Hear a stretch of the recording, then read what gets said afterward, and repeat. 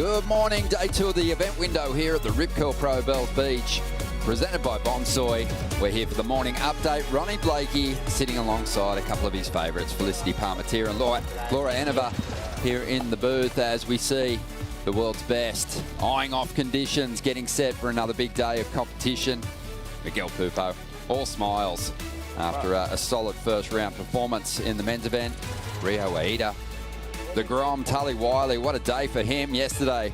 The local boy getting through to that third round, surviving the elimination round. George Pitta, he was impressive, dropping an excellent score on his way to the third round. And Tyler Wright, top scoring in the women's event yesterday. Incredible stuff from her, looking to go 3 Bells titles in a row. It's only been achieved by 2 other surfers in the history of this amazing contest. 61 years we've been coming down here to Bells. Well, not us personally, but yeah, Kelly has been.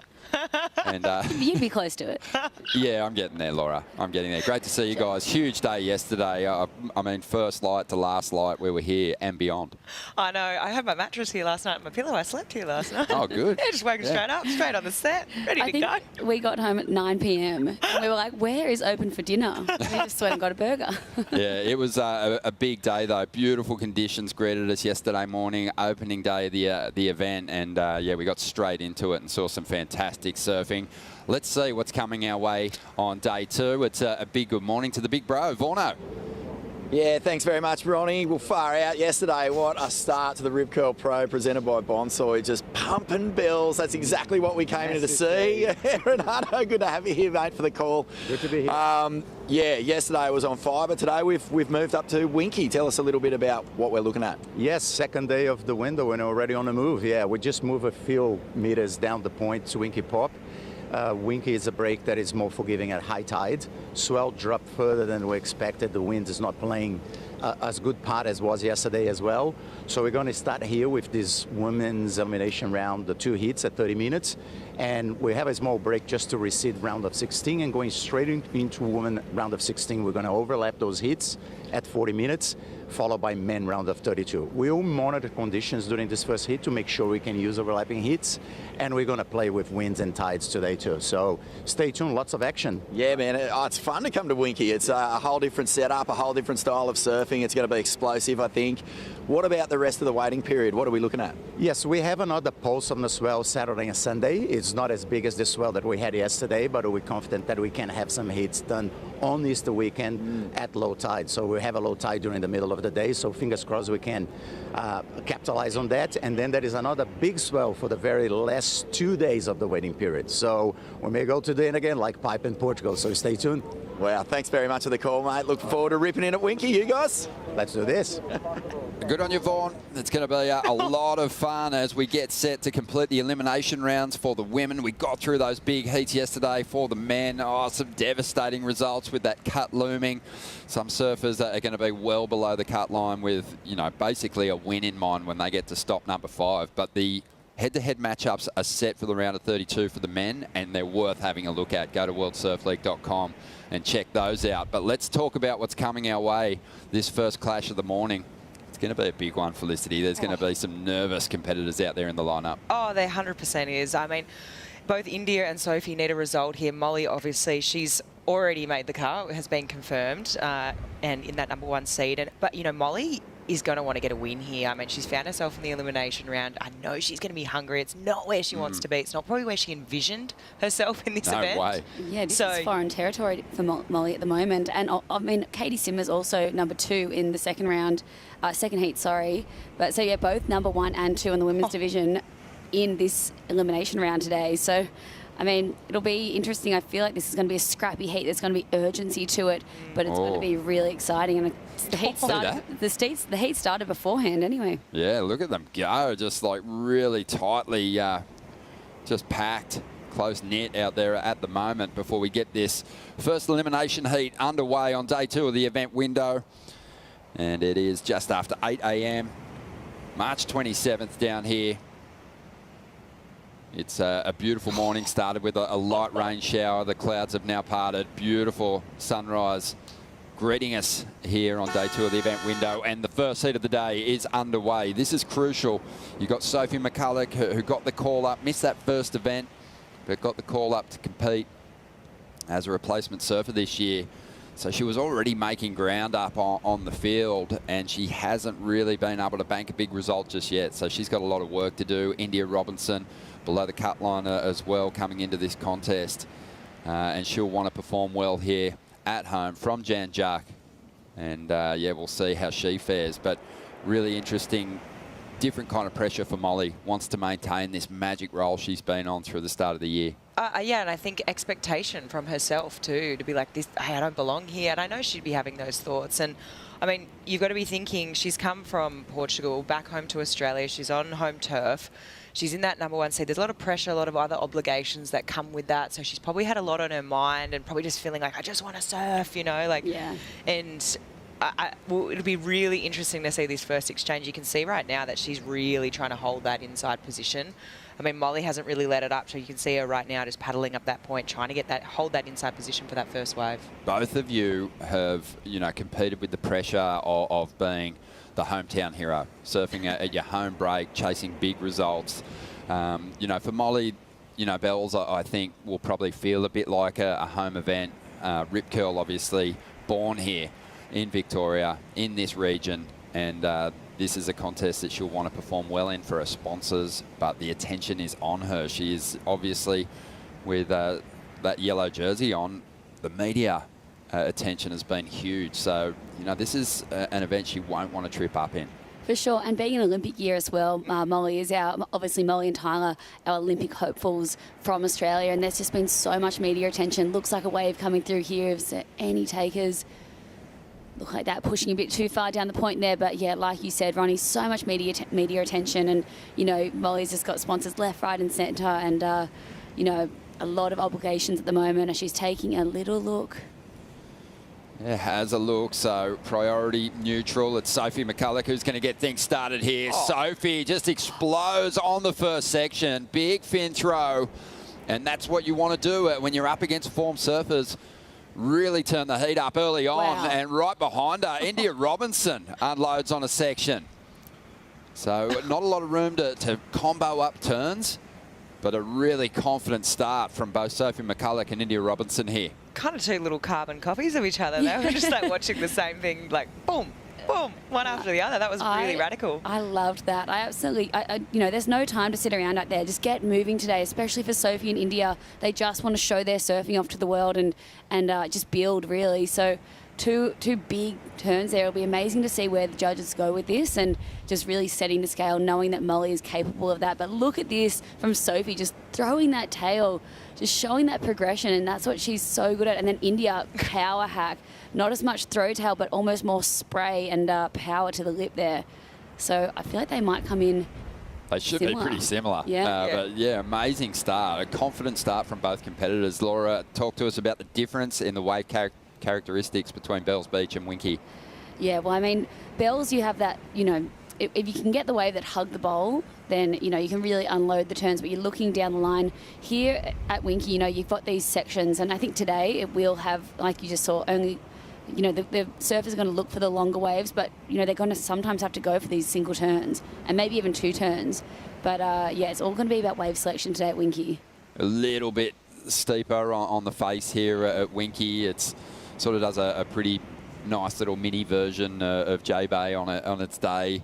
But you get a bit more steepness in the face. Sure. There isn't those deader sections in the wall here. So you could see there, you know, there is that opportunity to size up a big section without as much backwash and not as tricky a read on the final hit. Both those surfers look like they had complete freedom, Felicity, when they attacked those end bowls. Oh, for sure. And it was just a good sign of things to come. They both look really in form. Their feet was in the wax. I mean, they were pretty critical turns as...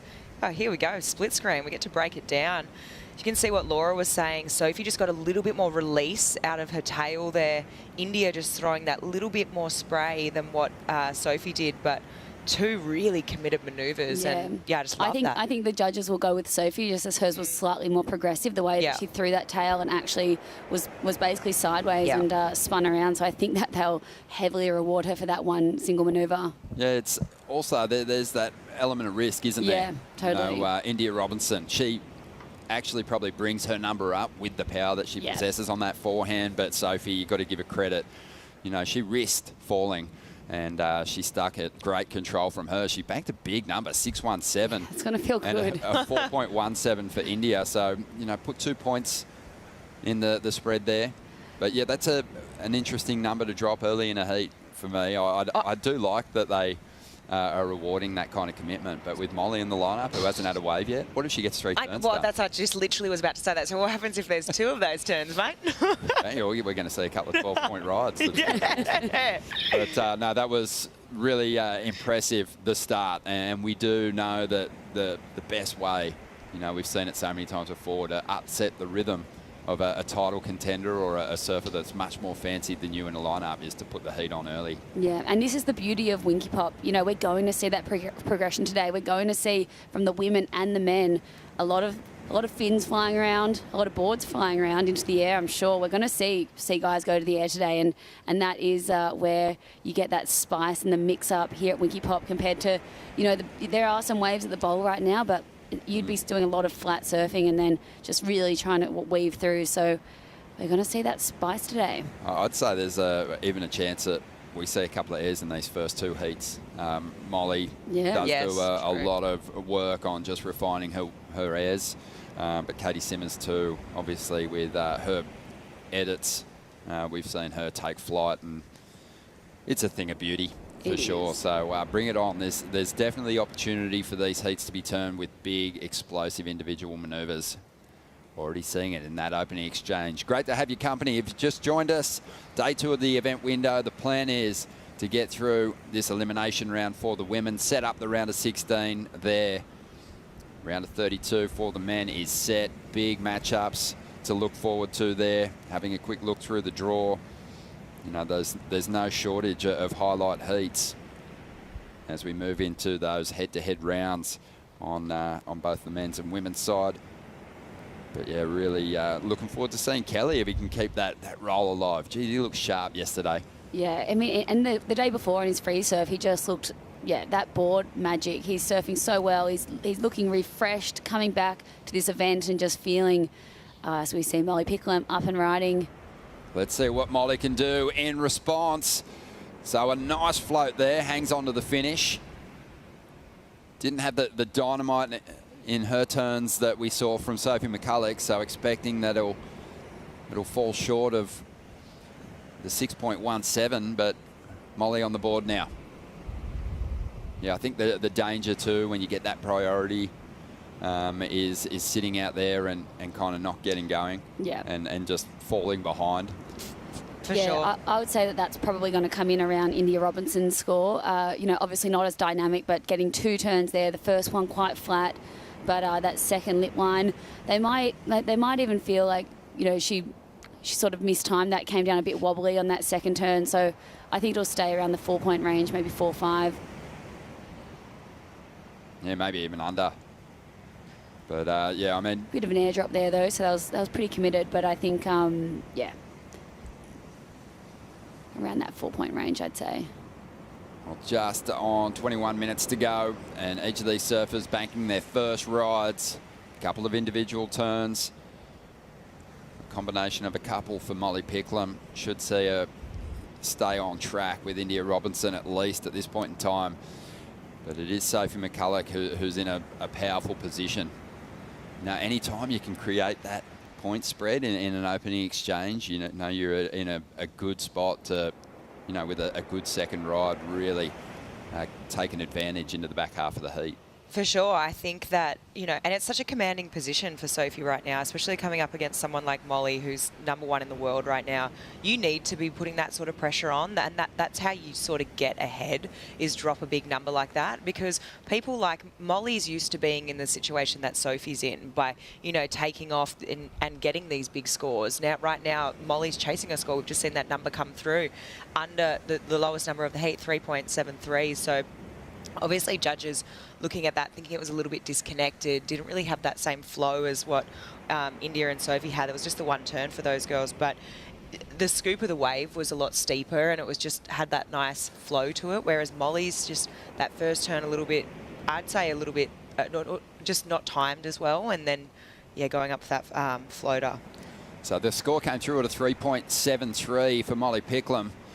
And what a magic run she has had so far this year. In 3 very short years as a CT campaigner, Molly's established herself as one of the best ever we've ever seen in sizey conditions. The performance level has been remarkable, especially at Sunset. Oh, absolutely. Her performance at Sunset, wow. That turn, yeah, one of the most incredible turns I think ever done by a female surfer I feel like that would have been almost an excellent score in the men's division as well. It was just so on rail, and the way she was surfing was out of her skin, and I've loved her evolution so much these last 3 years. It's been such a journey to watch, and just her growth in and out of the water and just into this competitive beast who is just, it felt like she was a world title threat last year after not making the cut in her rookie year, and then to be, number 1 now and just feeling so solid and just there, and a world title at the tip of her fingers. It doesn't feel right calling her Pickle anymore. I know. Yeah, no. She just seems so beyond that nickname. Yeah, it's too nice. No, too fun. She's an icon. And, together with Betty Lou and Katie Simmons, especially at Pipe, have set a benchmark that has changed the sport. As we see Sophie McCulloch just getting busy now. She did take a ride prior to this one. It was a throwaway, a 0.5. This one's giving her a couple more little sections to work with, a couple of little pocket turns there. Doesn't have the height in it this wave to throw down the big individual move that we saw on her opening wave. But she's just looking to back up the 6.17. Really smart competitor, just a really smart human. But Sophie McCulloch certainly has big turns she can lean into. We've seen it already. So I just think her competitive smarts are kind of clicking in. Oh, for sure. Right now, she just needs to get that back up, which she's definitely going to do here. She's going to drop that 0.5.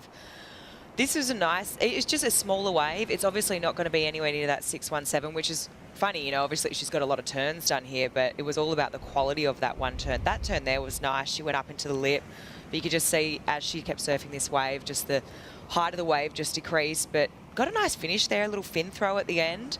And I think this is going to be a nice backup and just solidify that first place position. It was really smart. Yeah, it'll be a nice backup, and I think she'll just be able to sit and wait and just try to get those dynamic turns because, Molly and India, it's just they're going to go to the power. And, for Sophie, she's petite, and I think that's where, having that progression and on those bigger sections, that's where she shines like her first wave. Yeah, it's just tactically just so smart to get yourself, there's going to be a forced rotation. Molly and India have to go again at some point.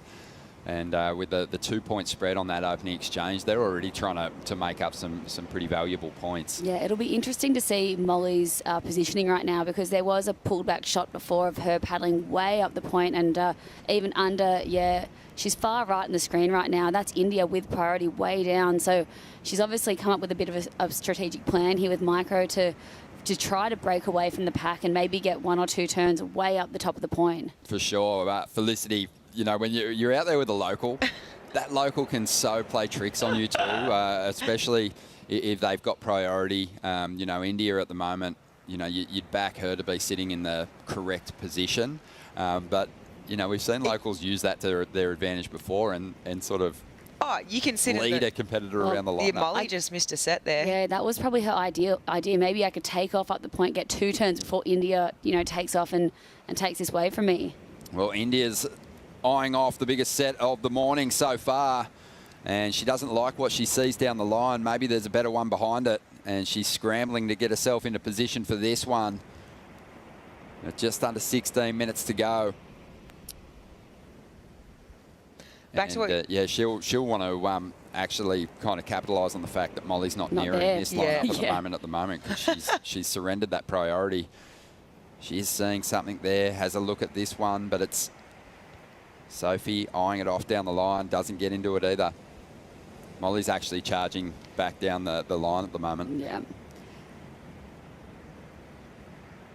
But what was your... I was just going to say, back to that point about, you're surfing against a local in a heat, and it is funny, obviously you back the local to be sitting in the correct position, but you know what, if a local's winning, I'd back the local to sit in the wrong spot just to drag your competitor into the wrong place. Like, yeah, this is the place to sit on the reef. Like, come sit near me. Here goes Sophie again, having a look at one on the inside. She had a 3.67. So already put quite a bit of distance between herself and India. India's after a 5.68 to get up to number 1. Molly got the priority. Still doesn't have a score to speak of. The pressure is on the current world number 1. Let's have a look at the Surfline forecast here, Laura.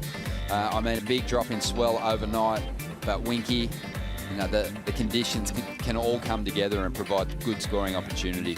Yeah, for sure. We did wake up and feel like, you know, we weren't expecting the swell to drop as much as it has, but, you know, there's still waves on offer.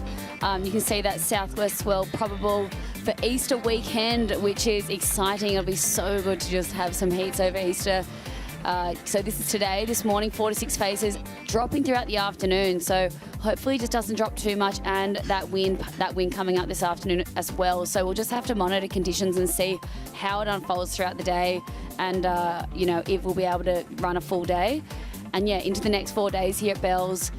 Look, you can see today, Thursday, Friday, but then it jumps back up Saturday, Sunday. So those days over Easter is what we're looking at.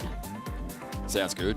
Couple of pulses toward the back end of this event window, and it's great to have competition underway. I always love getting a few heats or even a round or two done here at Winky too. It just sort of changes up things and the approach. It's sometimes a bit of a spanner in the works for the competitors as well. They've got to shift their focus. Completely different waves with different characteristics that kind of bring a different style of surfing out of the competitors. Yeah, with different equipment, fins, everything. You know, surfers, I'm guessing, would have they'd have a different sort of surfboard that they would ride at the bowl that maybe is a bit flatter and goes through those flatter sections better, and then putting more rocker in their boards here to just be able to stay tight in the pocket. So it'd be interesting to see what everyone's riding or what everyone's switching up today in that hurry. Well, 13 minutes remaining here. No one looking at this medium-sized set, but it looks like Sophie McCulloch's making a move toward the outside. Molly Picklum still with priority. And will she take this one? Eyeing it off. It's India Robinson. Had priority over Sophie. She has a look at it, and it's the wrong choice for the local. This one's shutting down. 12 and a half minutes to go. Let's see if Molly can get herself in this heat. She's got some work to do. Big section here standing up. Nice carve out of the top. Drawing off the bottom. Taking her time with this one. Great combination, but she falls riding out of that final move. Wow, I feel like she looks nervous. That was, you know, that showed her, you know, just that world, you know, the world title threatened her to just be able to find and, you know, leave that first set. India went that one. She had priority, but then she picked off this beautiful wave and looked like she almost hesitated a bit on that last turn. First turn was nice and strong. And then up here, this is where she threw that flare and then just unfortunately came down. Looked like she put that weight on the back foot, but then just dug that forward edge. To me, it looked like she was hesitating a little bit, just kind of not giving it her absolute all. I think she knew she needs a score, right? She knows she needs a score. So to me, it's just not the same Molly I'm used to seeing, like that really assertiveness, that attackingness. And to me, it looks like she's just... It's like she went up to flare and then realised, hang on, I don't need to flare this hard, I just need to finish this wave, and then tried to pull it back and then, dug that edge. Like a little bit of hesitation. Here we go, Sophie McCulloch. We'll see if she can really make her opponents pay here. Both of them failing to convert on their last rides with their priority, and Sophie's building nicely here. Good combination. And she'll give that 3.67 the flick and replace it with something better here. 11 minutes to go here. First heat of the day, elimination round 1, and the world number 1 is feeling the heat at the moment.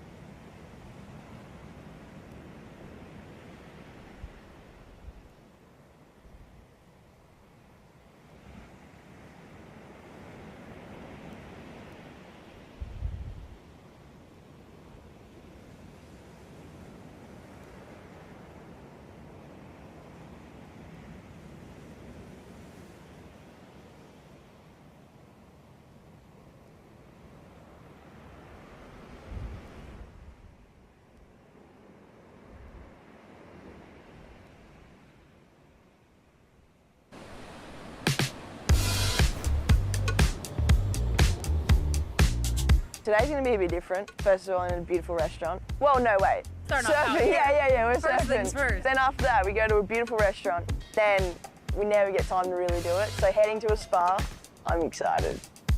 Looks fun. Let's go, huh? Let's do it. All right.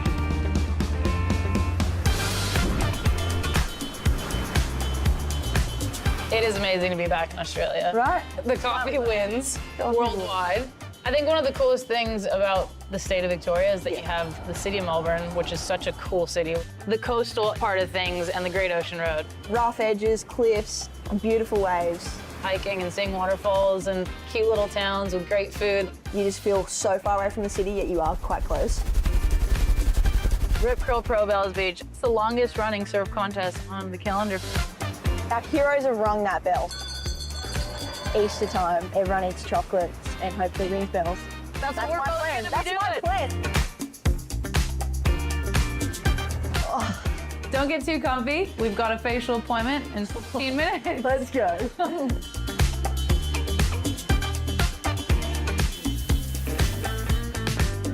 What a day, hey? So good. Such a good way to end it. I'm coming back to you for sure. Get me in that spa. Part-time local there, Lakey Peterson, showing Molly some of her favourite haunts around Victoria, and especially this part of the coast, the Great Ocean Road. You've got to get down there. And there is. That's going to be you tomorrow, obviously- Ronnie. Oh, what, in the spa, Yeah. facial. Next lay day. Oh, I was Facial. eyeing off that pasta. Incredible. But no, we love our time down here, as do the competitors, obviously. Out there in the lineup, though, today it's a little more stressful because we're in the elimination round. No one wants to lose out here and be bundled out of the contest and miss hanging out for another week and Easter down at Bells Beach. During the break, we had a couple of waves. Sophie McCulloch on fire out here at the moment. Have a look at these combinations. This wave just kept providing. Yeah, this one is the one we saw just before the break, and 3 big belts from Sophie, releasing the fins on all waves. This one is Molly that she got moving during the break. Released the fins there. That was a bit better. Gets a second hit into the lip here. Looks like she's going to bring this one through to the inside and get this finishing move. Nice little lip line there. That was a bit more aggressive and a bit more assertion. That was nice. You could tell that she was just, weight over that front foot, just wanted to, classic Molly, just attacking that last turn. So, judges loving that, a 6-1-7, and I think she's up again already. Well, let's see if that has built some confidence for Molly, who clearly looked a little rattled in the opening stages of this elimination round heat. The world number 1 really starting to find her place in this lineup, getting busy, and that could be dangerous for India Robinson, who's now back in 3rd position. India's on the outside with priority. Molly's building 6-1-7 on a previous wave. That's going to be better than a 3.73. Doubt she goes into the lead here, but Molly's back on track. Yeah, she's surfing her way back into the heat. That first wave that we saw her get, that 3.73, she just looked a bit nervous, a bit tentative, almost just wasn't giving it, in my opinion, her all. And yeah, she's done really well right here. She's surfing her way back into this heat. That she's going to drop that 3.37, and better signs from Molly Picklum. For sure. Losing the opening exchange for Molly gave India an opportunity to build. When she got priority and was in a better position than Molly, she wasn't able to convert and actually took waves that shut down, which was a surprise.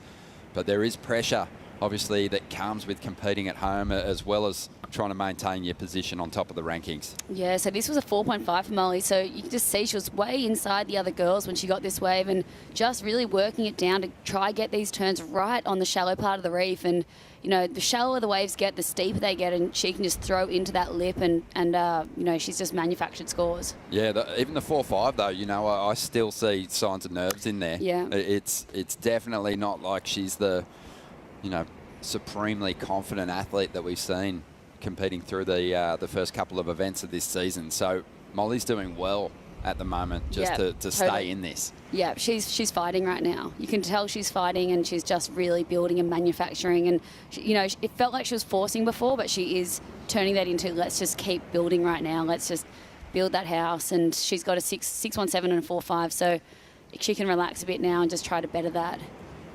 Well, Rip Curl acknowledges we're here on Jurak and on Wadawurrung country. We acknowledge the Wadawurrung people as the traditional owners of the lands and waterways. We're on here today. We love this area. It's so beautiful. It's obviously kept that way by the locals, by the Wadawurrung people. And yeah, it was cool yesterday checking out Yeti's new piece, as told by the new features. They partnered up with WSL and they're getting into some of the stories of the individuals behind each of these WSL events, and they spoke with Anthony Hume, and I'm sure you can find that on the website worldsurfleague.com. But Hume is just he's an absolute treasure, and we love catching up with him each year. He brings a real magic energy to this event, and he loves his work coaching Groms and encouraging young Indigenous surfers in this zone. So amazing. Yeah, awesome to be down here and to feel the buzz and the energy. And he spoke about Bells. I think he just hit the nail on the head. He was like, Bells glows.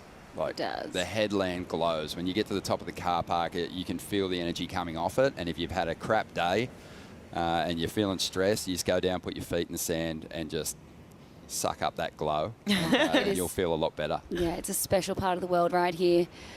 Oh, I'm just getting slightly nervous for India Robinson right now. 3 minutes to go. She's going to have to use all of her mental strength and physical strength to try to get this done right now. She needs a 6.5, and so she needs a good, good size set or just one single manoeuvre, but she's going to have to attack this next wave, this next opportunity she gets. Super resilient competitor. Yeah. Been through a lot these past couple of years, suffered some concussions and has still maintained her position on the CT. Had a couple of big wins on the Challenger Series.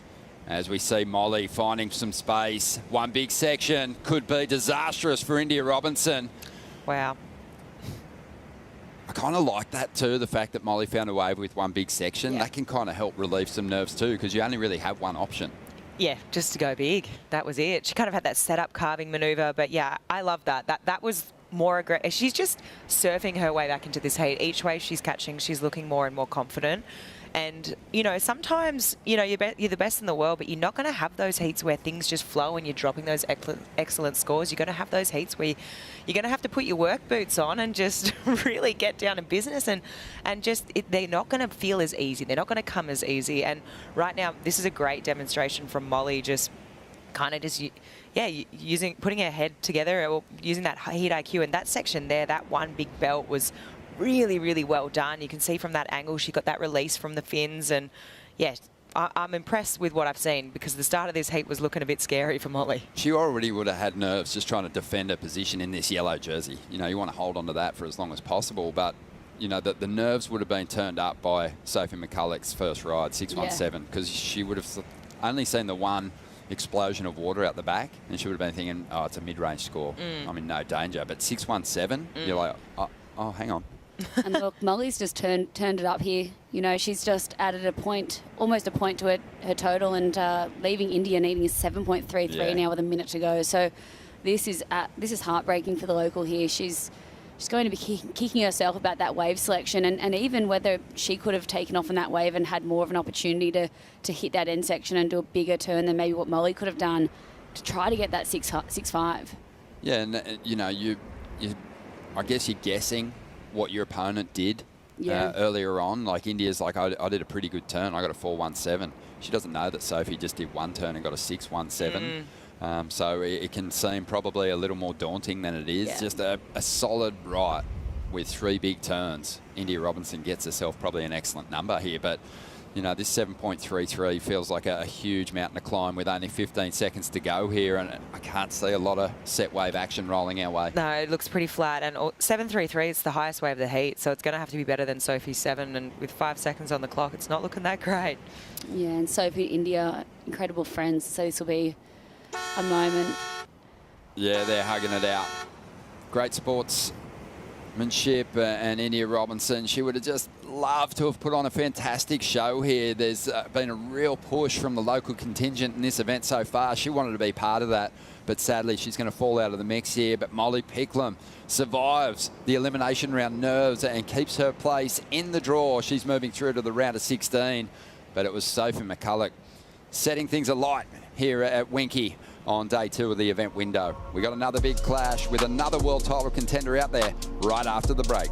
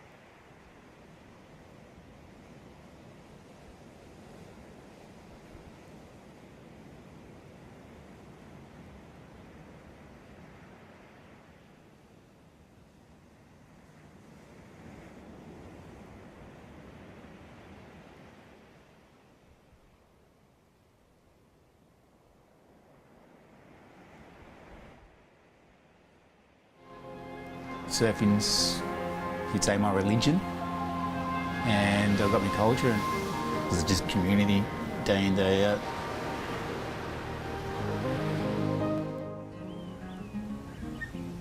My name's Anthony Hume, aka Humey. Everyone knows me as Humey. I work for the WSL on the site team for the Rip Curl Pro down at Bells Beach. The event actually starts with an opening ceremony, and I've been a part of that from pretty much the day they started doing it. And I play the yidiki, which you all know as a didgeridoo. With the surfers and the opening ceremony and the cleansing part of it, they reflect. We feel proud to give that to them to help them prepare for their competitive ride. You know it's love and it's connections. Bells just glows. It's just that presence. It's a beautiful place.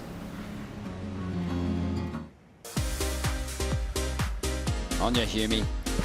Well, we are now diving into the second heat of the morning, and heats don't get much more stressful than these ones in the elimination round, or the ER, and it's an appropriate name for this this round. Katie Simmers, let's see if she can go into this one with a bit more confidence than Molly Picklum, who survived that first heat of the morning.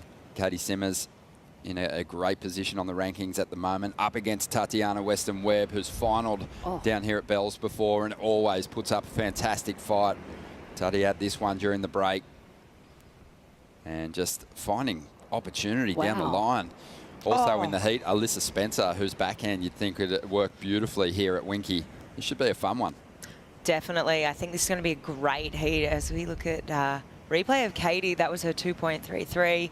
Just a few smaller scores. Tati kind of getting the better of that one with a 4, but wow, it's actually really, I mean, it is really stacked. Obviously got Katie, who's, you know, had an amazing start to the year, but then you've got two really sharp backhand surfers there. And I just got to echo what you said, Ronnie. I think Alyssa Spencer's going to look really good out here. If I just look at on paper, like how Alyssa surfs, I feel like Winky suits her style. Laura, yesterday, Richie Lovett was touching on Alyssa's approach.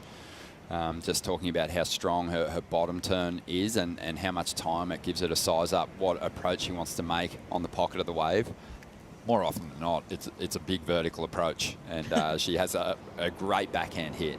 Yeah, you know what you're getting from Alyssa. She just comes off the bottom with such power and speed and just sends it into the lip, sending buckets of spray. And, you know, her and Tatiana kind of have that same backhand attack, but Alyssa almost just goes like more vert, I feel like, and almost like gets that board completely, you know, vertical. And I think, but Tatiana is so amazing at doing those downline turns and getting up into the lip and sort of free falling into the flats. For me, I think the difference between Tati and Alyssa is that Tati goes real big, right? No matter what, you know she's going hard, she's going big.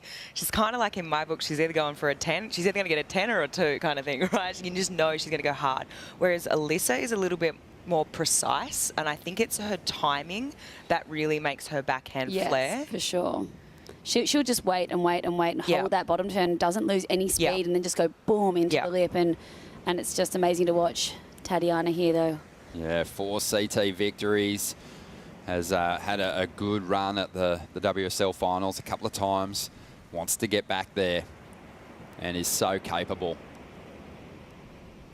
25.5 minutes remaining here. And Tatiana winning the opening exchange, getting herself a 4 on the board. This wave allowing her some space to open up that backhand carve. And then she really does put it on the line exactly like you said, Felicity. Fantastic. She must have been listening to me. Oh, that was a big flare up too. That was hanging all 3 blades out the back of that wave, drying them out. And when you're an opponent out the back, Laura, that must be the biggest nightmare ever when you look in and just see the other surfer setting the fins free like that. Totally. This was a smaller inside wave, but look how beautiful it hugged the reef here. It went nice and clean for her to get that nice turn and then just go off the bottom here and go boom, throw the tail out. And I know she's been working on those more progressive turns, especially on her backhand in the off-season. How can I differentiate myself from the other backhand surfers on tour? Just like this. It's like Matt Wilco-esque. Flaring on the hardware. Yeah, big time. You know, I think... come on. That's oh man, when you slow it down like that, it looks difficult. You saw her kind of catch that rail as she rode out of that turn. I think the judges are going to be having a look at it. Are they looking at that? I don't know. It kind of like she popped out and was back in control, right? Yeah, I think she's got the score 5.17, so she's taken the early lead. They give her credit for the make on that occasion. Katie Simmers on the outside, plenty of speed, but just gets knocked off her board there. These ladies would have been just researching, diving deep into that first heat of the day and learning a lot from what those women were doing and positioning and just what opportunities out here. So excited. I always love seeing that second heat of the day to see, what's going to unfold really. Katie Simmers, this wave just stretching down the line. She gets the turn in here and then unfortunately just tries to go up into the lip but disconnects from the board there. Just slightly too late. Almost thought she was going to make this, but feet and board not connected. A nice dismount there. You don't get points for that, but it was pretty cool. It's a massive opportunity this year for a breakthrough winner here at Bells Beach. Typically this event has been just dominated by a small group of competitors, but two of those icons, surfing immortals, are not in the draw this year. So, it gives obviously a big advantage to Tyler Wright and Sally Fitzgibbons, having had a couple of victories here themselves. But it does feel like there is a hungry field ready to challenge those two for a win here. What are your feelings? Do you think we're going to see someone break through for a victory here this year, Laura, or do you think we're going to see Tyler or Sally claim a third? I feel like before the event, I was feeling like, we'd see someone get their maiden win here. Someone like Molly or someone like Katie Simmers, but just seeing how good Tyler was surfing yesterday, I can't, she just looks so strong and she looks so calm, and yeah, I'm feeling like she's going to be one to beat. She's one competitor who, really seems to tap into the energy of this place. I see her motivation level for a win at this event higher than it is at any other venue on the schedule. Higher than a world title, maybe. Yeah, well, she said that. She did. She did Her say first that. ever bell here, you could just tell that it was the biggest, most important moment of her life, meaningful as well. It just, yeah, like you said, she really turns it up a notch here. It's funny, but for me, one of the most iconic images from the event here at Bells Beach is Tyler standing on a 1 foot wave just with her hands above her head, just screaming in celebration. You could see how much it meant to her. Tatiana Weston-Webb pushed hard on her last wave, only turned in a 5.17. It was almost like she got accidental release out of the section. But I felt like maybe just like from what we saw in the first heat, it maybe would have been a little bit more than that. But I think so too. I was actually surprised at that score. That's why I was like, did they not count that as a make? I don't know. Yeah, but they definitely did count it as a make. But Tatiana's just probably turned in a better wave than her 4, so there's a chance she'll extend here. But Alyssa Spencer's starting to get into the action now in this second heat of the morning. Day 2 of the event window, looking at a big day here at Winky. Yeah, for sure. That was a missed opportunity for Alyssa Spencer there. She needed to get back into this heat and really get something on the board. Here, this is Tatiana. She's found this sweet spot on the inside here where she's just able to get one turn, then go for a big turn. Love that as well. Thinking back at that fin release, as we say, Alyssa Spencer's wave, a bigger wave up the point, just flying down here, and she gets going. Once this was a really nice 2-turn combo, but unfortunately just got gobbled up in some weird vortex. Yeah, just a lost opportunity there. Alyssa really looked like she was screaming down the line there without feeling rushed. She looked comfortable. Yeah. She wasn't, racing to get up into the lip of the wave. She wanted to really get that last combo right, and she was so close to doing it and probably turning in the best number of the heat. But that's going to cost her a lot. She waited quite some time to get moving with that priority, and meanwhile, Tatiana Weston-Webb just continues to build here. Yeah, dropping a 6-point ride for that last 2-turn combo. I think her backhand's looking very, very on. I was actually surprised with the 5.17. I thought that would go a lot higher. Yeah, I think maybe from the judge's perspective down on the hill, it just looked like she kind of mistimed it slightly, like went up a bit too late and then had to push the fins out, and so it wasn't just as clean as they would like to see. A lot of talk yesterday. Sorry, Laurie, finish off that point. Oh, it's gone now. Sorry, mate. No, I was going to say... Short span around here. We talked about it yesterday at Bells. There's those turns at Bells that are, you kind of set your fins free, you set them free and you drift over the lip. And then there's the ones where you actually explode with power through the section, and the fins come out as a result. Felt like Tatiana, for me, on that 517 was maybe in between those two, and there was almost like a weird bump in the wave that helped her get the tail a little higher than maybe what it would have been. But still, she's happy. She's building. I think, Felicity, you could speak to this. When you're in a heat and each score is better than the last, you start thinking, okay, well, I went 4, 517, 6. Next one's probably going to be a good one. You got to be thinking that way. I mean, that's what it says on paper. I mean, that's anything to go by. And there's still, I mean, 18.5 minutes left in this heat. Your coach, like your very first coach when you're 12 years old, would be so happy with that. Just building that house. It's the fundamentals of pro surfing. Just get better than the last. 18.5 minutes to go here. Alyssa Spencer, she doesn't need a whole lot to get ahead of Katie Simmers at the moment, but there's still plenty of time left remaining. But winning the first heat of the day and kicking things off with a super strong finishing turn was Sophie McCulloch form. Yeah, well, elimination rounds don't get much harder than that. The world #1 and the local favourite, but it was Sophie McCulloch. You just ran your own race out there, Soph. Oh, I saw that I was up against Pickles in India and I was pretty excited. Like, I knew it was going to be a tough heat and that we'd all sort of help each other lift. So, yeah, I was just excited to go surf, and I'm glad the ocean gave me a few opportunities. One of my favourite things about watching you compete is I never really know how you're feeling. You just you keep such a straight face. You don't really reveal too much. But yesterday, I could just tell after that loss, you were feeling a bit emotional. It kind of got to you.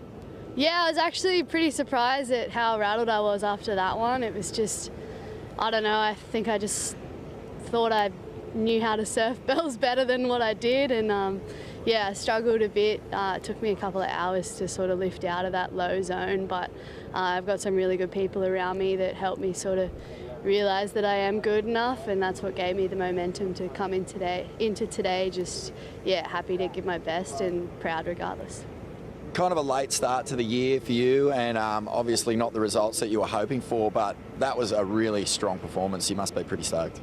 I am, yeah. I feel like it's so hard to, well, it's been really hard for me to even get into double digits with my heat totals. So I guess that's why I was so let down yesterday, because, yeah, I didn't even crack 10-point heat totals. So I was pretty hard on myself, and, yeah, it's been a slow start, but I feel like, you know, as much as I'd like to be in a better position, I'm kind of taking what I can in the position that I am in, that I've kind of got nothing to lose, and I just want to be able to, whether I, you know, get a result and make the cut or not, I just want to be able to do some of my best surfing in the jersey, and I got close to it then, so hopefully I can get even closer next heat.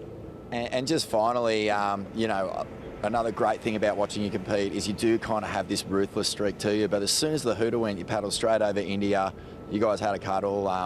Yeah, pretty amazing moment. Yeah, I mean, I just know how much this event means to her, and I know how good she surfs out here, so it's just hard to not see her get the opportunity. I mean, she did the right thing. She waited for 10 minutes and, you know, the right wave never came, so I know she'll come back stronger, but yeah, in the moment it's hard to see your best friend go down like that. Congratulations, Soph. I'm stoked to see you get through that ER, and we'll see you in the next round. Cheers. Oh. Thank you, Vaughn. Yeah, Sophie McCulloch really kind of diving into things and probably getting into, you know, the emotional drain of sort of being on a bad run in her situation. But she picked herself up beautifully in that last heat and dropped some great turns. Here goes Katie Simmers, still trying to get going in this heat. Has had 3 previous rides have all kind of been duds. So she's going to drop her best number with this one and get herself into this clash. 15 minutes to go. I was just about to say that. I think she's having a bit of a... here as we look at Tati. We jinxed Tatiana on her previous ride. We said she was going to get into the 7s, but wasn't the case. But she's going to make up for it here. Strong end section hit, and she gets swamped. So just under 15 minutes to go. Sort of going to say the same thing about Katie. I thought she was having a bit of a Betty Crocker. And I was also going to mention, you know, the cup, I think it was Sunset, you know, I was calling a heat there where she lost, and I think she only had caught 1 wave. And I sort of was picking up on the fact that maybe, you know, we all know the kind of surfer Katie is. She's very instinctual. She kind of like doesn't like to force the factor. It's kind of seems like that when push comes to shove and she has to put her competitor ahead and really work to get through a heat, it doesn't feel like it comes natural to her. So I was really impressed to see her put those two turns together at this point in this heat. Yeah, you can see she had an awkward fall just before that last wave she got, and that came through at the 0.9, and we kind of looked at each other like, oh, like she just kind of caught an edge, like she just wasn't prepared for that lump, and then she turned it around. So that was amazing. That was amazing by Katie to fight for that. Well, here goes Alyssa. She's had some all right moments, but a couple of falls as well that have cost her. But this is a good-looking wave, and she makes sure, even though she got to that last section late, that she rides out of that final turn. Should be her best wave here. Yeah, that'll be a best wave for sure. I would love to have seen her just go a bit harder on that last turn because the section was there, it was clean, but you could just tell after a couple of awkward falls that she was like, just finish this, just get in the heat, there's 13 to go. But I feel like that could have gone up into one of the best scores of the heat if she actually had dug in, as we know she can do, into that last turn. Yeah, you could really feel it, you could see it. It was a late section, so she actually pulled the turn quite early. As we replay Katie's wave, this is the one that I was impressed with because in the past when she's been in situations and heats like this, she's kind of just let it go. And right now I love seeing the fight in Katie. She was really crucial wave at this point in the heat for her. You can just see that beautiful rail work, really beautiful style there. She flares the fins there right at the end of that carving manoeuvre and goes up and banks that little turn there at the end. So yeah, I'm really impressed to see Katie fighting for it. When you see Katie in slow-mo, well, just technically, everything is just so in place. As we see the replay now of Alyssa's ride. I mean, that is probably the cleanest section that we've seen all morning. And she let go of a really nice turn. Waiting on the numbers to come through for this one, Laura. Yeah, I think that'll go maybe up towards Tatiana's wave, maybe a mid-5. So we see so many waves in this heat. I love it. Yeah, the surfers are keeping busy. Probably after watching India Robinson sort of fail to find rhythm, just being patient out there, and Tatiana's going to finish this one off really nicely. Still 12 minutes to go, so you know, I'd say there's still a lot of surfing to be done to find the result here. But Tatiana's looked sharp throughout. Yeah, this board is looking so responsive and fast under her feet. I absolutely love it. I feel like just sort of trying to get as many turns in. That was a nice, strong finish. Not sure where the judges will go with that because there wasn't one really big dynamic turn. There was just a lot of sort of, you know, small turns, but love the power, love the flow, and I love that she's just keeping busy.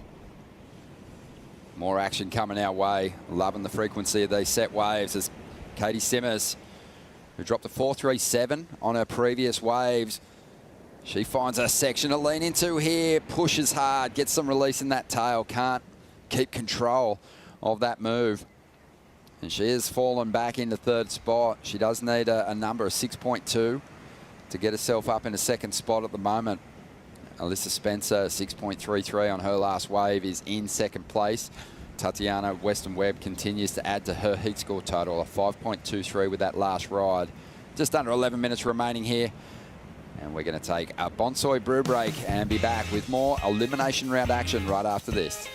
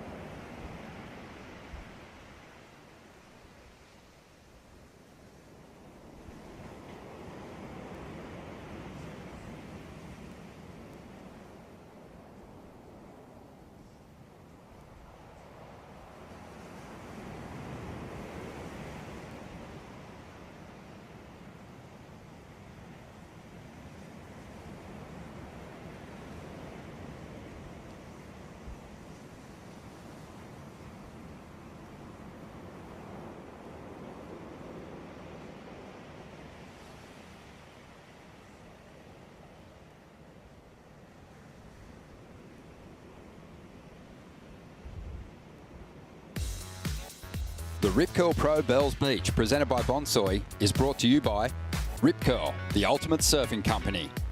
By Visit Victoria, Melbourne, every bit different. By Eventbrite, proud sponsor of women's surfing on the WSL Championship Tour. By Oakberry, fuel yourself with the official acai of WSL Australia. And by Shiseido, official sunscreen partner of the World Surf League. Welcome back to the show. This is the 61st running of the Rip Curl Pro Bells Beach, presented by Bonsoy. The event was actually started well before the tour actually even kicked off, and the tour adopted this event. It's one of the longest running surf events in the world. 53 years we've had a women's event here, and in that time, only 2 goofy-footed champions. And, well, only one actually. Multiple victories for Frida Zemba. A multiple world champion, and just thinking about that with these amazing goofy footers in the lineup. During the break, we had this ride for Alyssa Spencer, who's been in full-blown attack mode with her incredible backhand, trying to match it with Tatiana Weston-Webb at the moment. Great replay there. Yeah, so this is the best wave of the heat, and 6.33 was just all, I think, from that second turn. You know, she obviously got the great finish on it. She's going to feel good. She needed that, and now she's in a, you know, well, she's actually only in second place, but she doesn't need much to jump to the lead now, 4.9. But these 2 6-point rides dropped by Tatiana and Alyssa Spencer, the goofy footers, has just put Katie Simmers into a bit of a pressure cooker moment. You know, she's in third priority right now. She needs a 6.2. She's going to have to look for something under priority, I think. That's just going to give her that opportunity to flare and just do the surfing we know we can see from her. Well, here is Tatiana, just the one big section, so she goes all out. Just over 7 minutes to go. Yeah, pressure's right on Katie Simmers. Oh, wow. You got to be thinking too, Alyssa only needs a 4.9, right, to jump up into first, which means that Tati will then drop into second, and that's going to even make that requirement even higher for Katie. I love what you said before about these moments bringing out the best and showing us what Katie has in her competitive tool belt, because just then we saw it. She just fought and just pushed her way into getting priority. She just sold Tatiana on that first wave, and then she just made Alyssa Spencer lose priority there. So that was amazing, Joel. Tommy Witts would be giving that a little clap. Sometimes you can get this sort of feeling that Katie has this nonchalant, I don't care sort of attitude, but I love seeing the I care, because everyone is, if you're on tour and you're surfing at this level, you obviously love competing. You obviously, there's care factor there. So I just love to see it from Katie, because it is there. Everyone has it. And I'm loving this. It's bringing that out, that inner fire, that inner drive. We know she wants it. So it's just exciting. It makes me excited to see it. For sure. And she does drop those sort of little hints occasionally that she's ultra competitive, especially with Molly and their battle at Pipe.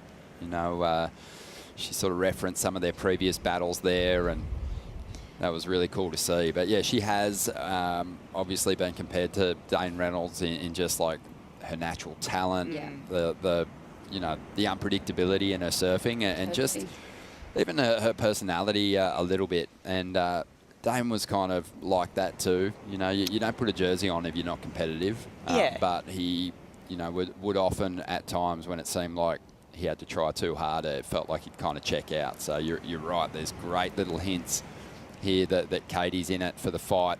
Got that priority now, and let's hope she gets an opportunity here to maybe turn this heat around. There's nothing like having third priority and then just all of a sudden forcing your way back into first priority, and that's like a win. That's going to be a turning moment for her, I think, in this event, to just know that she just really, you know, played that card so well then. She did.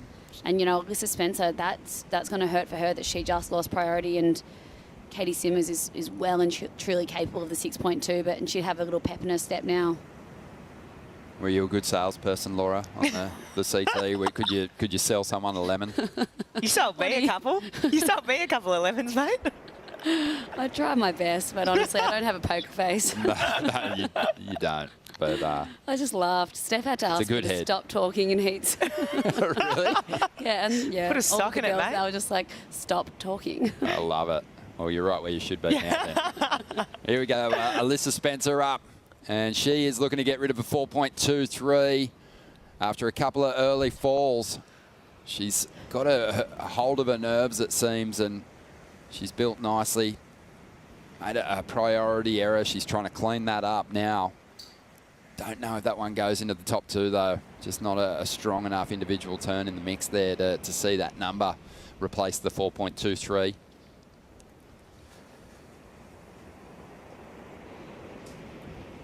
Here we go. So let's break this one down. It was looking good here.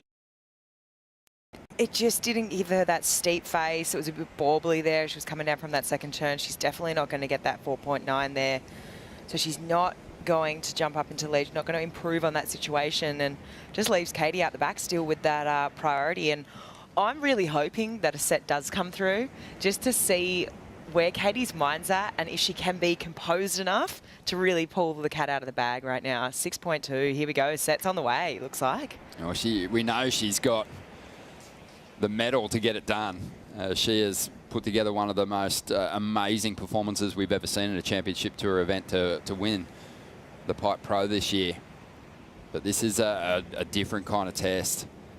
You know, it's not about throwing yourself over the ledge on a backdoor monster. It's about holding it together and doing committed turns, finding some flow. Here comes her opportunity. She takes off in the whitewater, has plenty of speed for this first section, and it's a huge turn from Simmers. Right up there in the top 5 coming into this event. She doesn't want to slip down the ratings. She is desperately hanging on for the finish here and does incredibly well. And you have to say that was some of the most committed surfing that we've seen in this heat so far. Simmers looking for a 6.2. Just hammered the first section. She absolutely hammered it. She did not hold back. You couldn't, I'm sure she felt nervous then, but you could just tell she was like, no, I'm going to let go. I'm going to be aggressive. And everything about this wave was quite difficult, but she made it look so easy. That takeoff into this big carve, just threw everything at it. The judges are going to absolutely love that. It went so foamy here, and she was like, let's just finish this off. Float, airdrop. And here it took all of her strength to just try to muscle her way through this whitewash. This was a very hard end turn. It didn't really give her a lot of, connection that turn. It was just so foamy and frothy, but she just had to ride that to really hold on. And here it goes. Best wave of the heat. All coming from this first turn. That hack is her trademark. Well, that's the turn of the day so far. Wow, I love to see that. That was incredible. I love that she's just fought her way back into this heat. When push came to shove, she ended up forcing the issue. She got priority. When the pressure was on, she made it happen. And this turn. Yeah. So critical. To stay on your feet there, that section had warts all over it. That was so ugly. So well. If I know Tom Whittaker, there's savoury muffin and black coffee flying out of his mouth at the moment. He'd be so buzzed with that. And that was an incredible performance under pressure. Same kind of heat on Katie that we saw on Molly. Through some nerves, it looked like there was some falls. She had to really gather herself and validate this position at the top end of the ratings, and she's done it with a 7.67. Yeah, world number 1 and 2 right here in the elimination round are just showing us why they are right there at the top of the rankings. And Katie Simmers, this is going to be just, I think, a heat that she can be really proud of in so many ways. Tommy Witts is just going to, a couple of Easter eggs for all these little wins that she's been able to just, manufacture and put forward in this heat. Might be one of those situations where they, go into the supermarket and Tommy says, get whatever you want. Treat yourself. Go mad. But she relieved all pressure by jumping up in the first too. And now it's Tatiana Weston-Webb who's sort of saying, hang on a sec, I was in control and now I've got Alyssa Spencer only needing a 4.9 to overtake me. Clutch. So, it was a clutch moment. That's the word for it. And Alyssa Spencer, she's not going to get the opportunity. Yeah, Alyssa Spencer. Katie Simmers just trying to shake those bad feelings out of her head. She's hanging on to a good one at the moment. It's going to be heartbreak for Alyssa Spencer. She really needed a result here, and she surfed an amazing heat. A couple of falls that are going to really haunt her, I think, and then that loss of priority at the end. That's going to. Yeah, probably. Biggest mistake there was the loss of priority. It was Alyssa Spencer's wave, really. It was. But that's the game, and Katie Simmers has played it beautifully to get herself a victory here in the elimination round. Strong stuff. Tatiana Weston-Webb also looking very confident as she stays alive in the draw. We'll take a quick break and be back with Joe and Rich right after this.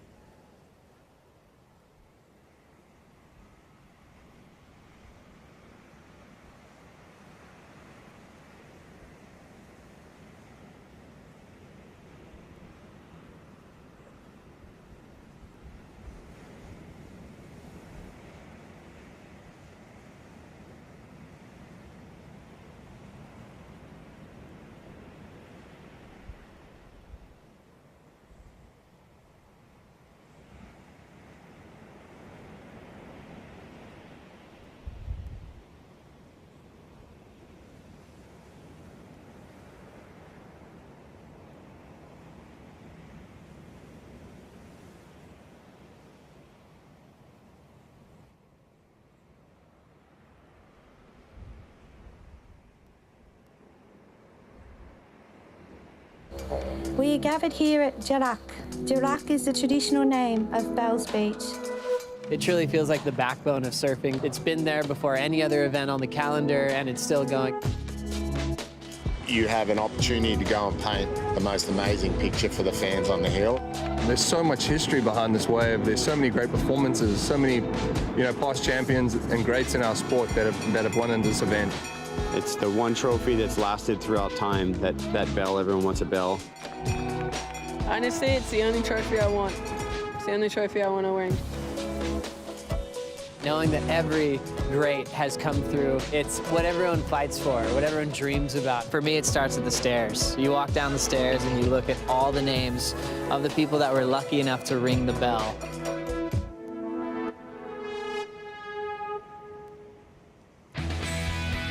Celebrating 50 years of Rip Curl being a big part of this event here at Bells Beach. The Rip Curl Pro Bells Beach presented by Bonsoy. Checking out this beautiful area in the state of Victoria on the Melbourne flight cam. We've gone mobile this morning from Bells yesterday all day to Winky Pop this morning, just completing the elimination round for the women. Unfortunately losing Alyssa Spencer and India Robinson in the first two heats of the day. And now getting into the round of 16. They thought about overlapping it, but we'll have 30-minute heats to get things started. Thanks for being with us. Joe Turpel, Richie Lovett, longtime CT standout. This is going to be a fun day. As we break down these conditions, what are you expecting as far as maneuvers and what they're going to work with at Winky Pop? Thanks, Joe. Super excited for today. We're not at the classic Bells Bowl. We're down at Winky, but to me, that spells ripping. That spells progression. It's a really high performance wave down there. It's super fun. Swell size is just hanging in there at that rippable size. So we're going to see some great maneuvers today. I think we'll see surfers go to the air. Hey, just a little bit of advice. Remember your fantasy teams on worldsurfleague.com, or you can also change it on the WSL app.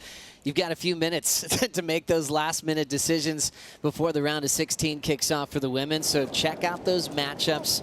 Maybe try to make sure you don't have your teammates surfing against each other, because that's an automatic elimination. So check it all out on worldsurfleague.com, the WSL app. First heat, Joanne DeFay versus Sally Fitzgibbons. This is going to be a classic because DeFay had the momentum from the win from Portugal, and Sally's got 2 Bells trophies back at home in the south coast of New South Wales. Yeah, I actually see this one as a super even matchup. A ton of experience between the two. Obviously, Sally gets the nod in terms of experience down here in Victoria around the Bells Beach area. She has that winning feeling at Bells already. And she has surfed Winky Pop just so many times. As a junior, she was down here all through her career. She's had success down here. And in terms of progression, I'll give the nod to Sally. She has been working on that air approach. approach. She does like to get that tail flare happening, and she'll be feeling confident going into this one. And I think when she came down this morning, she was one of the first ones here, and she looked at it and went, yep, we're on at Winky today. So prep has been done already, but Joanne, she does have a ton of momentum and has been surfing really, really well. So excited for this matchup, Joe. So remember, it's all about reseeding in the round of 16. This is the last round that's reseeded. That's why we have a few-minute break after the elimination round is finished. So we're all getting the matchups at the same time as you. DeFay versus Sally Fitzgibbons. Then we'll have Tyler Wright coming up next, as she's still looking great to try to get a third bell in a row this year. She has the local wild card, Ellie Harrison, who certainly made some noise yesterday. Yeah, that's going to be a great heat as well. And you'd have to say that based on the performances yesterday, Tyler was definitely at the top of the pack there. She was, you know, went out there, didn't look phased at all. Conditions had to deteriorate a little bit, but she just took to it, you know, with ease and just stamped her authority all over the break. And you know, she is going to be the one to beat. Molly Picklum, world #1, already had to deal with the surf this morning. And in the start of that heat, there was a couple little falls, but she just turned into aggro mode and took over, solidified her spot into the round of 16. She has a rookie from San Clemente, Sawyer Lindblad, who Jake Patterson has been working with this year. Yeah, she looked good yesterday as well. Yeah, Molly, you know, I was watching that heat, and you know, she didn't look comfortable in those opening moments, and a couple of uncharacteristic falls, which you don't expect for the lady in the yellow jersey, you know. So she picked it up like a true champ, and you know, she's just getting better and better. But there's some fantastic matchups through the day. Fantastic matchups. I've got the WSL app open myself as Katie's coming in. You haven't fallen in a free serve like that. I know, I haven't fallen in a... oh my god. Good. How sick was the ride out? How good's that though? I've never tried so hard to make such a bad turn. The floater? That was Dude, my so feet were literally like this on my board. You disappeared like 3 times. Oh, yeah. Oh. No, my feet were like this on the board, and I'm literally like this, like, please. Wow. Well done. That was exciting. First time I You saved can't that. put yourself in a bigger hole than that. I know. So that was mental. But it's clear what you're trying to do.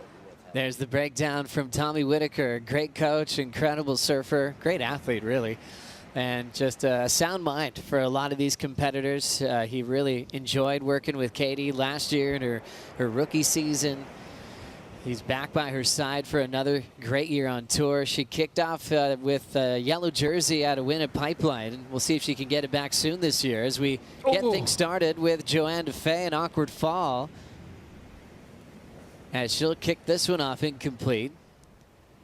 So rare slip there as she checks her wax. It's interesting, Richie, when you come to Bells, when you're walking out over the rocks, there's a bit of algae on top, a little bit of moss. Were you one that would wax the top of your feet and kind of rub them together so you'd avoid a slip like that on your first wave? I only cottoned onto that later in my surfing life. I'd seen the San Clemente boys do it down at Lowers, and I was like, what are they doing? And then I was like, of course, that makes total sense. We see Sally Fitzgibbons here. Sally now wave. Rolling in with that whitewater chip. Nice patience on the open face, and that was a cool searing hook to start. That whitewater section's giving her a good spot to drill that second finishing move. Great combinations. I ran into Sally in the parking lot, and she was so happy to get that wave yesterday at the bowl that turned the heat. Little wrapping cutback for DeFay to recover from the fall. Nice wrap again as she's got another opportunity to throw a nice clean turn in the pocket. End section approaching, and I love that speedy snap to slide. DeFay recovering really well from that slip on her opener. Yeah, she has recovered really well. Great exchange there, and it'll be interesting to see where the judges go with this. Multiple turns for Joanne down the line. Sally with the two-punch combination. That first turn of Sal's was great. And, well, Joanne, you know, she performed really well, picking things up after that fall. I feel like both the women were a fair way up the point, Joe. Generally down at this Winky Pop break, there's 2 takeoff zones, one right up high, then there's a little corner in the reef, and then there's that second lower section. So it looks like they were utilising the top part of the reef, but some good scores early on in this heat. Surfing out of Winky Pop the last few days with some of the locals. They say they always look forward to seeing the pros head to town, and they go, wow, they take off in different places than we typically do. You know, you could see how they love the approach on a wave they surf year-round from the best in the world. That was the slip we saw. And then Sally rolled into this one. Yeah, great wave here for Sal. Watch this first turn. Gets a nice little pockety wrap, throws a ton of spray, sets her composure, and then gets that final hit. Throws that back arm in, almost a bit of a layback re-entry to finish that one off. But I love how she drove through that turn. Nice and quick, tight little arc. And then watch here. She gets that composure, sets her eye on that lip there, and it wasn't a straightforward maneuver there. She kind of had to adapt with it. But yeah, manages to get to the finish. Great two-turn combination. And this was Joanne on a tricky wave. What I love about Jo's surfing is how she does that little wrap all the way round. And even in this turbulent water, she's still getting that little bit of tail release as she comes through to the inside, puts a little spice, gets a little drift on that final maneuver there. That would have felt good. Well done to Joanne Defay, putting together a series of turns and a searing finishing move. We talk about the risk of kicking things off with a major move, and judges always love if you finish on your feet with something incredibly dynamic. Yeah, if you can bookend and take that high-risk approach at the start of the wave, the judges do just lean into it. They love it. You know, it shows that you're willing to put your, you know, everything on the line, and you're willing to try and go for those points, and that's what Joanne's done on that last wave. Finished really strong. Scores are drifting in as you check out our lineup filled with sets pouring through here at Winky Pop. A 7-point ride for Joanne Defay, a 7.5 for Sally Fitzgibbons. Good spread. I like it. I think they got it right. I think the power of the two-turn combination on a bigger, cleaner wave warranted the better score that Sally got. I like that there's room to move there, but I think the judging has been great in the opening stage of this heat. Great example of how we've moved on from quantity over quality. Now it's, you know, quality over quantity. Back in the day, counting turns to actually get a big score. And Sally, a two-turn combination, getting the 7.5. Defay with the wall, and she'll just hop out. Yeah, it was interesting. We can talk about that post that Mark Richards did this morning. Oh, that's going to be fun. We'll dive into that one in just a moment. Let's talk to a couple of biggest surf frothers I know. Vaughn Blakey is with Caitlin Simmers. Yeah, I am frothing because we just saw an amazing fight back from Katie Simmers in that heat. But Katie, the first half of that was a dog's breakfast. It was a shocker for you. A dog's breakfast? Yeah, just, you know, a gross lumpy mess. Yeah, I really agree with that one. I don't know. It was just like I was kind of just punching myself in the face the whole heat. Like, I don't know. I just kept falling, and it was just, it sucks because I swear I've been feeling so good in my free surfs. Like, some of the best surfing, honestly, I have like such a good board, and it sucks because then yesterday in my heat, I just like would be on my feet, and then I wasn't on my feet anymore. Like, I don't even remember what I did to not be on my feet. I was just like falling, and this one too, I fell on like, what, like 5-6 waves. Like, my heart was beating so fast, and I guess I had to just inject confidence into myself in that last like 3 minutes. You kind of just have to convince yourself, like, I don't know, I kind of just knew all I need to do is like one good turn, like just to get my confidence back. And then after I did that turn on that last wave, I was like, okay, like I got it, like it's gonna be good. And then I like was looking at that last section. It was like the foamiest, worst section I've ever seen. And you're just like, I was like, okay, I just need to like ride down this section. And it was like, just like went up to the lip and went down, and like my feet were on both rails. Like, I was just wobbling in the white water, and I was like, I've never wanted to make such a bad turn, like so badly. Just getting so compy in that one. But yeah, I don't know. I don't know, I'm feeling good. Everything's feeling good. I just want to put it together, like in a heat. I really want to, so maybe next one. Or actually not maybe, I will. Yeah. For sure. Well, look, honestly, like even when you get big wins, in some ways, like a win like that is a lot more satisfying because you had to really fight back from being completely out of rhythm and stuff. I know that Tommy Whitaker was absolutely frothing. I know your heart was just absolutely beating, but like The crucial turning point was when you were in third priority and you managed to sell Tati and Alyssa on 2 waves and just go straight to first priority. It just seemed like you had tapped into a bit of mongrel, like a bit of fight there. I guess it was one of those.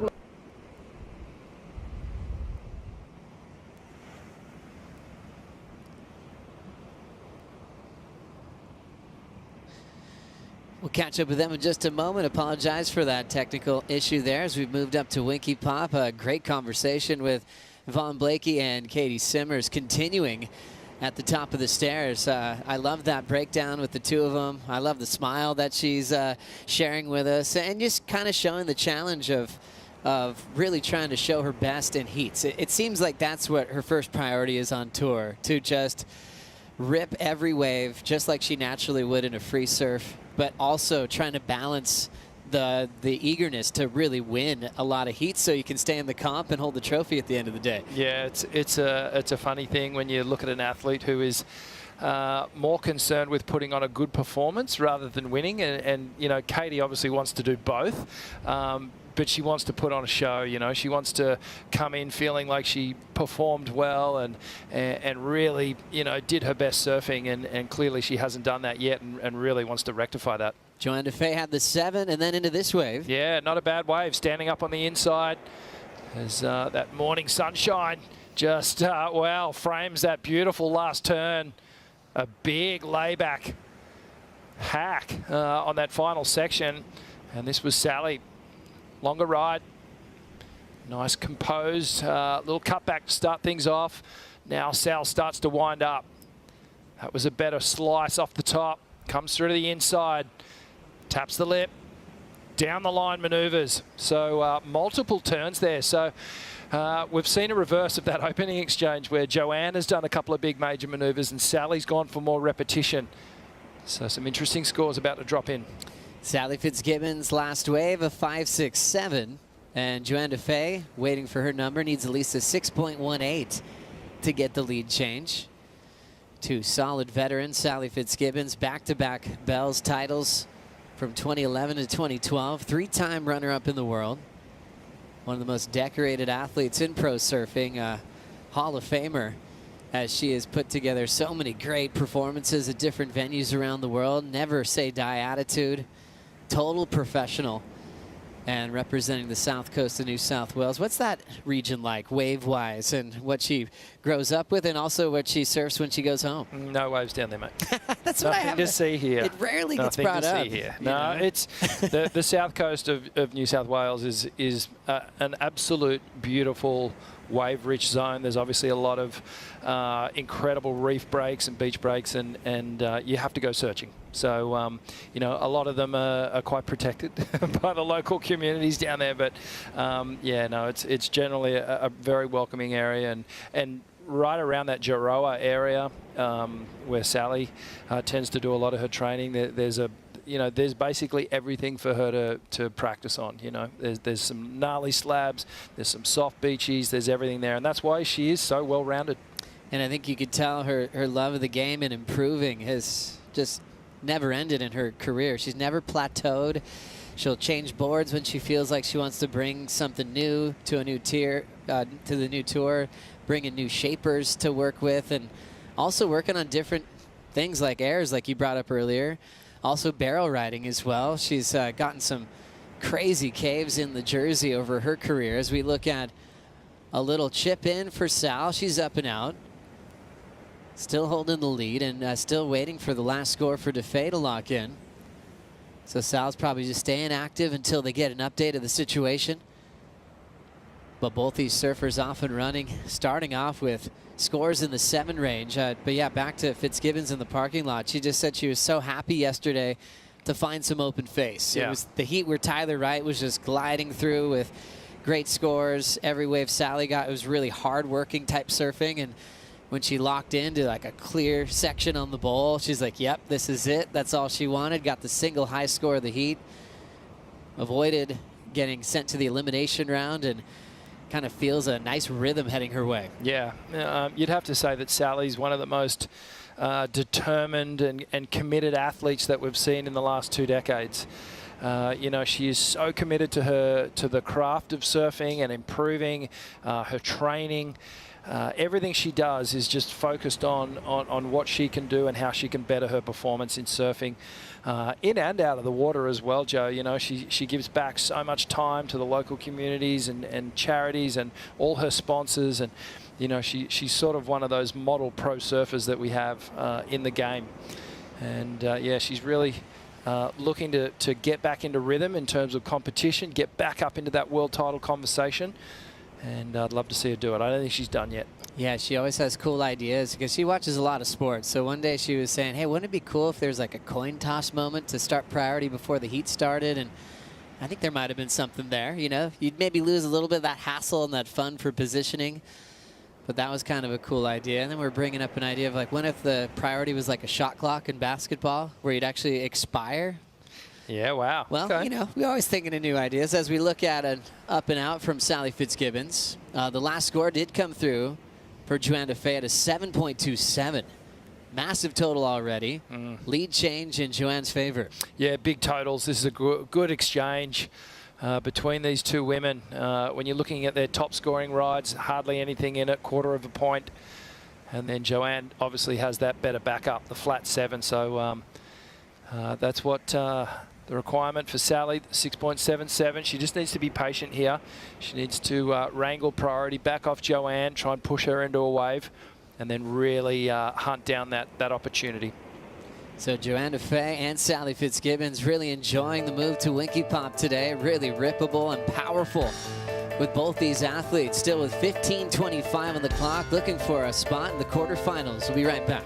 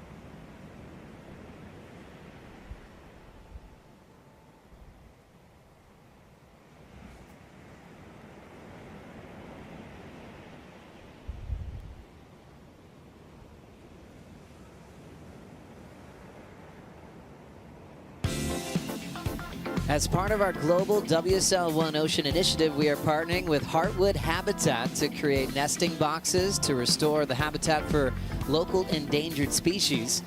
A donation from WSL Pure will support Heartwood Habitat throughout the year to help create habitats and hollows for local species, also install nest boxes, provide canopy access training, and conduct wildlife research. We always want to hear from you as well. Let us know what you're doing to protect our oceans and our environment on social media by throwing out the hashtag WSL1Ocean as we roll in with Sally Fitzgibbons. Wrapping turn to start, trying to get this wall to really stand up for her. Deep off the bottom, Sally blows the tail but goes over the falls. Joanne Defay's on the next one. Defay from Reunion Island representing France on tour. 2014 Rookie of the Year, looking for a big finishing move. How about that wind up, showing some power, but incredible timing this morning. Yeah, that timing on that final maneuver was incredible, Joe. Really, you know, the way she pivots around and the arc is almost a complete 360 arc in the way she does it off the lip there. And you know, she could have waited and sort of hit the lip and come down with it, but she went a bit earlier and got almost a full rotation in. threw a ton of spray, so she really capitalised on that. Sally needs to just sit tight now and look for a better wave. As you can see here, she just takes sort of a long cut back as this wave. Now it starts to run. Starts to hit the reef better. She pushes so hard. She knew she needed a big turn at the end there if she wanted to get some points. Joanne, better looking wave from the outset. A nice, powerful carve. Wrapping cut back here and then lines up this final section. Goes early. And that great pivoting snap off the lip. 3-turn combination and a great score just dropped in. Joanne DeFay still building. She's thrown away her 7.0 that she had on her second wave. Now turns in a better version of a 7.63.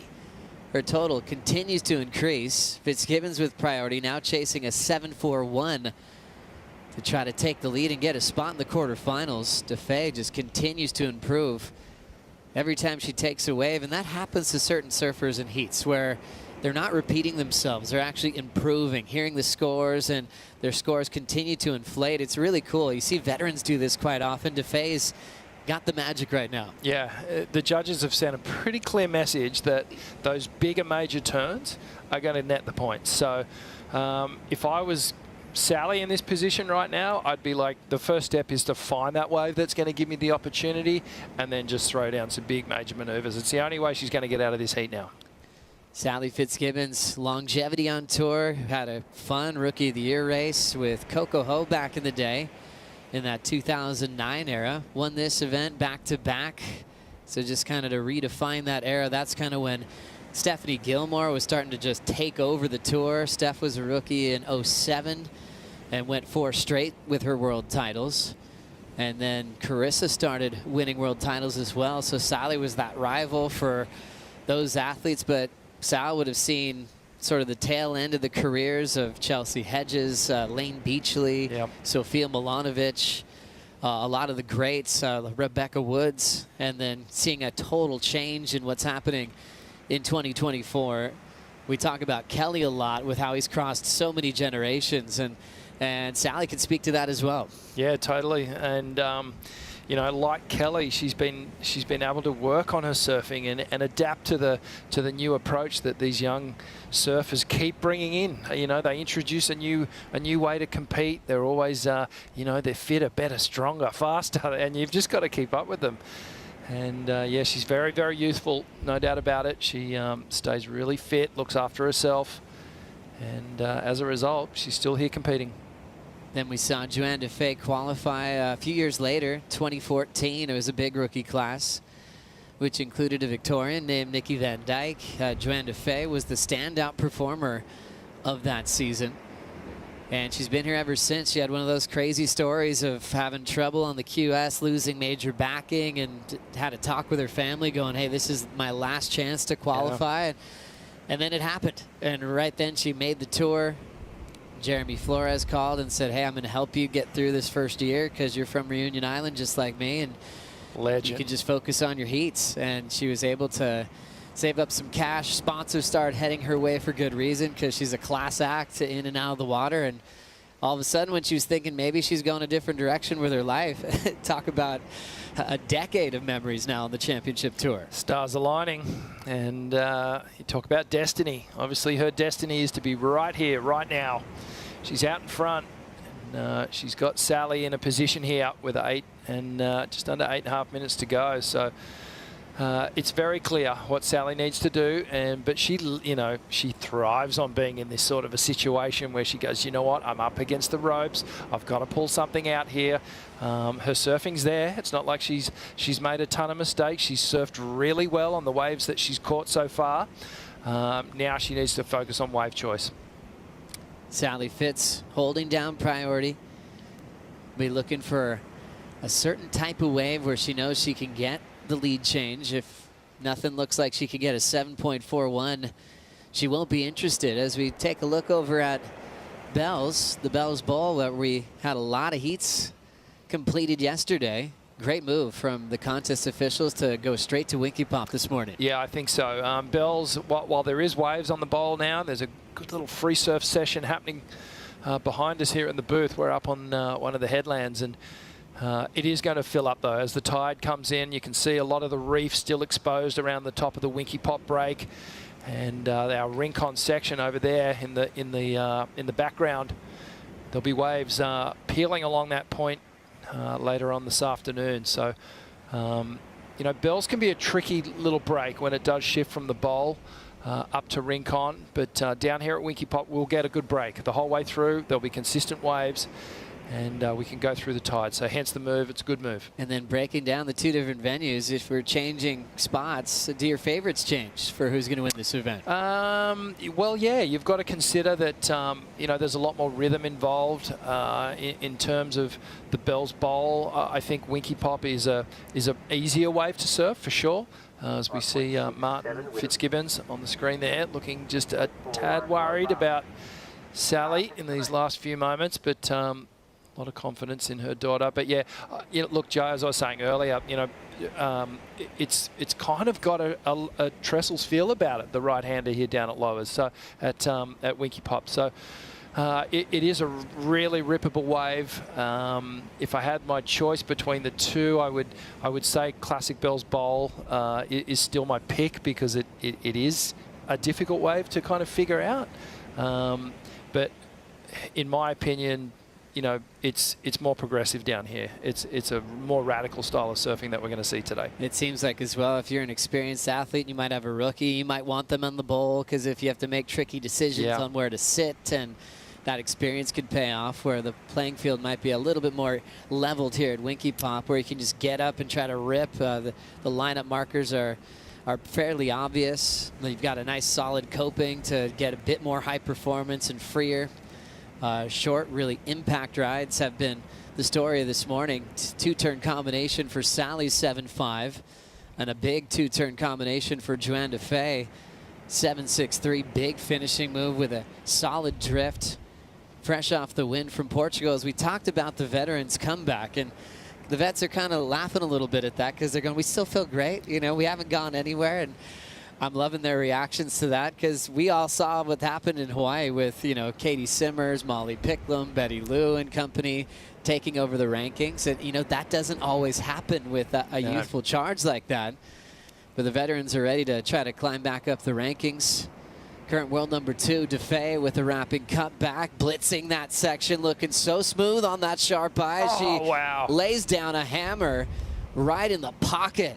A celebration for DeFay. Well deserved, as Sally let her go on that one. Wow. Well, there was a bigger wave behind it, and Sally just went, you know what, there's a better opportunity behind this wave. And this is the difficult thing in surfing.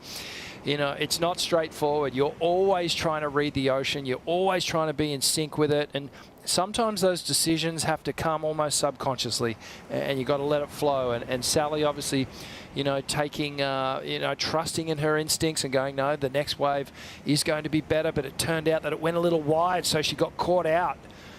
Perhaps that one had, you know, big opportunity down the line, but this one hugged the reef, and Joanne took full advantage of it.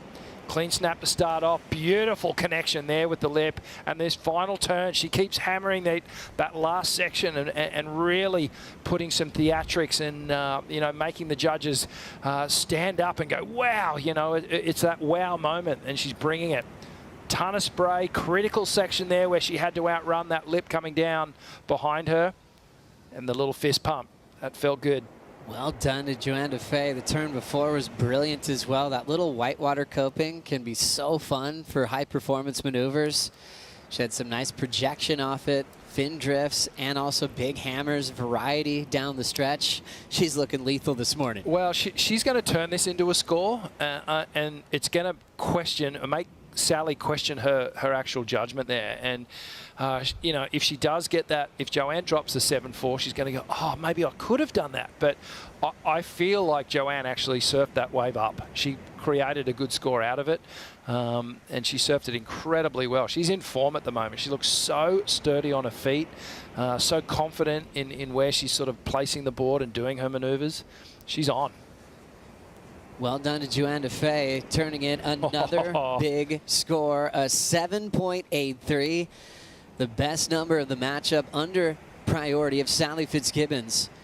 Joanna Fay's throwing away 2 7-point rides. Uh-oh. Fitzgibbons now needing a 7.96 with now 2:15 to go. Basically an 8-point ride is what she needs. So, you know, the frequency of the sets are going to come into play here. All our competitors would have come down this morning. They would have been timing the sets, going, okay, there's maybe a 6 to 7 minute interval between each set that's coming through. You know, that's kind of a guide. Obviously, the ocean has, you know, some inconsistencies about it, but there is a rhythm to it. You know, the sets don't normally just pour through all the time. There is normally a, you know, the sets come, then there's a lull, and then the sets come again. So Sally will be hoping that in this next minute and a half, something comes through, provides her with the opportunity. And while she sits there with priority, Joanna's just looking at everything going, how can I put more pressure on? Give me the chance. Joanna Fay feeling great. She was happy at the press conference, feeling very confident. And she's sitting a bit lower. She might roll into this one just to check it out, up and out. Sally Fitzgibbons was just famous for one of the best quarterfinal hot streaks we've had in pro surfing. 45 straight appearances in the quarterfinals that she carried for a very long time, multiple seasons, obviously, with about 10 or 11 contests a year at times. Ultra consistency right now here in the round of 16. Still in the game, needing a 7.96, basically an excellent wave, but it's up to the ocean to maybe give her one last shot. Always painful, though, when your opponent gets a big score under your watch. Yeah, it is. It's one of the stings that you feel as a competitor. You just go, oh, what did I do? I made the wrong choice. So obviously Sally, trusting in her own judgment, thought the better wave was outside, and 9 times out of 10, you know, you probably would do the same thing. You know, it did look like it was a bigger, better wave, but well, Joanne, you can't discredit her performance here. She just made every right decision and performed so beautifully on each and every wave that she surfed. Joanna Fay keeping her momentum incredibly hot from the win in Portugal to here at Bells Beach. Getting the big win at Winky Pop over a longtime rival of Sally Fitzgibbons. And DeFay will move on to the quarterfinals here at the Rip Curl Pro Bells Beach, presented by Bonsoy. 7.83, 7.63. Solid. Throwing away 2 other 7s, so she could have won that heat 2 times. That's the kind of form that this surfer's in from Reunion Island. Coming up next, Tyler Wright still looking solid for potentially 3 bells in a row this year. She takes on wildcard Ellie Harrison.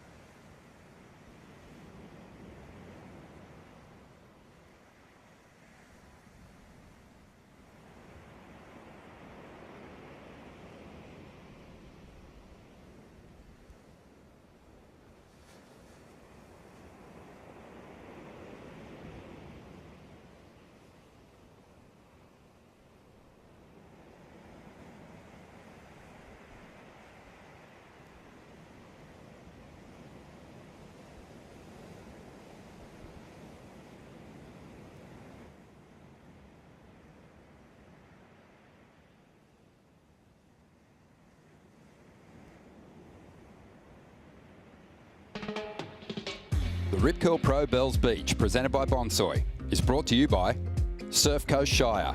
Head to surfcoastevents.com.au to find out what's on. By Bonsoy, the official milk of the World Surf League. By Bond University, not for profit and not to conform. Bond University exists for you. By WeatherGuard, official portable storage of WSL Australia. And by Hydrolite, official oral rehydration partner of WSL Australia. Joanne Defay just put on a clinic of power surfing, big combinations of turns, and was just the dominant surfer in that matchup in the round of 16. Moves on to the quarterfinals. She talks it over with her husband. Happiness from Defay and her family, and that sharp eye, number 77 model, looking really loose and radical in that heat. She had a magic board she picked up in Portugal as well for that event at Super Tubos, and it had an instant connection with it. So using all of her resources well with the Sharp Eye team. Globally, a lot of these shapers have a lot of different factories around the world as well. So Sharp Eye has an Australian factory as well. She's got a bunch of different team managers that she can call upon and make sure that she's ready for everything.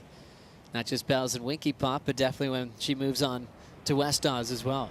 Yeah, it's a really cool thing. And this has all been a result of the shaping machines that have come into play, and the you know, being able to, having the ability to you know, design models on a program. So that wherever these athletes are in the world, or wherever anyone is in the world, you know, whatever shaper it is, they can farm out their designs to different factories and have you know, very accomplished shapers finish the boards off, and you know, basically it's going to be exactly the same as what their primary shaper is making for them. Computers, Rich, can you just type in dimensions, work on outlines and templates? Yeah, you can work on everything, and you can get so granular in how deep you go in the design. Once you go down the rabbit hole, man, it becomes pretty addictive, actually. It's great. Tyler Wright getting a start during the break. Couple of turns, quickly to a 4.5.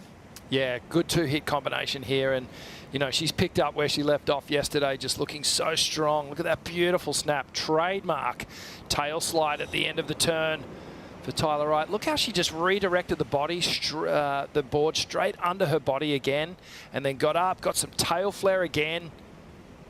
I loved the upper body theatrics there, just framing the turn beautifully. And man, she's looking good, isn't she?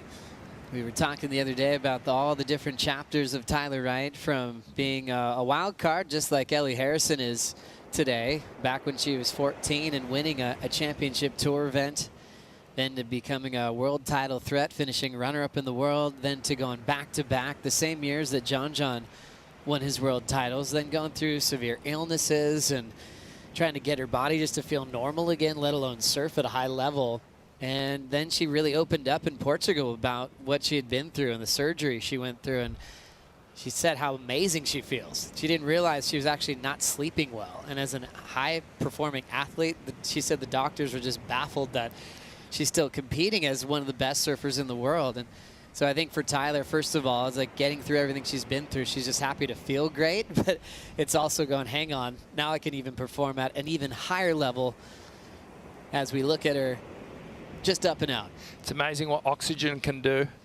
Oh, Getting yeah. a little bit more oxygen into the system. Completely. You know, it's you know, clearly paying off for Tyler here. She's just looking so in form, you know, and I love the honesty, you know, we get from her. She always, you know, is very real and talks about where she is in her life on a personal level and a professional level and a performance level. So, you know, we give great credit and thanks to her for really bringing us along for the journey. And I think there's some comparisons as well to her big brother Owen, of going through some challenging times and coming back. We talk about Owen Wright as one of the best comeback stories in surfing history, from his terrible injury at Pipeline, leaving in the world title race, and then coming back to win Snapper Rocks after that and have the yellow jersey as world #1. That was nothing short of remarkable. No, it was incredible, and you know, I was there to watch that, and just to see him come back from adversity like that and do all that, so much hard work to get back to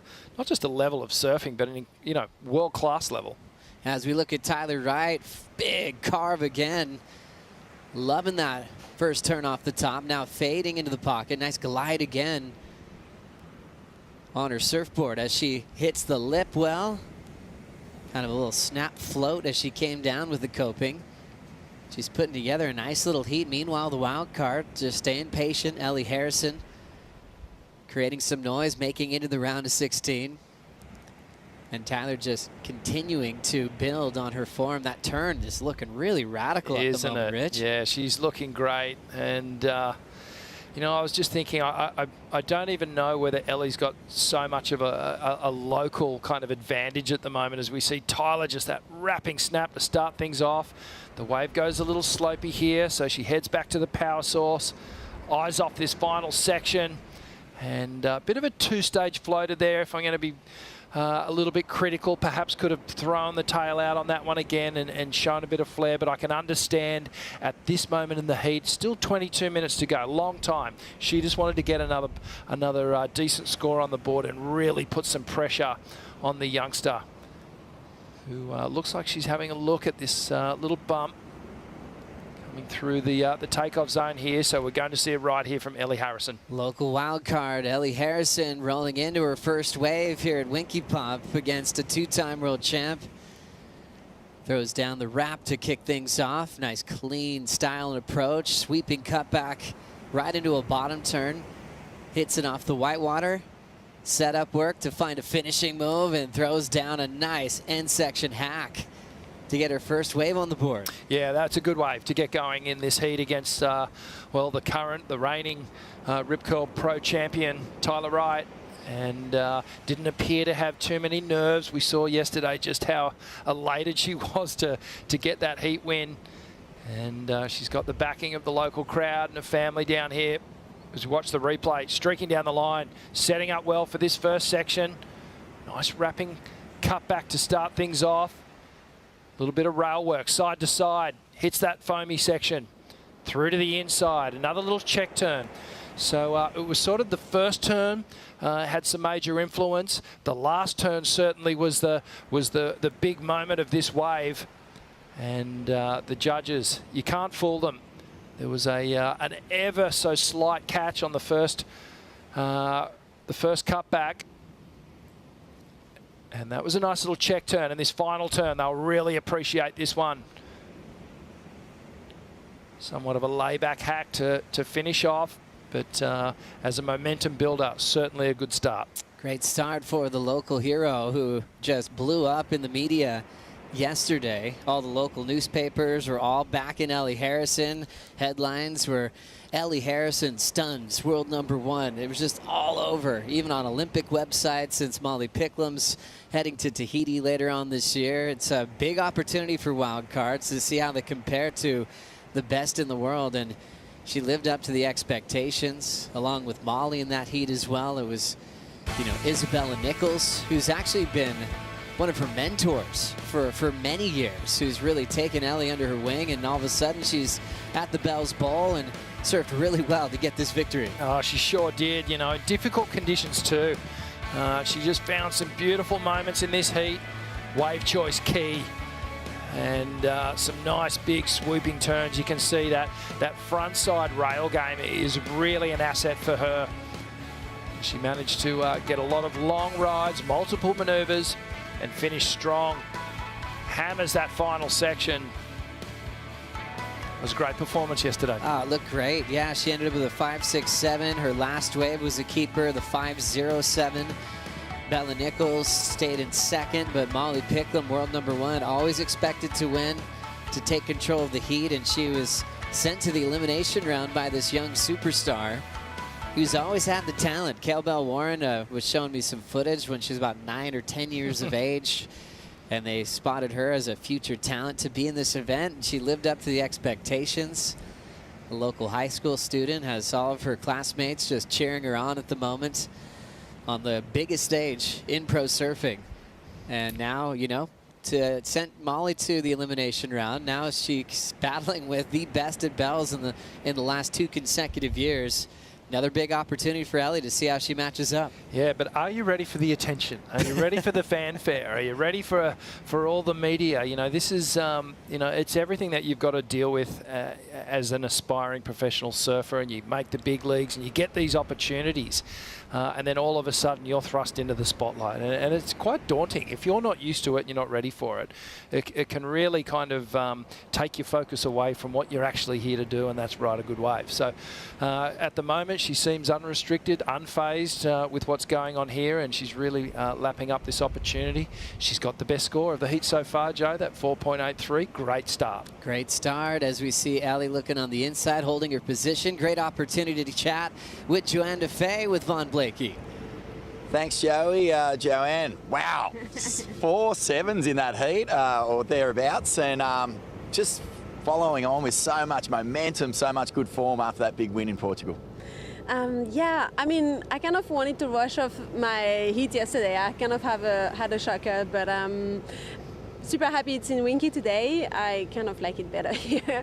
And yeah, just happy to get a couple of waves. I know Sally, I mean, yesterday she just had that 8-4 something at the end of the heat. So I was like, okay, she can do it. Just like calm down and stuff. So happy I make it.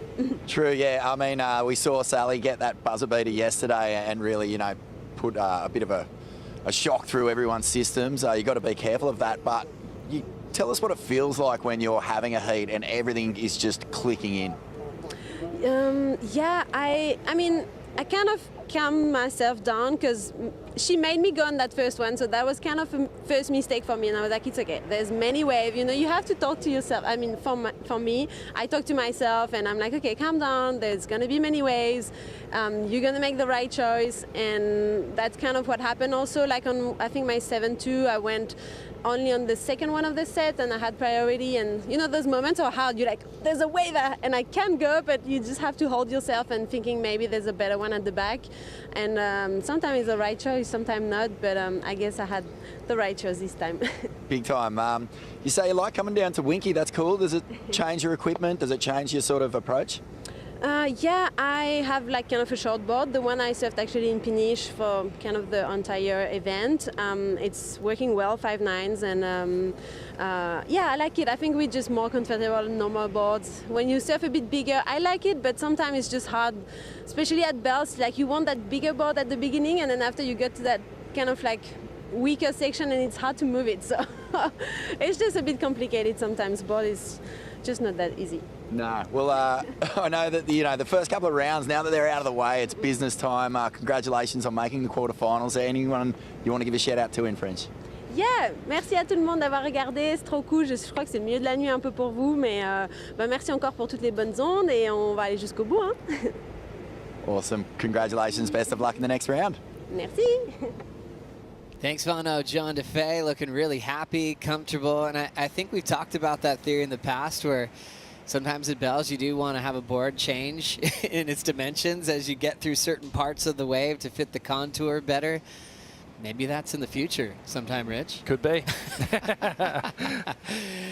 But Joanne's looking informed to have 4 7s. You just want to see how she's going to follow that up into the quarterfinals. At the moment, Tyler Wright is leading over the wild card, Ellie Harrison, but Ellie Harrison's got the best number of the heat, a 4.83, just chasing a 3.97 to upset the run of Tyler Wright. Take a Bonsoy brew break, and we'll be right back.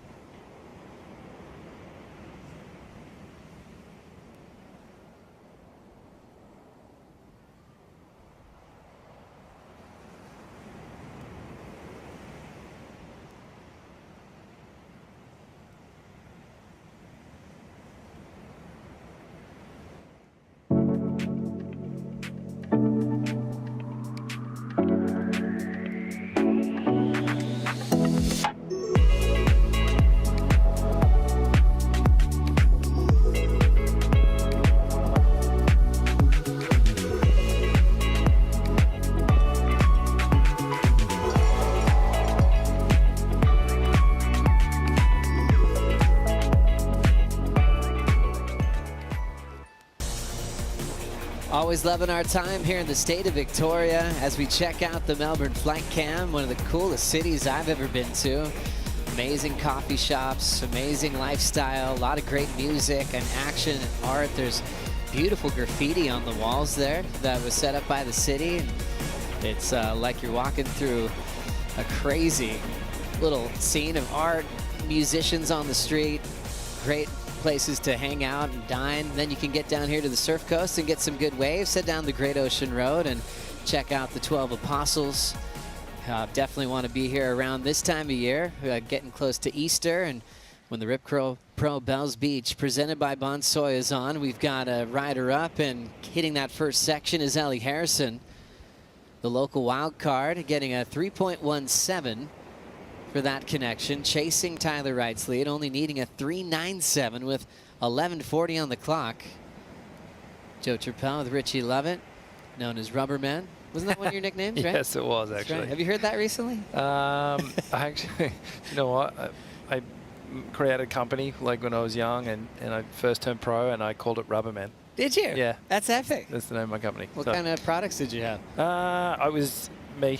It was you. That was your like. Yeah, that was my yeah. company that I operated as a pro surfer. I love it. Yeah, but I still operate under it today. Oh, I'm really happy to hear about that. Yeah. With 11 on the clock here, you've got Tyler Wright now rolling in, looking to better a 4.3. Nice patience, throwing down that real cool connected carve into the pocket. Little reset on the second effort, off the bottom and jamming it shut. Really impressed with her first turns on all of her waves. All of her keepers, I should say.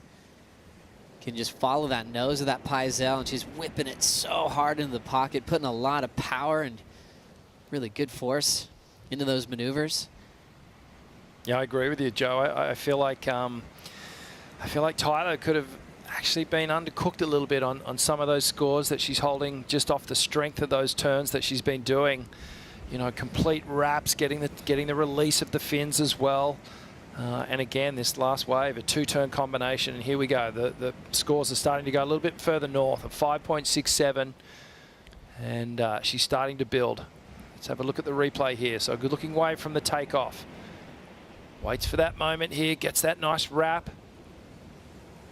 Down the line, this wave had a little crease in it, but now it bowls up again, and a great final turn, just hammering it, really composed as she came down on the landing. But her technique, the board's looking incredible under her feet. She's been a huge fan of using Philippe Toledo's FCS2 fin, and I believe she's running with that again down here at Bells. Really sort of neutral template. She lets the board and her surfing do the work. Yeah, she's definitely lifted her game as well. It's amazing when you watch someone surf for a very long time and they're adding more and more power. There's a little variety on that first turn carve. She was kind of relying on her laid back kind of versions of carves in the start of her career, and then she just put more and more into it. She went to that a lot, didn't she? Yeah. And it was almost to the point where it was like, okay, we've seen that a lot. Let's mix it up. Let's really give the judges something to get excited about. You know, they're human, they get bored, so let's keep them interested. And I feel like that's one of the things. You've got to keep evolving. You've got to keep working on all the different maneuvers and adding it, making it look a little different at times. As we see Molly warming up. She's looking in good form. She got gifted this massive chocolate Easter bunny with a surfboard, and it had a 10 on it from her tented pipeline. Made by a local guy who makes all these rad Easter bunny chocolates. He does a lot of truffle things just right up here. Yep. About 5 minutes away probably from where we're sitting. We may need to go and visit. Yeah. We're actually in the Rip Curl store with Micro and Ronnie. Rip Curl was setting us up with a bit of gear. Thank you, Rip Curl, for kitting us out. And Molly actually FaceTimed us when we were in there. And she was like, check this thing out. She had it in the passenger seat with a seatbelt over it. It was that big. It was so cool. Yeah, she was so happy also just to be at the press conference again, back in yellow. She's done that now twice, heading back to Australia. It couldn't be better for your sponsors, the energy around returning home. And she finally could discuss in person all those major highlights from Pipeline, from Sunset, the turn heard around the world, where she almost maxed out the scale at Sunset Beach. Another great start to the year for Molly. She's got Sawyer Lindblad coming up next, the rookie from San Clemente. Yeah, interesting one. I don't know, these kind of rights too for Sawyer, goofy footer. It's going to be a big heat for Molly. Yeah, like you say, the advantage of the favourites, I think, has been toned down a little bit with the move down to Winky Pop here. You don't need to necessarily rely on that knowledge of the Bells Bowl and getting your rhythm through it. It's quite a straightforward wave to surf here down at Winky Pop. Here goes the rookie. Big blast there from Ellie Harrison. Big wall showing up now, and she hits it really cleanly off the top. So the local wild card putting together a nice two-turn combo. Tyler needs to answer. Speed float. She will cover some ground and has to go off the roof again for a second move. So solid performance from Harrison. Really clean. Kale Bell Warren enjoying that. That's the staple around these parts. Likes to welcome people to this region. But gosh, he is one of the most invested humans in the game of pro surfing. He competed for many years himself. He did get a chance to represent this region as a wild card at Bells. That was a total dream come true. But I don't think he'd want to be anywhere else in the world right now. Sometimes you ask him who you're coaching, and he gets past like 10 athletes from the trials and beyond. And he's a busy man as we look at this replay from Ellie Harrison. Yeah, how's the roll in? And then she tags that first section, comes around again, belts the second one, throws the layback hack into it. So another two-turn combination on a bigger wave. So I feel like she's going to get the score, the 5.35, and we're going to get a lead change here. Great extension, compression now. Look how bent the knees are. Really compressed on the board. It's like a spring. Now she powers up again, driving off the bottom. Leans right into this one, throws the back arm down. Gets the body straight on top of the board again. And interesting to watch, Joe. The board in isolation and then the body in isolation. It's great to watch the board, to watch the path and see how far they're bringing the board around in the turn, but then you watch the body and watch them compress up and down using the power of the legs. Driving, that's how you're getting the speed. And I feel like this wave for Tyler, she was always sort of streaking down the line, trying to get to those two sections. Whereas her previous wave, she was actually in the moment. She was in the pocket doing big turns. So I don't think that one's going to come into play. Wow, picking off a gem of a wave. Ellie Harrison, big two-turn combination. Judges always want you to be on the sets with the wall. And that's what Kale Bell Warren is celebrating there. Scores coming through. It's a 7.33 from Ellie Harrison. She's in the lead. Tyler Wright down to second. Tyler's last a 5.2, not enough. Tyler now needs a 6.5. Wow, wow. Tully Wiley still in the main event. See, I thought a couple of Tyler's previous waves were better than her last one in terms of the intensity and of the turn. But anyway, this is the situation we have in front of us, and this is huge for the youngster. She has priority. 3.5 minutes to go, and she's got the reigning Rip Curl Pro champion on the ropes here. Yeah, Tyler Wright winning back-to-back bells. Looking for a third straight this year. Carissa Moore's done it. Gail Cooper's done it multiple times. Gail Cooper with 10 bells trophies, but to go 3 in a row, what a statement for your legacy of owning this contest. Tyler with 3:10 on the clock to keep it alive, needing a 6.5. Steph Gilmore came really close to going 3 in a row, but this athlete named Silvana Lima showed up on tour and beat her in the final in 2009. Harrison with just nothing to lose here. Getting to battle with some of the best in the world. Tyler, big whip there, needs a 6.5 off the bottom, puts a lot into that hook on the shoulder, still with plenty of speed. And connection with the rail into the pocket. Big blast again from Tyler. Throwing down another hook on the inside corner. And now fading. Not even kicking out yet. She wants more of this low road. Nice clean finish. Looking so solid. And surfing like a world champion. This is a really, really tricky one because a 6.5, it's not a done deal. It's not a given. The only thing that Tyler's wave didn't have, still 2 minutes on the clock. She's going to call it, so she feels like she's got the score. The one thing it didn't have, Joe, was the bigger finish. You know, she did finish the wave, she completed it, but it didn't have that big closeout maneuver, that big layback hack that we've been seeing those bigger scores net. So looks like Ellie got a wave as well, and she's hammering out the back. So this is Ellie's wave. This was in motion, and a beautiful slice off the top. So she's already getting some great points on this wave. And if she can finish things off here, then I think it might be a done deal. She does. She gets the finish, rides out of it clean. Whoa! Well, did she? Wow, last turn is questionable, and then this was Tyler's. So Tyler connected here. A great snap. This second turn, one of the best of the entire heat. Gets the real powerful wrap going here. Comes through to the inside. Multiple turns there. Getting the tail release. Keeping that board moving. So much energy and effort going into this wave, but she's keeping it looking smooth all the way through to the inside. Clicks with that final moment. Did a lot, and this was Ellie's again. We'll really focus on that finishing move, Rich. Okay, so the front on view here. So, well, it's questionable whether she actually rode out of that final turn. The judges will be looking at this. She just needed to stay in that moment for another half a second to a second. I'm actually going to say that it's incomplete, but it's all about whether Tyler is actually going to get that 6.5 for her ride. So 2 critical scores to come in here. Wow. Exciting finish. The locals are waiting for the update. Cowbell Warren looking out the back with 22 seconds. It looked like Tyler already came in.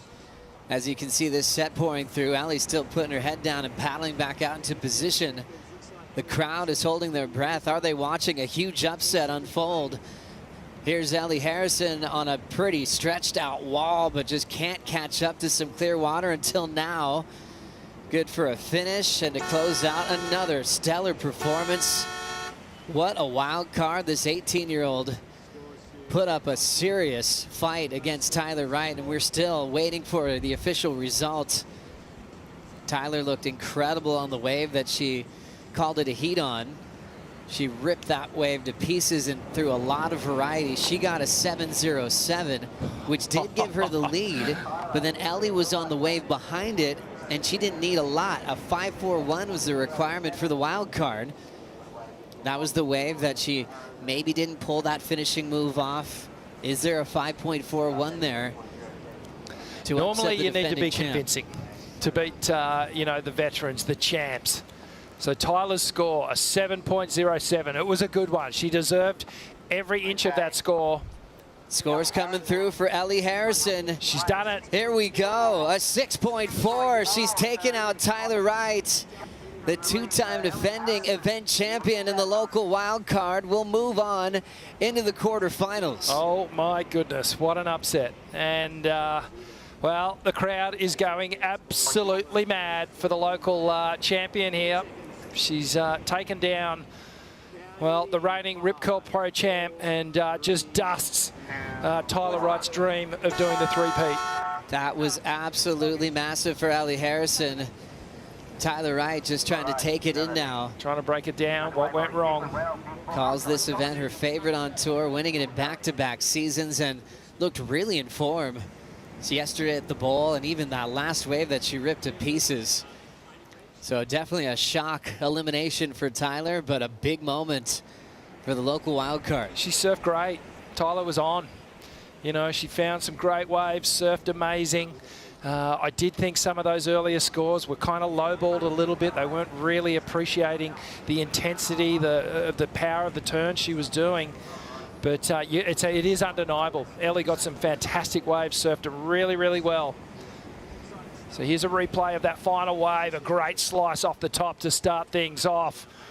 A big hooking roundhouse cutback, rebounds off the foam, comes all the way through to the inside. Under pressure, but surfing like a veteran here. Gets this final hit. This was the question mark. Did she ride out of this turn? Just kind of flops off. And I don't know, if I was a judge, I would have put a big old question mark around that one. Yeah. Taking some deep breaths and enjoying it like a legend. Ellie Harrison, 13-7-3 total, creates another huge upset, eliminating Tyler Wright. Sawyer Lindblad coming up next against Molly Picklum. We'll bring in the Blakey brothers for the call.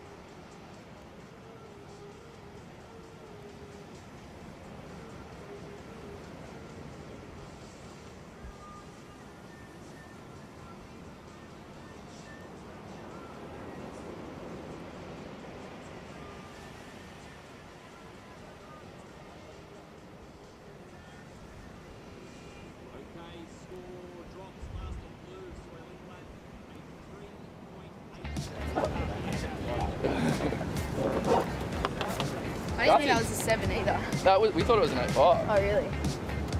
It was pretty crazy. You made a horrific error wave 2. That was like... What was the error? Oh, she made a mistake and then I made this mistake again. That's and horrific. I knew I was in the wrong spot too. That's And horrific. I still went for it. I don't know what I was doing. Winky treated you well. Bonsoy has your back. Well done. Horrific. Did he say horrific or terrific? It ended up being a terrific mistake because the rhythm of the heat worked in Ellie's favour. She got the opportunity to max out her scoring rides on that last wave, and she has gotten the job done. And we will have a new name on the Bells Trophy this year. Here for the call, Ronnie Blakey, joined by Vaughan Blakey. Vaughn, this is going to be a lot of fun, but what a huge moment for Ellie Harrison, the biggest moment of her young career so far. Amazing. She's on one of the most incredible rolls we've seen in a long time in Australian surfing. She's just going from strength to strength. Love that insight there from Coach Wazza. But he's got high standards, mate, and that's why he was nominated for Australian Surfing Coach of the Year. He lost out on that, but, you know, he's a guy who people turn to when they come down to Bells, and he's working wonders with his team. I mean, Ellie Harrison has just defeated a 2-time world champ and someone who is in elite blinding form in Tyler Wright this season. Yeah, Tyler was in incredible nick going through the rounds. But she will not be going 3 in a row. And that's going to open the door. And, well, Molly Picklum, she finished second last year. She'd have to be one of the front runners. But she's going to have her hands full with Sawyer Lindblad, who has an incredible backhand approach and really has some flow rolling through this ride. The surfer from San Clemente. Impressive stuff there. What a great start for the 18-year-old. Far out. Yeah, I mean, she earmarked Bells as one of the events that she wanted to do well at, Sawyer, and you can see why. That was just whiplash sting. Fully attacks the lip, releases the tail. Good variety. Plenty of vertical approach there too. So, yeah, Molly's going to have to be right on her game. We saw this morning she wasn't looking really in sync with this lineup at Winky. Got busy, you know, got to work. But, yeah, she's going to want to start firing here and finding some rhythm. That's a nice turn. Big up and over the back tail release. That's the Molly we like to see. Yeah, much cleaner, less shaky than her start in the elimination round. Obviously, that round brings a whole raft of nerves with it. And Molly cleaned things up pretty nicely to get the jump on India Robinson and stay alive in the event. And that's a much more positive start, really, on the attack on that final section. But Sawyer really strung together some nice backhand hits on that last ride. You know, the coaches for these two competitors, two of the best. You mentioned Kayo Bell-Warren. You know, I think with the wins, he's just making sure that she's still learning from the mistakes that she's made. This wave was taken during the break, Vorno. Oh, my goodness, yeah. See, this is a much more positive response here from Molly Picklum. She would have been really, you know, coming in from those first couple of heats that she's had here at Bells, just going, what is going on? I need to just get back on the front foot here. And you don't get a more positive start than this. Just fully opens the shoulders, drives through the turn. That would have made her just go, yeah, okay, I'm on now. Yeah, and, you know, I know what you mean by getting some momentum, by getting on the front foot again. But, you know, Laura Enever was making that observation earlier on. Molly looked a little nervous, looked like she was turning off the tail of a board when usually she kind of balances that weight and drives through those big calves. And it does look like she's found, you know, some confidence through surviving that elimination round. But Sawyer Lindblad on the replay, waiting on some numbers to drop from these opening exchanges now. So zappy. Really, you know, when she goes up into the lip, there's so much attack here, and I love that she's able to free the fins. Gets a little slide. You know, none of those turns looked anything like each other. There was a little bit of a carve, there was a tail release, and this thing is really aggressive. So hits the lip there, pushes the tail up over the back. It's funny from this angle, you can't really see, but, you know, some of these lips are a little gutless and other ones stand up tall. So if you can add a little bit of something extra to those less powerful, punchy sections, you're going to interest the judges. Watching the replays of the opening exchanges here, and we're still waiting for those numbers to come through. Molly, as we said before, looking much more confident now. And she's going to have to be, because Sawyer Lindblad has just dropped a big number, a 7.17, to put some pressure on here. Sawyer had a heartbreaking early round loss over in Portugal, losing out to Caroline Marks. And she had one of the healthiest heat score totals of that round. And, yeah, she was devastated. So she's had a few nights in a row now. But Molly Picklum, she got herself into the Rip Curl WSL finals at Trestles last year. Didn't really put it together, but had an amazing season. Would have learned a lot. Finished 5th in the world. Yeah, and she's one of those surfers, or one of those characters as well, who just inhabits that elite top level position. You know, we had her on a Ain't That Swell live the other day, and she just walks around, and number one, that gold jersey, it doesn't actually look like it weighs anything. You always hear people saying that jersey comes with a lot of expectation. It's like you got a target on your back. She's sort of walking around going, come at me. Yeah, she's wearing it like Mr. T wears a gold chain. She has all the confidence in the world. But she did have a whole lot of responsibilities, this being a Rip Curl event, her being number one. The media were all over her. She took it all in her stride, but, you know, it's definitely, you know, that spotlight burns pretty bright, especially for an Australian holding on to the number one position coming down here to one of the biggest sporting events on the Australian calendar. I mean, what do you compare Bells to in the other sort of elite, I'm saying that a lot, but, you know, the big marquee events from around the year? There's, you know, Melbourne Cup, there's the footy grand finals. It's in that conversation as something that all Australians tune in to watch. And, yeah, that does come with a lot of responsibility in terms of media commitments, sponsor commitments. I felt like she was just taking it all in a stride, but, yeah, by the time you finally pull on the rashie and paddle out, surely you're just going, oh, just let me surf. In the regular season, you know, all the events, they carry the same number of points. But there is a few events on the Championship Tour schedule which are our majors or our Grand Slams, and Bells is certainly one of them. Just an amazing honour roll, incredible names, and all these surfers, you know, want to give themselves the best chance at getting on that iconic trophy. And for Ellie Harrison, that's still a possibility after causing the upset of the event so far, Laura. She's ended the run of Tyler Wright and her chances of getting 3 in a row, but more importantly, doing it in front of family and friends. Absolutely. I'm down here with the buzzing Ellie Harrison. Ellie, all of us, all the veterans and everyone that's been doing the tour for many years, just remember you being here on the sand, getting photos with your heroes, like Tyler Wright, Stephanie Gilmore, when you were so small, charging Bells Beach. You're in the event, and you've just crushed Tyler Wright's dream of going 3 bells in a row. How are you? Oh no, it would have been cool to see you go 3 bells in a row. That's kind of sad to hear, but I don't know, going against Tyler, I knew, yeah, as soon as I saw the heat come out, I was just like, oh no, like, I don't know, I look up to Tyler so much, and yeah, she's the nicest person in the water, gives me compliments, like, yeah, she's such a cool girl, and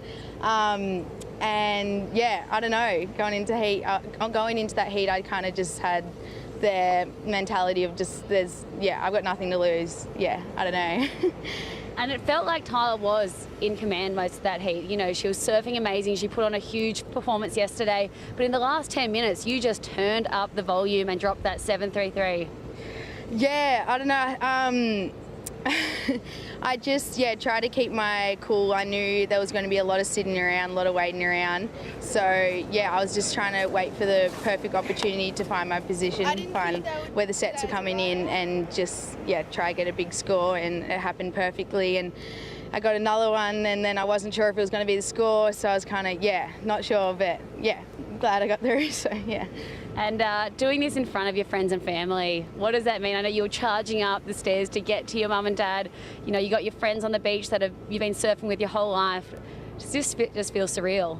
Yeah, it's like a dream come true. Surfing at Bells yesterday, walking out and all the family and friends cheering for me. I don't know, it's something I've thought about every year. And now it's real. It's like, a little weird. I don't know. I don't really know how to act. It's just pretty weird, but I don't know. Yeah, it's just, Well, Ellie Harrison into the next round at the Rip Curl Pro Bells Beach. Remember this name, everyone. She's here and she's not going anywhere. Hopefully not. Thank you. Thank you, Laura. Well, what a moment for Ellie. Huge from just up the road, Barwon Heads. But has spent plenty of time in this lineup as we get back to the heat in the water. Heat 3, round of 16. The current world #1 up against Sawyer Lindblad, rookie on the championship tour. And Molly Picklum in second spot, looking for a 5.34. Sawyer Lindblad already, getting the first tick on the board by posting a big number, and the application of pressure to the top seed here, Vaughan. Yeah, and it's funny, you can see that Molly's feeling it, but the waves are just so tricky. Wave selection here is just, it's causing it to just be slightly out of rhythm. There's a little bit of a sticky grab here through the first turn.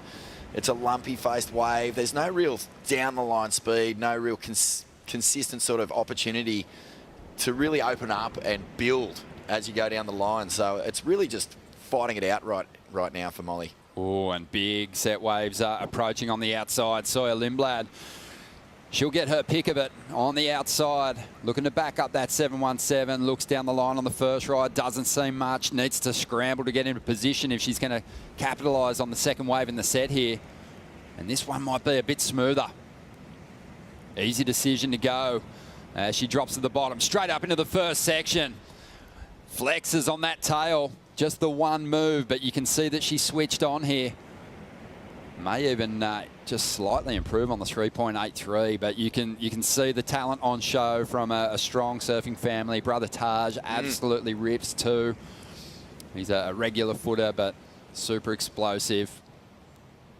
Yeah, I've enjoyed watching his surfing, but Sawyer, really tapping into, as a rookie, tapping into some experience with Jake Patterson in her corner. Yeah, well, I think she's tapped into some really good knowledge and wisdom out there. I think she had Shane Dorian and Miles Padaka in her corner over in Hawaii at the start of the year, and now she's got Jake Patterson, all incredible surfers, amazing competitors who have racked up big wins throughout their careers. Snake, we know how competitive he is. He would just be drilling Sawyer here with just so much gamesmanship, like get in the fight and don't be scared to throw everything at the sections when they stand up. That was just a one-turn wave. It was fully committed. And again, attack mode. Like if you want to beat the world #1, we've said this a million times over all these years, Doggy. Yeah. You've got to go. You've got to make it undeniable. And that was good signs there from Sawyer again. Just the one turn. Have a go at that score of 4.77. Solid stuff. Yeah, Jake Patterson, you know, the name sort of suggests that he's a slippery customer. He could slide his way into the mindset of much more fancied rivals. He got huge wins over world champions, and he's the perfect person for Sawyer to lean into for some strategies to overcome the current number one. When everyone else is thinking, wow, Molly's untouchable, she's so strong, she's unbeatable, Snake would be going, you can do this. Oh, such a believer. Snake was one of those guys, if there was 1 second on the clock and he was comboed, he still believed he could get it done. So that's the kind of energy you want to have in your coaching box. Yeah, winding the clock way back. I remember seeing vision of you on the beach when Snake overcame Bruce Irons for his famous Pipe Masters victory.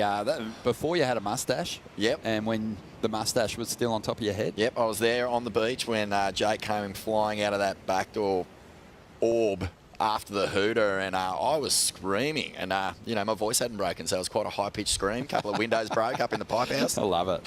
Mariah Carey like scream. Yeah, I was hitting octaves I didn't know I could reach, and but yeah, that's the kind of never say die attitude. And the crazy thing about that particular final, which has been talked about a lot, was the ocean was dead flat.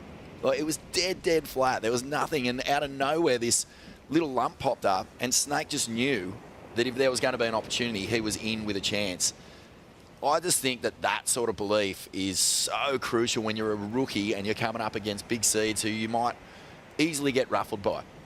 Yeah, well, Sawyer Lindblad leads this one at the moment. Molly Picklum chasing a 5.88. There's 12.5 minutes to go. It's going to be a good showdown.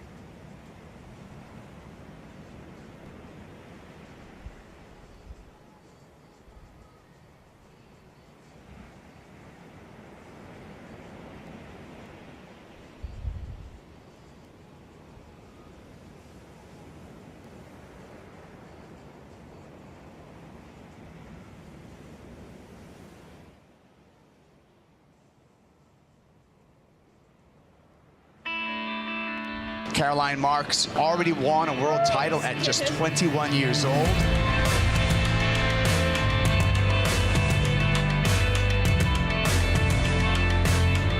Katie Simmers has so much courage in her surfing. Katie Simmers is your champion of the Lexus Pipe Pro. Sakura, this thing's a beast. Spit through Sakura Johnson comes out. So we go into the barrel with Betty Lou. She makes it. Joanne DeFay is the champion and now moves up to number 2 in the world. Molly putting her head down, grabs the rail of the pipeline, pulls up and under. She's still going and gets the exit. Goodness. What a turn, Molly Picklum. There is the current final 5. Molly Picklum still out in front in that yellow jersey after an amazing start to the year, especially in those first 2 events. But she is going to be up against it, because have a look at the heat score total here for Sawyer Lindblad, who's below the cut line, searching for a big result and really bringing her best surfing to this heat, this massive round of 16 heat. Quarterfinal spot up for grabs here. We'll see a replay of her last ride, but she is putting the pressure on Molly, who's sizing this one up, taking her time with this first section. Now goes to that rail, clean roundhouse, but she doesn't get much more out of the wave. And she's chasing down a big lead now. 8.5 for Sawyer Lindblad. That wave taken during the break. And she is head down, just motoring back to the takeoff zone. Here it is, Vaughan. Big snap to get things going. This is a beautiful open, clean face at Winky. Some nice turns here. Stays busy and starts to make her way down onto the inside. Vertical, punchy re-entry there. And wow, the judges loving this. So let's have a look at the front on angle. First turn is right in the pocket. Big spray. Just looking for something really critical here that got the judges excited. This turn here, the combination's good. It's a power move, sort of a top carve. And cuts her way back. It's really well put together.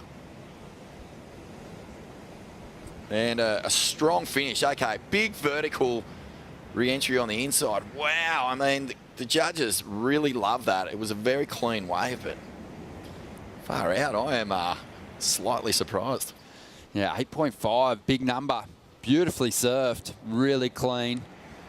And I think we haven't seen a lot of waves that have just basically cleaned up that much on the open face to allow the flow between the manoeuvres. Yeah. But Sawyer Lindblad getting well rewarded there, 8.5, and that's just put so much heat on Molly Picklum. Really, she's after 2 waves now, and this is huge.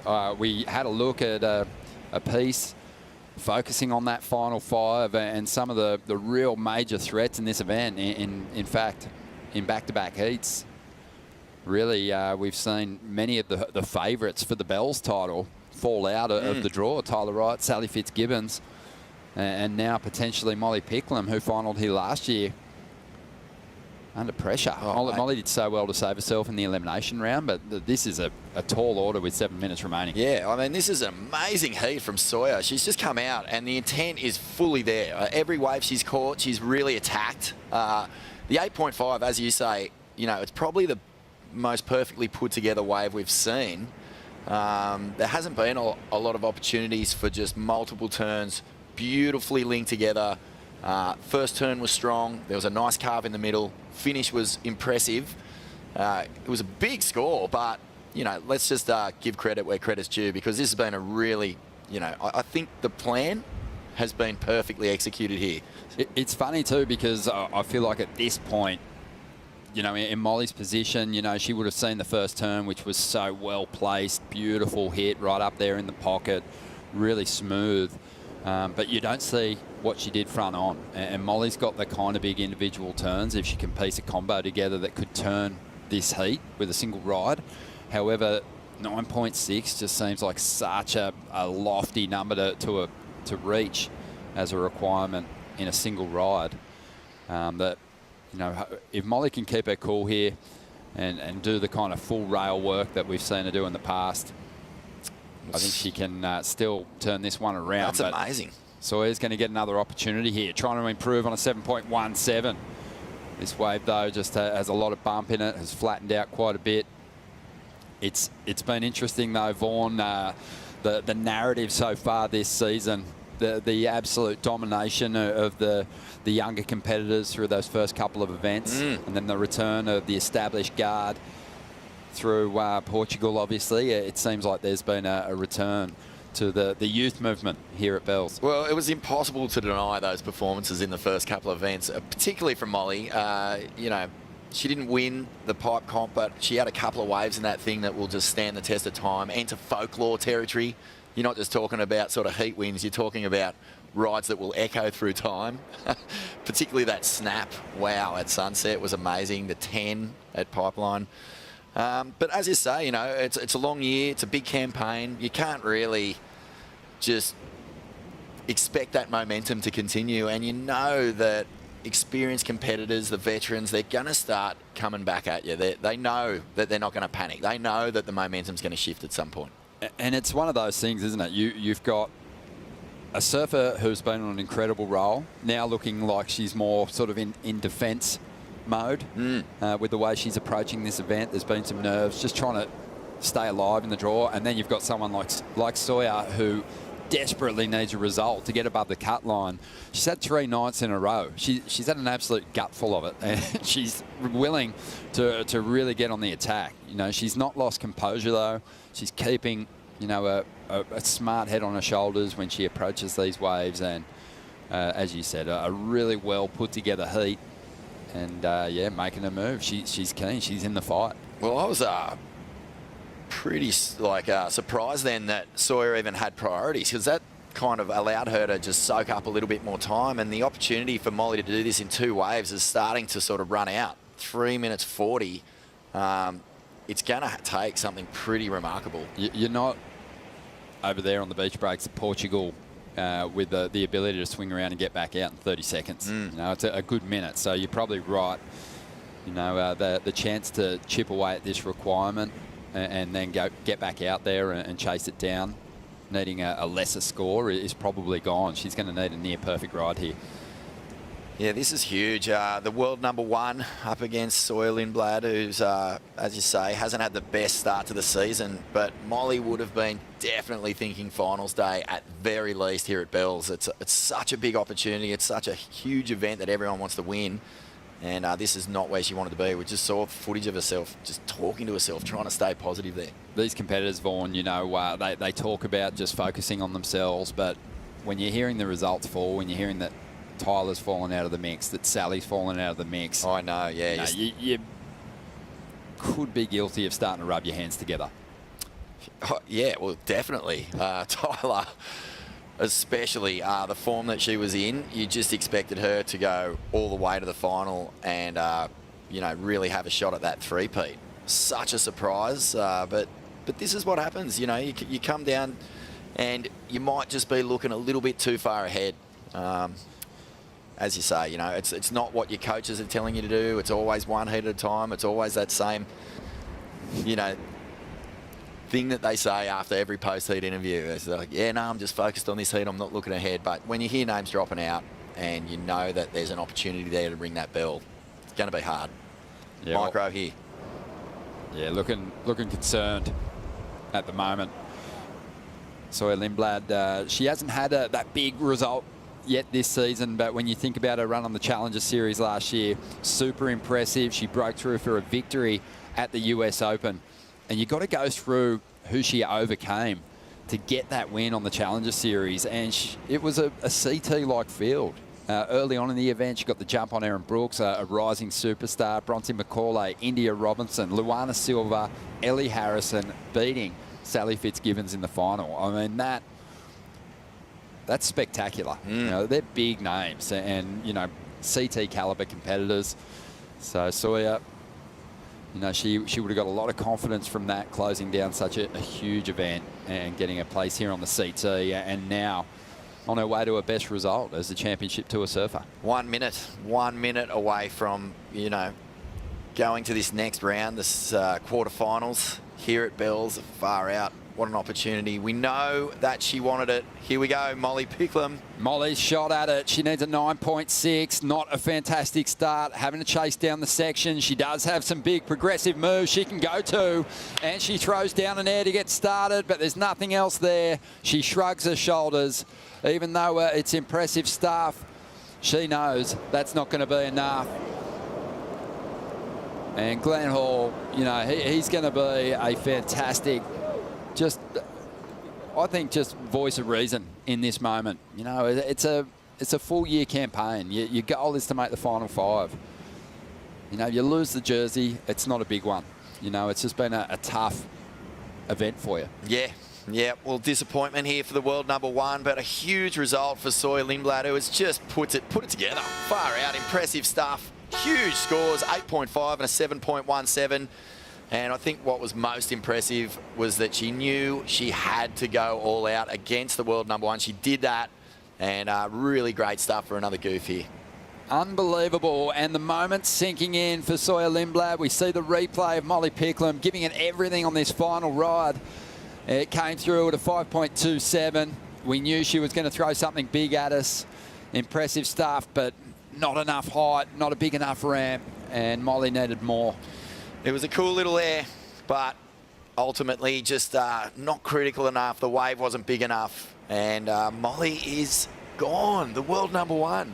And last year's finalist, runner-up, has fallen at the hands of Sawyer Lindblad. Look at the heat score total. Will she be the Mophie Charger of the event? We're going to find out. That's the biggest heat score total of the contest so far. And just an incredible moment here for Sawyer as she fights to get herself above the cut line. We'll take a quick break. Back with more right after this.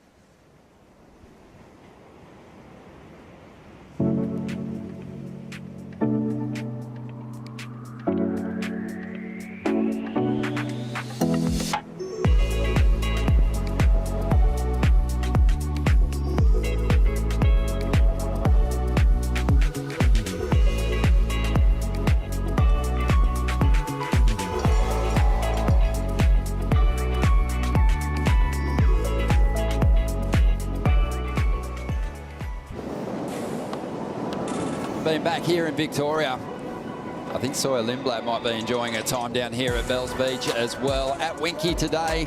And she has just had a massive heat win over the current world #1, Molly Picklum. Sawyer on her way to her best finish in a CT event, and it couldn't have come at a better time, Vaughan. I heard that she was absolutely devastated after the result in Portugal. So, you know, she's got plenty to be happy about here at Bells. Yeah, massive moment for her. Looking forward to having a chat with her as we get out into the lineup now. Live action. We've got Brisa Hennessy taking on Lakey Peterson. Brisa looking sharp in the opening round of the event. Powerful. Her style of surfing looked right at home over on the bowl. We'll see how she makes the jump over here to Winky. Lakey Peterson. She is a part-time resident in these parts, and she loves Winky, so this is going to be a good test for Brisa. Yeah, some people love Bells, some people love Winky, some people don't mind what they're surfing, but we saw Joanne Defay earlier today. She was stoked to move down, and that was evident in her scoreline. 4 north of 7-point rides in that heat, just in full flow state, and that's what Brisa and Lakey will be looking to emulate. Pretty cool. Brisa's just such a great surfer. I love just how much she engages the rail. She's all about power.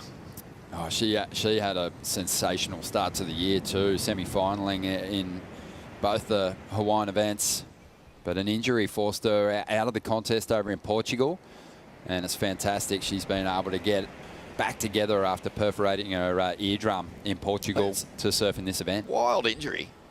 Most people I know who have had perforated eardrums in the surf are sort of 40 feet underwater at the right, or Jaws or something like that. But, you know, just those punchy shoreys have so much juice in Portugal. So plenty of time here. 5.67 for Brisa to kick things off. Lakey with priority on the outside. Lakey in that, you know, real scary spot, holding on to 10th place with some surfers below that cut line, like Sawyer Lindblad alive in the mix and really looking, you know, promising for a big finish in this contest. Lakey's got to maintain pace. She's got to keep ahead of the field here.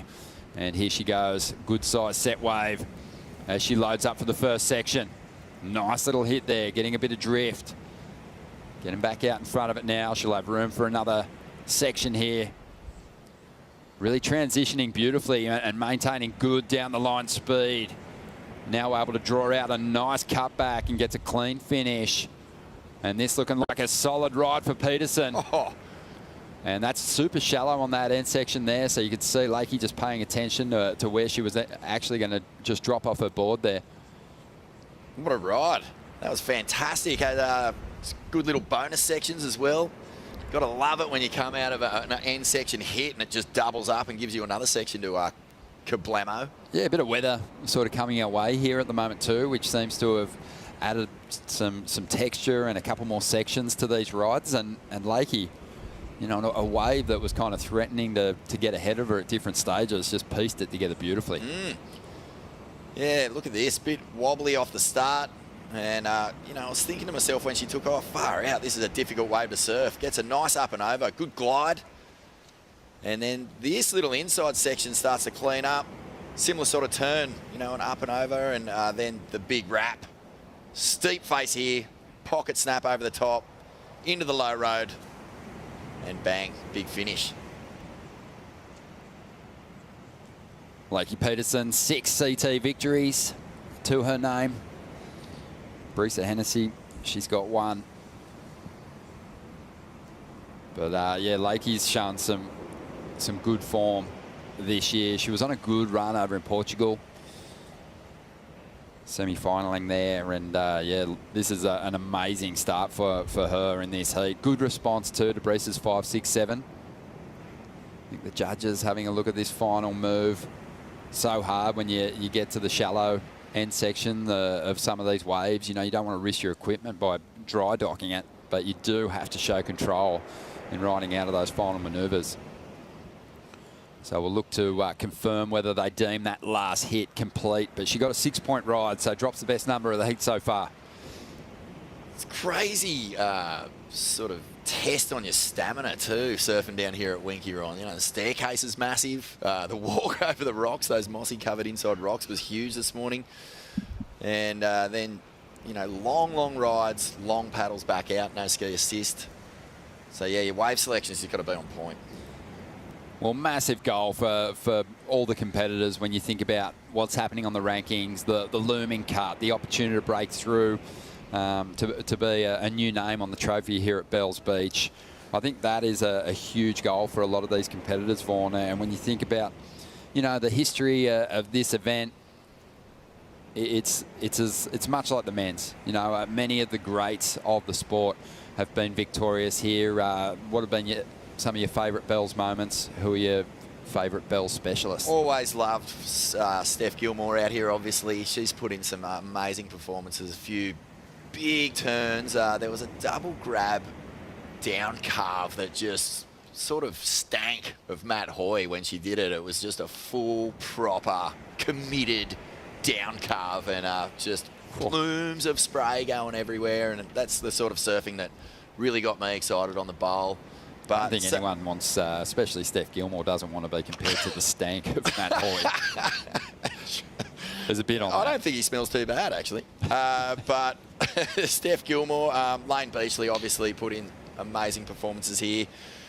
Pauline Mensah, I love Naughty Pauls, you know, a great Bells champion. You go all the way back, though, and a familiar, friendly face walking around is Gail Cooper with those incredible 10 bells. Still here, still enjoying the action, and yeah, such a legend, man.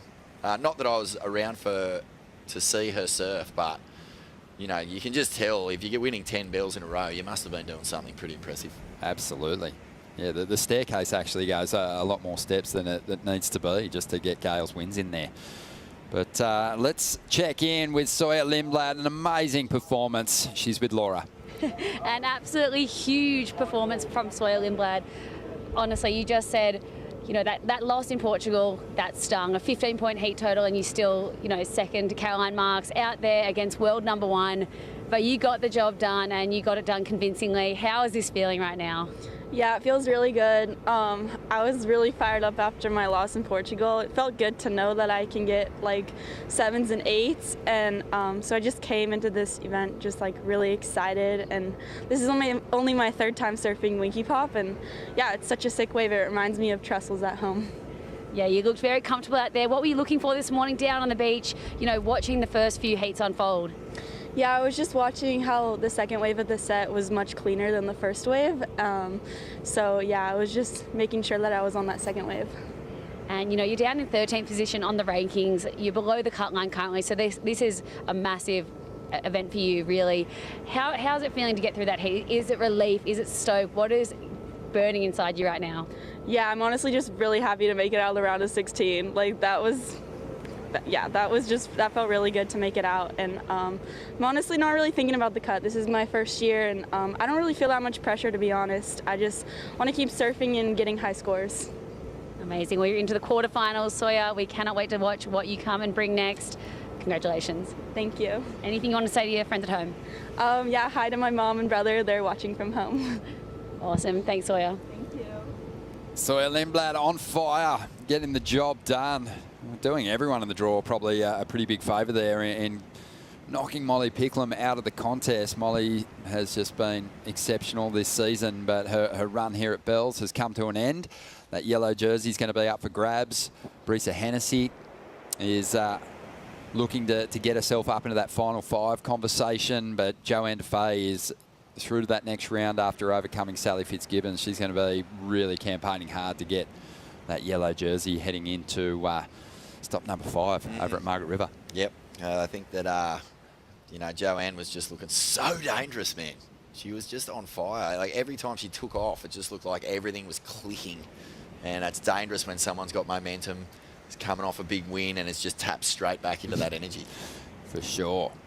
So here we go. Brisa having a look at this one. Doesn't see a lot in it. Lakey holding on to the lead at the moment. Wave selection's been so tough today. Like 3 or 4 waves in every set is just lumpy and a little bit tricky to deal with. And then you just get every now and again just one that is clean and long winding. Lakey's found that wave in this heat with a 6. Are we going to see more? Winky's one of those surf spots too, even when you're out there just as a recreational hack, that you're sort of chasing down the wall. Set waves will kind of move off the reef a little bit. You can't really sort of just sit in the one spot. You got to be active in chasing down the, you know, the ultimate takeoff zone for each of these waves. Yeah, I've been caught in the trap of just trying to outrace Winky, which you will never ever do. You can go all the way down the line without even getting a turn in. It's just one of those waves that it really, you know, flies down the line. Had some really good surfs out here, but you know, when you're out there and you're seeing the world's best on it, that's why it's cool to move down there, because just seeing how fast these surfers can go on a wave is one thing. When you've got a downline wave like this and you see them really start to tee off, it's just a thing of pure beauty, Ron. Yeah, it's awesome. Now, Vorno, let's talk about the big shift. Obviously, massive news before the season kicked off. Stephanie Gilmore, Carissa Moore not competing this year. Obviously, Tyler Wright kind of comes to mind as the only multiple champ left in the mix. Caroline Marks on a mission to back up her world title. But who do you see challenging for the crown this year? And probably first up, just talk to us about the contribution of Steph and Carissa. Oh, well, it's just immense. They've won so many world titles. Between those two and Tyler, what was it, 15? 15 world titles in 8 years, I was going to say. Nah, maths was never my strong. I would have said 15 years. 3 world champions in 15 years, so that's crazy. Yeah, look, I think their contribution goes well beyond just the contest, Rashi, doesn't it? They're icons to the culture. They're icons globally as athletes, as role models. The fact that they're not competing is so... I guess it's just the biggest opportunity that we've had in years to watch everyone who has had, you know, the veterans who have played second fiddle. They're rubbing their hands together going, this is my shot. You got the grommets just going, oh, okay, throne's empty, I'm ready to get in there. And that's, you know, with full respect to Caroline Marks, who beat those women while they were on tour. But yeah, I think everyone's seeing it as just a huge, huge opportunity. Yeah, it's just an exciting time for women's surfing because, like, you know, as we stick here with Lakey, Ron. Yeah, Lakey looking to back up the 6 and extend this lead. And Lakey always, you know, considers this event the opportunity to compete in front of family and friends down here. Probably feels a bit of that kind of hometown pressure, but she's backed up the 6-point ride pretty nicely here. But just on, yeah, in response to that question again, you know, it was the way that this year started that really showed you just how much people want to start winning these world titles and getting them for themselves, because it was just a full-blown game-changing moment for women's surfing. It sure was. Here's the replay of Lakey's ride. Tough one. Where do you see this one going? Nah, not really anywhere. It's just one of those waves that just wouldn't provide anything of meaning. There's a couple of nice turns. I mean, you can see that there's a vicious sting there from Lakey. Yeah. But just a frustrating one, really, you know. Oh, it's definitely not pumping out here, but this is the best surf we've got on offer. And in the window that we've got, we had to run. We had to come down here. There's definitely been some standout moments. But this is really tricky stuff. Numbers starting to roll through for Lakey here. It looks like it's going to be a mid-range score. It'll back up the 6-point ride pretty nicely. 4.83. Breesa's in second spot now. She needs a 5.17. Kaipo's out there. Kaipo, you got to witness and call those amazing performances from the younger generation through those first couple of events. It's been an awesome spectacle, and the tour just moves on. You know, you've got the multiple world champions skipping and taking a well-earned sabbatical. But it must have been awesome to witness it with your own eyeballs over there through those first couple of events. Got Kipes out there just moving out of position. We've got some set waves approaching, and we'll get his thoughts on that in just a moment. But Lakey Peterson backing up the 6-point ride, and now the ball is in Breesa's court. She's got priority. She's after a 5.17. So capable of dropping a number like that with a single move. So much power. I always wonder how you deal with these sorts of heats, Ron, because like we've got a couple of good scores on the board here, but compared to some of the earlier heats, you know, the momentum has sort of been sucked out of the ocean. It's just one of those real frustrating ones. You want it, the opportunity. You want to be surfing. You want to be ripping. Yeah, a bit of a wind and rain squall coming through and just kind of tearing this lineup apart. Here we go. Here goes Breesa now, using that priority. After a 5.17, what can she do with this end section? Well, she can cloud it, drifts that tail, gets a bit of a slide in there, gets the completion, 5.17, probably pretty close too. We'll see if she can get herself in front here with just over 11.5 minutes remaining. Yeah, it takes a lot of mental strength to just sit there in this space. Yeah, here's Breesa Hennessy, still has a number on the way. We're going to take a Bonsoy brew break. Back with more in just a moment.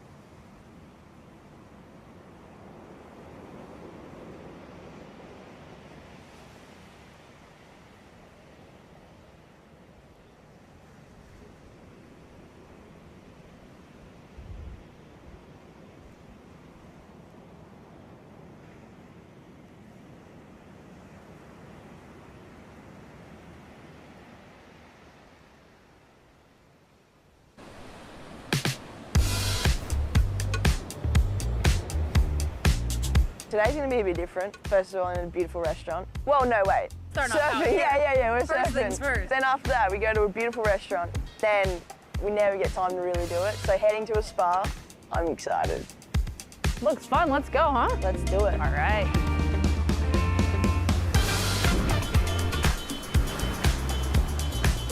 It is amazing to be back in Australia. Right? The coffee wins worldwide. I think one of the coolest things about the state of Victoria is that you have the city of Melbourne, which is such a cool city. The coastal part of things and the Great Ocean Road. Rough edges, cliffs, and beautiful waves. Hiking and seeing waterfalls and cute little towns with great food. You just feel so far away from the city, yet you are quite close. Rip Curl Pro Bells Beach. It's the longest running surf contest on the calendar. Our heroes have rung that bell. Easter time, everyone eats chocolates and hopefully rings bells. That's what we're both plan. gonna That's be my doing. plan. Oh. Don't get too comfy. We've got a facial appointment in 15 minutes. Let's go.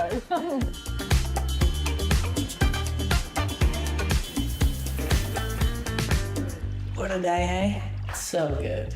Such a good way to end it. I'm coming back to you for sure.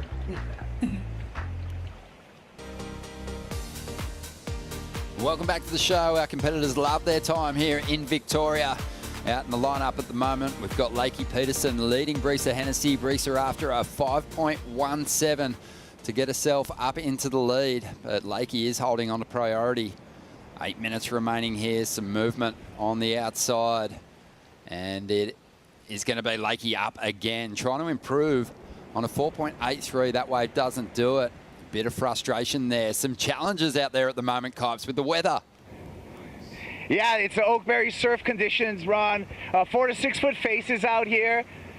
But the real story is the cross-shore winds. This cross-shore wind right now making sections in the long walls of Winky, so that's going to be the challenge for all of the competitors. And also, it makes a playing field that is ripe for upsets. So it's really going to be about, lucking into a wave that's going to offer you the continuous sections and opportunity for multiple maneuvers. That's going to be the main play out here. Seems like there's so much movement from the competitors in just trying to find the corners out there at the moment. Winky's not a place that typically you can just sit in one spot and rely that the wave's going to break in that spot every time.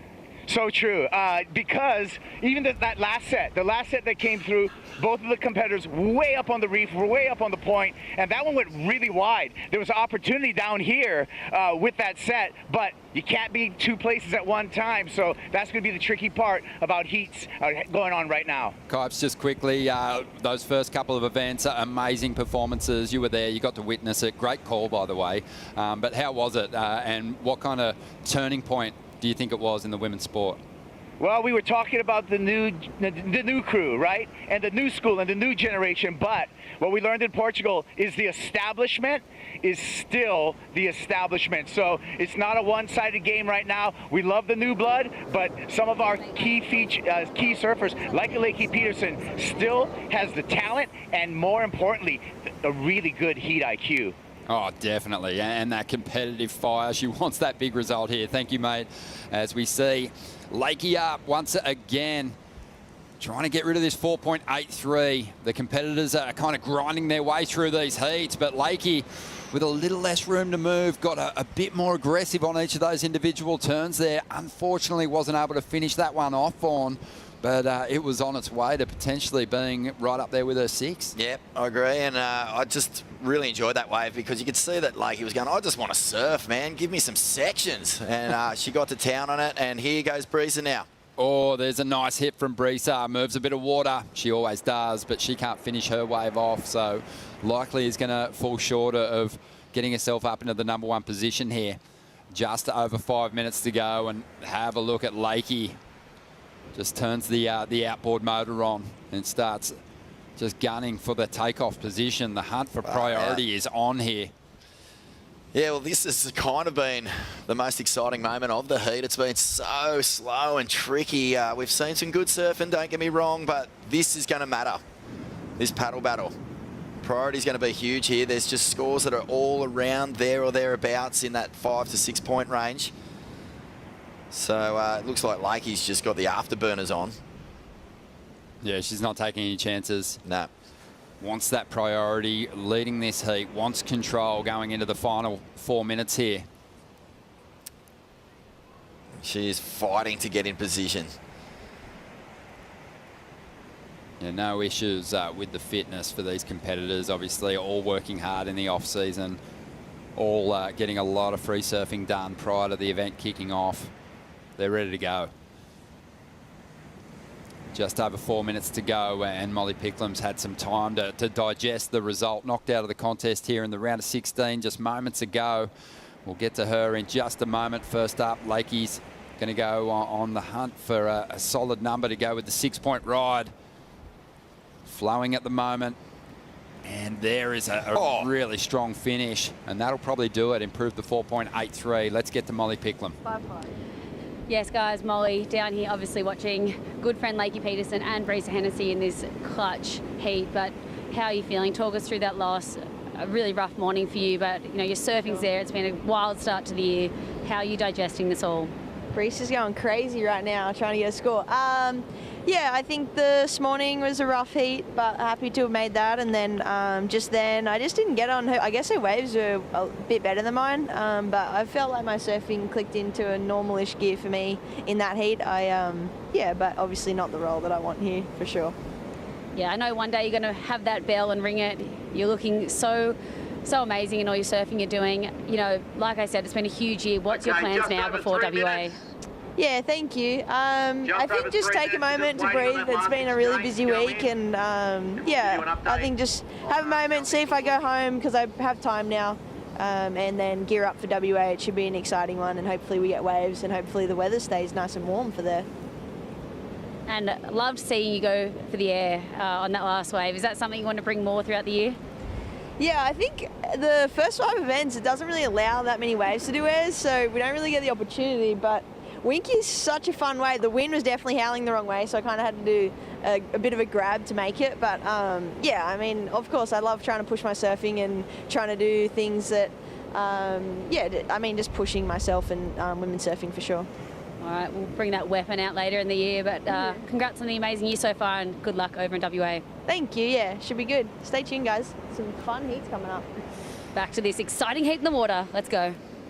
Yeah, Molly Picklam. I mean, a full all-round professional, and good of her to speak to us, but you could see the disappointment there. She really did want to get the big result here. It is, you know, one of the most sought-after trophies in surfing, Vaughan. You speak to any former winner who's got one of those Bells trophies on their mantle, and they love it. I said to Matt Hoy when I was up at Surfest recently, I said, how often do you ring the bell? And he said, every day. Every day I ring it. Yeah, well, you said that Micro would be the voice of reason coming in from that loss, and you could just see that Molly was taking a couple of positives away from it. Even though she was disappointed, she was able to say, you know, look, I clicked back into my surfing. Like, I felt like I surfed all right. Maybe I just didn't get the better waves on the day, and it's a better way to lose if you know that you gave it everything, you were feeling pretty good, it just wasn't your day, than it is to go, I made mistakes, I'm not feeling it, and that can kind of flow on then into the next event. So, yeah, the voice of reason, and a powerful voice it is. Yeah. Matt Hoy said something else that was pretty funny too, when I was kind of, you know, trying to put a positive spin on someone's heavy loss in that event. He said, no, it's their fault. It's all their fault. You can't blame anyone else. But true. We had a bit of action here. We had a nice finishing turn from Lakey Peterson, Vaughan, to turn in her best number, a 6.73, but we also saw a strong reply from Brisa. Far out. Yeah, this was a good exchange, and finally some fireworks in this heat, because it has been a real struggle off the bottom here, Ron. Lakey. Back to live action. We'll see the replay of Brisa's wave in just a minute. Lakey Peterson is fighting to hang on to this lead here. We still have a number on the way for Brisa.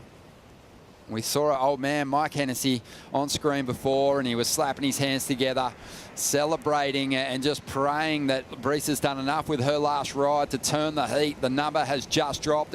She needed a 7.06. She got a 7.07. Wow, that was huge. And you could see that Molly during that interview was going, wow, Brisa's going mad. We see the actual footage of it, and what a hammer to finish off that ride and really just make it undeniable. Many of the event favourites are falling out of the mix here. We still have another number on the way for Lakey. Did she do enough on the last wave to maybe get the lead back? But here's the replay of Breesa's ride. Big hack there, and then straight into this stand-up, close-out end section, hammers it. The body language straight away was positive. She was in celebration mode, and this was the response. This was Lakey's shot at getting herself back into the lead. Nice turn there. But the wave just kind of didn't really ramp up enough for a big finishing turn. The number has come through now, 4.93. Not enough to get the lead back. And Breesa Hennessy, she's going to get herself into her third final series this season with a strong finishing turn. Far out. That was a huge end to that heat. Really never fired up. It was just kind of stop-start, and then right at the end there, big performance from Breesa Hennessy. She's going to be feeling so good. A strong exchange in the late stages there. We got more big round of 16 heats coming your way. Up next, Caroline Marks takes on Sophie McCulloch. We're going to bring in Joe and Felicity for the call.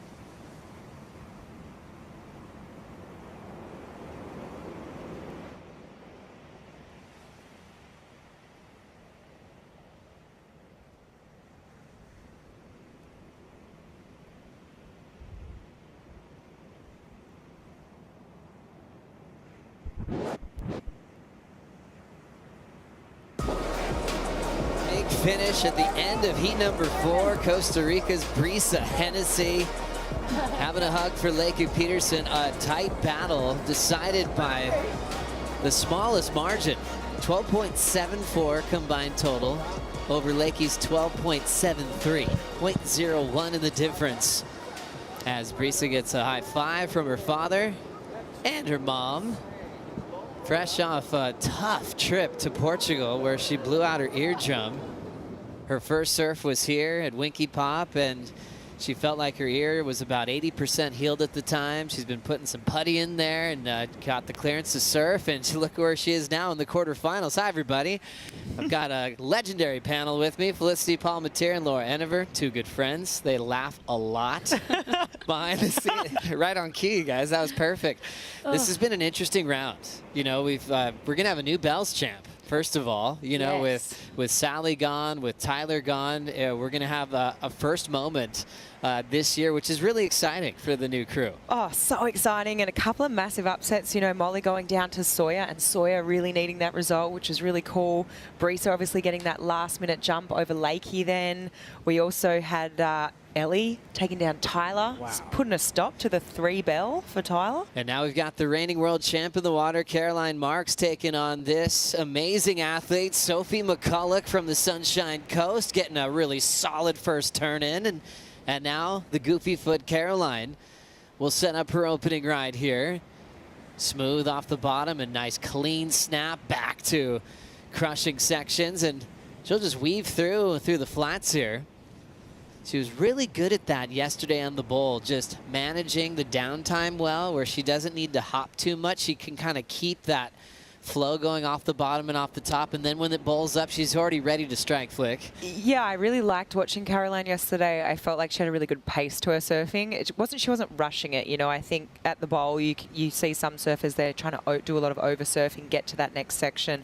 She looked really strong yesterday at the bowl, and I mean, it was good signs just then that we saw now over at Winky. So being able to have that adaptability and changing up the plan. Sophie McCulloch already has a 4. She's going to go again now, getting a little roll in with the whitewater.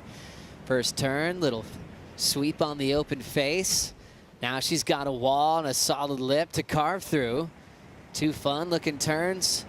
And McCulloch is looking to stretch this one out. Oncoming section, there's the wind-up and hammers it. Great read from the Australian, who's been kind of an underdog in the last couple of years. We talk about missing events, first from injury in her rookie season.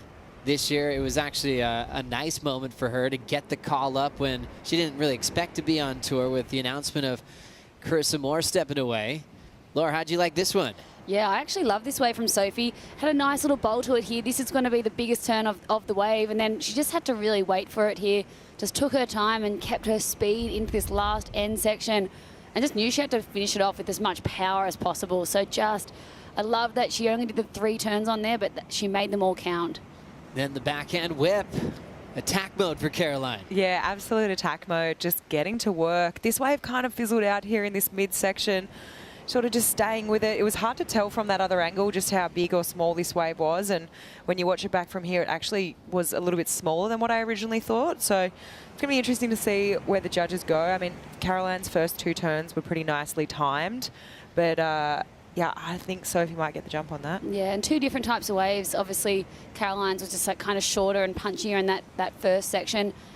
Sophie's obviously just pushed down the reef and then had those bigger sections at the end. So looks like there's some waves here. I love this heat is setting up to be a banger. And what a big opportunity for Caroline Marks, seeing the big names out in this round from Molly Picklum, from Tyler Wright's energy. It kind of looked like Tyler was on pace to maybe go 3 in a row, upset by Ellie Harrison. So for someone like Caroline, who had an instant connection with Bells and Winky Pop, she's had 2 semifinals, a quarterfinal as well. Looks brilliant on her backhand out here. She's probably feeling some momentum heading her way, as Caroline already has a 4.77. First turn on her second wave, a nice clean whip off the lip. Uses the whitewater on the second turn to stay connected, and a little third jam to get her second scoring ride. Sophie's last wave, her best so far. She's building a 5.5. So Caroline needed a 4.74 to take the lead on that one, Flick. Yeah, she got a little bit hung up there on that second turn. You could see there was sort of a little bit of a lump in the face of that wave. We'll break it down here. She takes off, and this first turn here, that was really nicely timed. But this is what I'm talking about. There was sort of a little bit of a lump there. She gets a little bit hung up, but manages to get the finish there. And I mean, she's looking really strong. Yeah, I think it would have been nice for her to be able to close out that wave a bit stronger, especially after having to sort of pump down that wave on the second turn. But I think she's going to get the 4.7. Kaipo, you're in the water for that cool angle of seeing Caroline wind up on the back end. What'd you notice there from that last one? Yeah, what I'm noticing, Joe, is for the goofy foot, when we talk about Bells and the Bells Bowl, I think a lot of times you guys outstanding goofy foot performances on a large, slopey face. Winky, a different story for the right foot forward. These sections are going to be a challenge when you got your back and heels against the wall out here, to be able to maintain those sections, clear those sections, and have a clear view of where to place your turns. So I think Winky versus Bells, regular foots are going to have an advantage over here in the lineup. But then again, like I said before with the Oakberry surf conditions report, it's really going to come into wave selection and a little bit of luck because of this cross-shore winds, and the waves that have the smooth connectivity are going to be the scoreable ones. Thank you, Kaipo. Last score coming through for Caroline, a 5.3, and she does get the lead change, Laura. Yeah, I think that was all. That first wave, first turn perfectly timed. You know, just did the best she could with that wave fizzling out there, but I like it. 5.3. This is close, this heat. Really close heat. Sophie trying to keep the upsets rolling in this round. She has got a lot on the line for herself. fell off at the midseason cut in a shorter season where she had to miss out on Pipeline and Sunset. So she talked about it in a lot of interviews where it was just an emotional roller coaster. You know, from the Sunshine Coast, one of her best friends, Bella Nichols, so they got to enjoy a few CT heats together. Then they both had to go to the Challenger Series together last year, so they got some good support for each other to put themselves back on a position to be on the top 17, and just kind of like giving us a good view of what those two grew up on the Sunshine Coast. What would you guys say would be probably the most popular waves that they would have grown up on? Yeah, there's so many waves up there. I mean, obviously, yeah, Noosa, super fun right-hand point break. That both these women surf Isabella and Sophie surf amazing on right-hand points, and it's their bread and butter really, and it's where they've been able to, you know, just really work on those maneuvers. Like Isabella's got that amazing slashing carve, and then, you know, the way Sophie's able to throw her tail, it's, yeah, testament to where they've grown up. But, you know, it's a lot of fun beaches around there as well. So that both of these ladies surf great in beaches too. Sophie McCulloch always wanted to keep learning and focus on her studies. And it's really cool with Australia being an amazing country and loving their sport, loving their surfing, the high performance centers. And when she's a part of that program as a solid Australian athlete, they'll actually be able to postpone their exams based on big events coming up, and it's really cool if you do want to get, you know, majors or double majors like Sophie in science and also in business. She was able to continue to study, surf in big events, and be really well-rounded. Yeah, super impressive to me. Sometimes I feel like I'm trying to rub two brain cells together and find him in the back of my head. She's honestly, it's impressive to do a full year on tour, to do the Challenger Series, the World Tour, and then to be studying at the same time. Like, that takes a lot of it just takes a lot of I'm just I feel like Australia is so cool for that. I mean, even I went to a sports high school and I wasn't marked absent for any of Giggler over here. I wasn't marked absent for any events when I was competing. So even though I was hardly there, I was competing on pro juniors tours and juniors and Groms, whatever. Like, I was always there at school, even though I wasn't. I've heard of that school. Is that the school that Dylan Moffat was going to? Yeah, Narrabeen Sports High. Yeah, it was awesome. I had the worst attendance, but I was I was the best student. 18:50 on the clock as we look at this set pouring through. Priority is with Sophie McCulloch, needing a 4.57.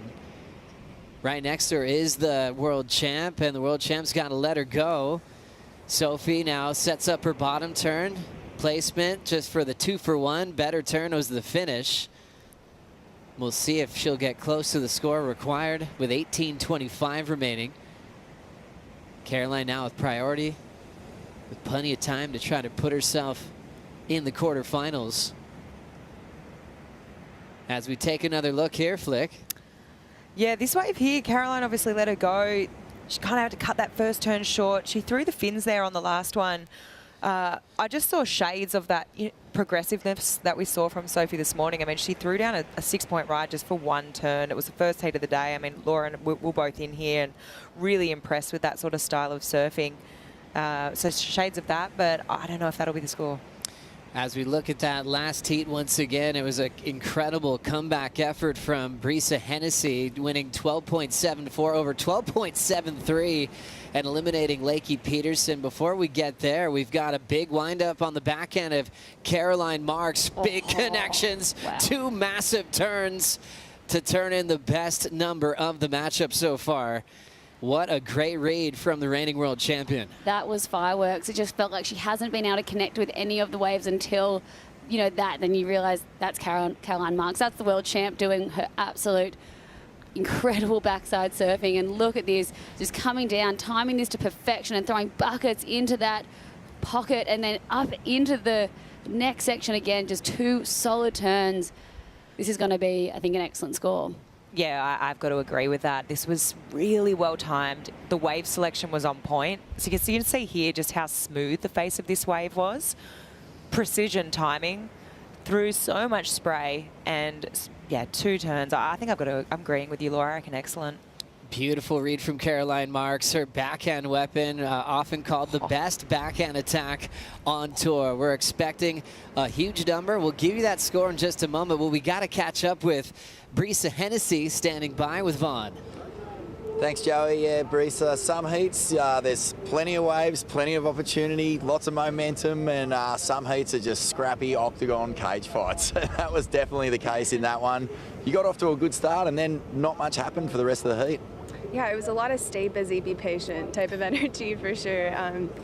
Yeah, it was interesting. It wasn't like my plan. It wasn't plan A. Definitely went into like plan D, plan F. But yeah, I'm grateful that that last wave came in, and gosh, I was so far down. I was so puffed coming back. Could you sense that Lakey was having a similar heat to yourself, that neither of you guys could really find that wave that would really give you a bit of a leapfrog ahead of the other competitor? Yeah, for sure. I feel like we both like went out there thinking that there was going to be a lot of opportunities and we were going to open up, and I was really hoping that we were going to go toe for toe and like just drop some big numbers, but of course that didn't happen, and I think it ended up being really grindy. But those heats where you like have to really dig deep and like, I don't know, be more technical, I think, with your positioning and like your decision making, or kind of feel almost like better, because it's like, wow, like I really needed to be more into a chess match and kind of really pinpoint yeah, what I wanted to do. Yeah, they showcase that sort of gamesmanship that you've got to have if you want to do well, especially here at Bells. Quarterfinals coming up next. Soy and Lindblad, she was on fire against the world #1 Molly Picklum. What's your strategy coming up against Sawyer? Yeah, I'm so excited. I competed with her in the Challenger Series for a little bit, and she just had that like spice and amazing just energy, and like her backhand is just so crisp and beautiful. So yeah, she's part of that new wave of generation and ladies, and I'm just honored to be a part of women's surfing right now. So hopefully we can, yeah, drop some big scores and have at it. Well, so many upsets, big names out of the draw. You're 3 heat wins away from ringing a bell. It is crazy. Is there anything you want to say to your friends and family at home in Spanish? Sí, wow, estoy muy feliz de estar en los cortofinales. Realmente es un sueño para mí. Bells Beach es una ola y un evento, no sé, es especial en diferentes maneras, y para tener esta oportunidad para surfear y estar con todos los surfistas acá es increíble. Muchísimas gracias a todos por todo el apoyo y vamos. Congratulations and best of luck in the quarterfinals. Thank you. Yeah, super happy. Gracias, Vaughn and Brisa Hennessy, for ripping in that last heat. What a close decision. Hennessy moving on into the quarterfinals, and you guys have to keep up to date with the live rankings after every single heat. Ooh. It's absolutely huge. You got to go to worldsurfleague.com. You can click on the rankings. It'll all be live rankings on the website. And after each heat ends, you can get the update. As we have some late breaking news, we'll watch this first. Caroline Marks throwing the vertical and getting out of there on the inside quickly. She threw down something big before we caught up with Brisa. That was the 8.67 that really put her way out in front of Sophie McCulloch. But with Molly Picklum going down in this round and Joanne Defay getting through her heat, Defay has just moved up to #1 in the world on those live rankings. That is some action. And Joanne Defay has officially made the cut. Wow. So she'll have a complete season on tour. Congratulations, Joanne. Whoa. That is a huge 2 events for her. How good. But it's cool too, because round by round you can see that change and try to predict who might be leading the tour heading into Margaret River. And a really fun season when you begin with that youthful takeover and veterans start standing up like Defay, as she's been doing her best surfing to date this season. Caroline with the big backhand smash. Fun to see her get a big section to light up on the backhand, Laura. Wow, she is just going to town here. She's just found her mojo, and absolutely incredible surfing. This was her 8.67 from earlier. Just the way that she connected right here off the bottom, like you said, Flick, so precise into that hook, throwing buckets, and then just had to come around here straight into that next bottom turn and into the lip. That was just a beautiful wave out here at Winky Pop. Gave her 2 nice sections that just cupped out perfectly to allow her to do the surfing that we absolutely love to see from Caroline. Caroline, a superstar, getting a wild card at 13 years of age to surf at Lowers when Lowers was a regular season event a long time ago. She was a little kid just owning the USA Championships, which, you know, has been held at Lowers for a very long time. And she kind of outgrew the system really quick. You know, she had to turn pro really early. Then she'd be at Snapper when the tour used to start there, and there's no way she could even drive a car. She didn't have her license back at home in the States. Yeah, so she had a great support crew, but she just had this happy look in her face of just knowing that she had something special to bring to the tour. And she's won a lot, but the most significant win, I think, for our surfing history for the tour was winning that first event for equal prize money to kick off #1 in the world, being on the podium, beating her heroes from Carissa to Steph on the same day. That's one we'll never forget. For sure. And I mean, obviously amazing moment for women in sport and to have equal prize money, and for Caroline to win it at such a young age too. Like, what am I going to do with all this money? Like, woohoo! We talked to a lot of legends that day of what it meant to them, you know, from all the past, which made a lot of sense because, you know, we wouldn't be here without them. But, you know, for you, Laura, you know, you were just on tour yesterday, it feels like. What did that mean to you to see that? Yeah, equal prize money. Feels like yesterday and a long time ago all in one. But I think Caroline was it was so fitting that she won that event because it just showed this is the next generation. This is a new time. This is a new era for women's sport. All of women's sport, especially women's surfing, and the next generation are here to just keep taking this sport to new heights. And yeah, there's a quality in that. And thank you to all the women that came before us that paved the way and fought for this to allow the women now to just keep us entertained doing incredible surfing event after event. Caroline Marks just went to town. She had a bigger wave for a 2-turn combo, smaller wave, but then 4 turns, and looking lightning fast between every single section.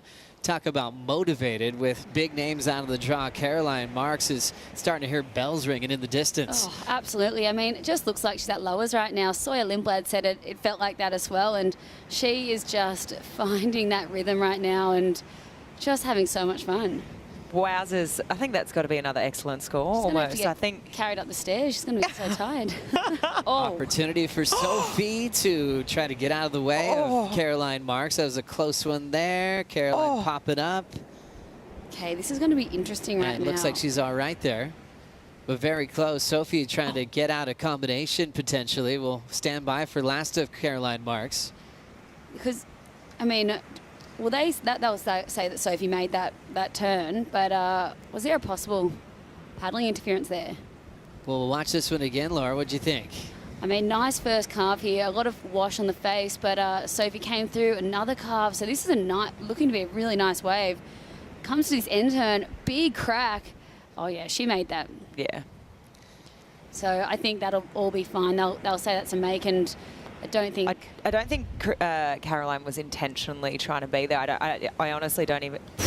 Oh my goodness, this is just so close. We've had moments this year that have been close like that. It's obviously accidental, but yeah, judges always look at that. You know, there was a rule update going back to Sunset Beach with Ezekiel Lau and Jack Robinson when there were some paddles that might have been in question to see if there was intention to get out of the way, or maybe it was an intentional block. So that's been a rule update. Judges always look at that. They have to make that decision based on the surfer's body language, their positioning, to see like, okay, was that a blatant move to get in the way, or were they actually just trying to paddle back out? And we'll give you an update on the situation here in heat number 5 of the round of 16. 2 critical scores about to lock in for Caroline and Sophie McCulloch here in the round of 16.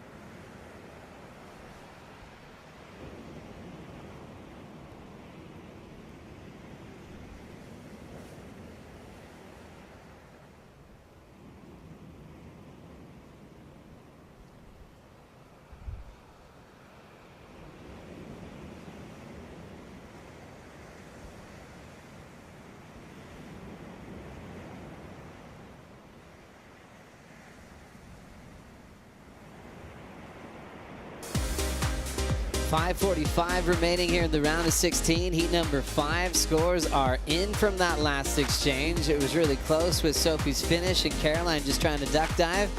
It's a clean slate, no calls on hindering scoring potential. Sophie gets credit for the finish. She had control and just jumped off to safety there. McCulloch's last is 6.6 will break a combination, now needing a 9.07 because Caroline's last a 7-point ride as we reflect on the last for Sophie again, Flick. Yeah, this was Sophie's 6.6. Beautiful surfing here, a couple of big banking, carving maneuvers.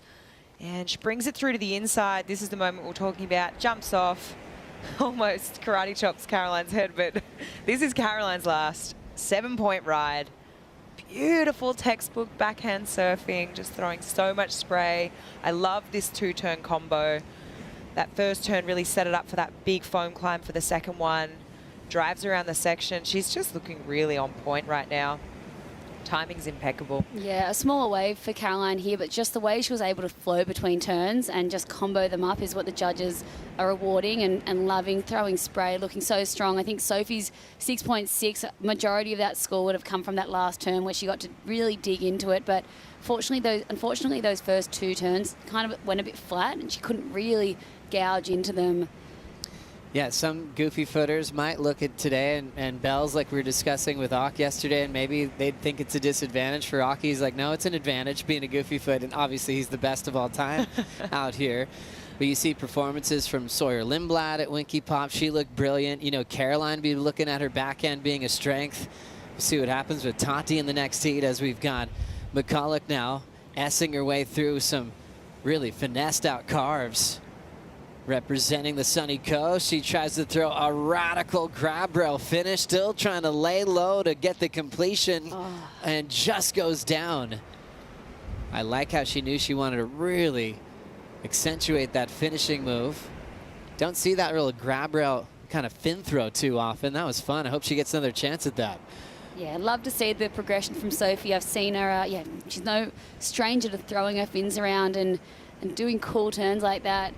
Let's look at this. She needed the 9-point ride, so she needed to do something special here. So I think after realizing, you know what, this isn't going to be a 9 here, let's try to do something to wow the judges, and just throwing the tail there. This was so cool, and unfortunately, almost had it. Her hair just, that was hard.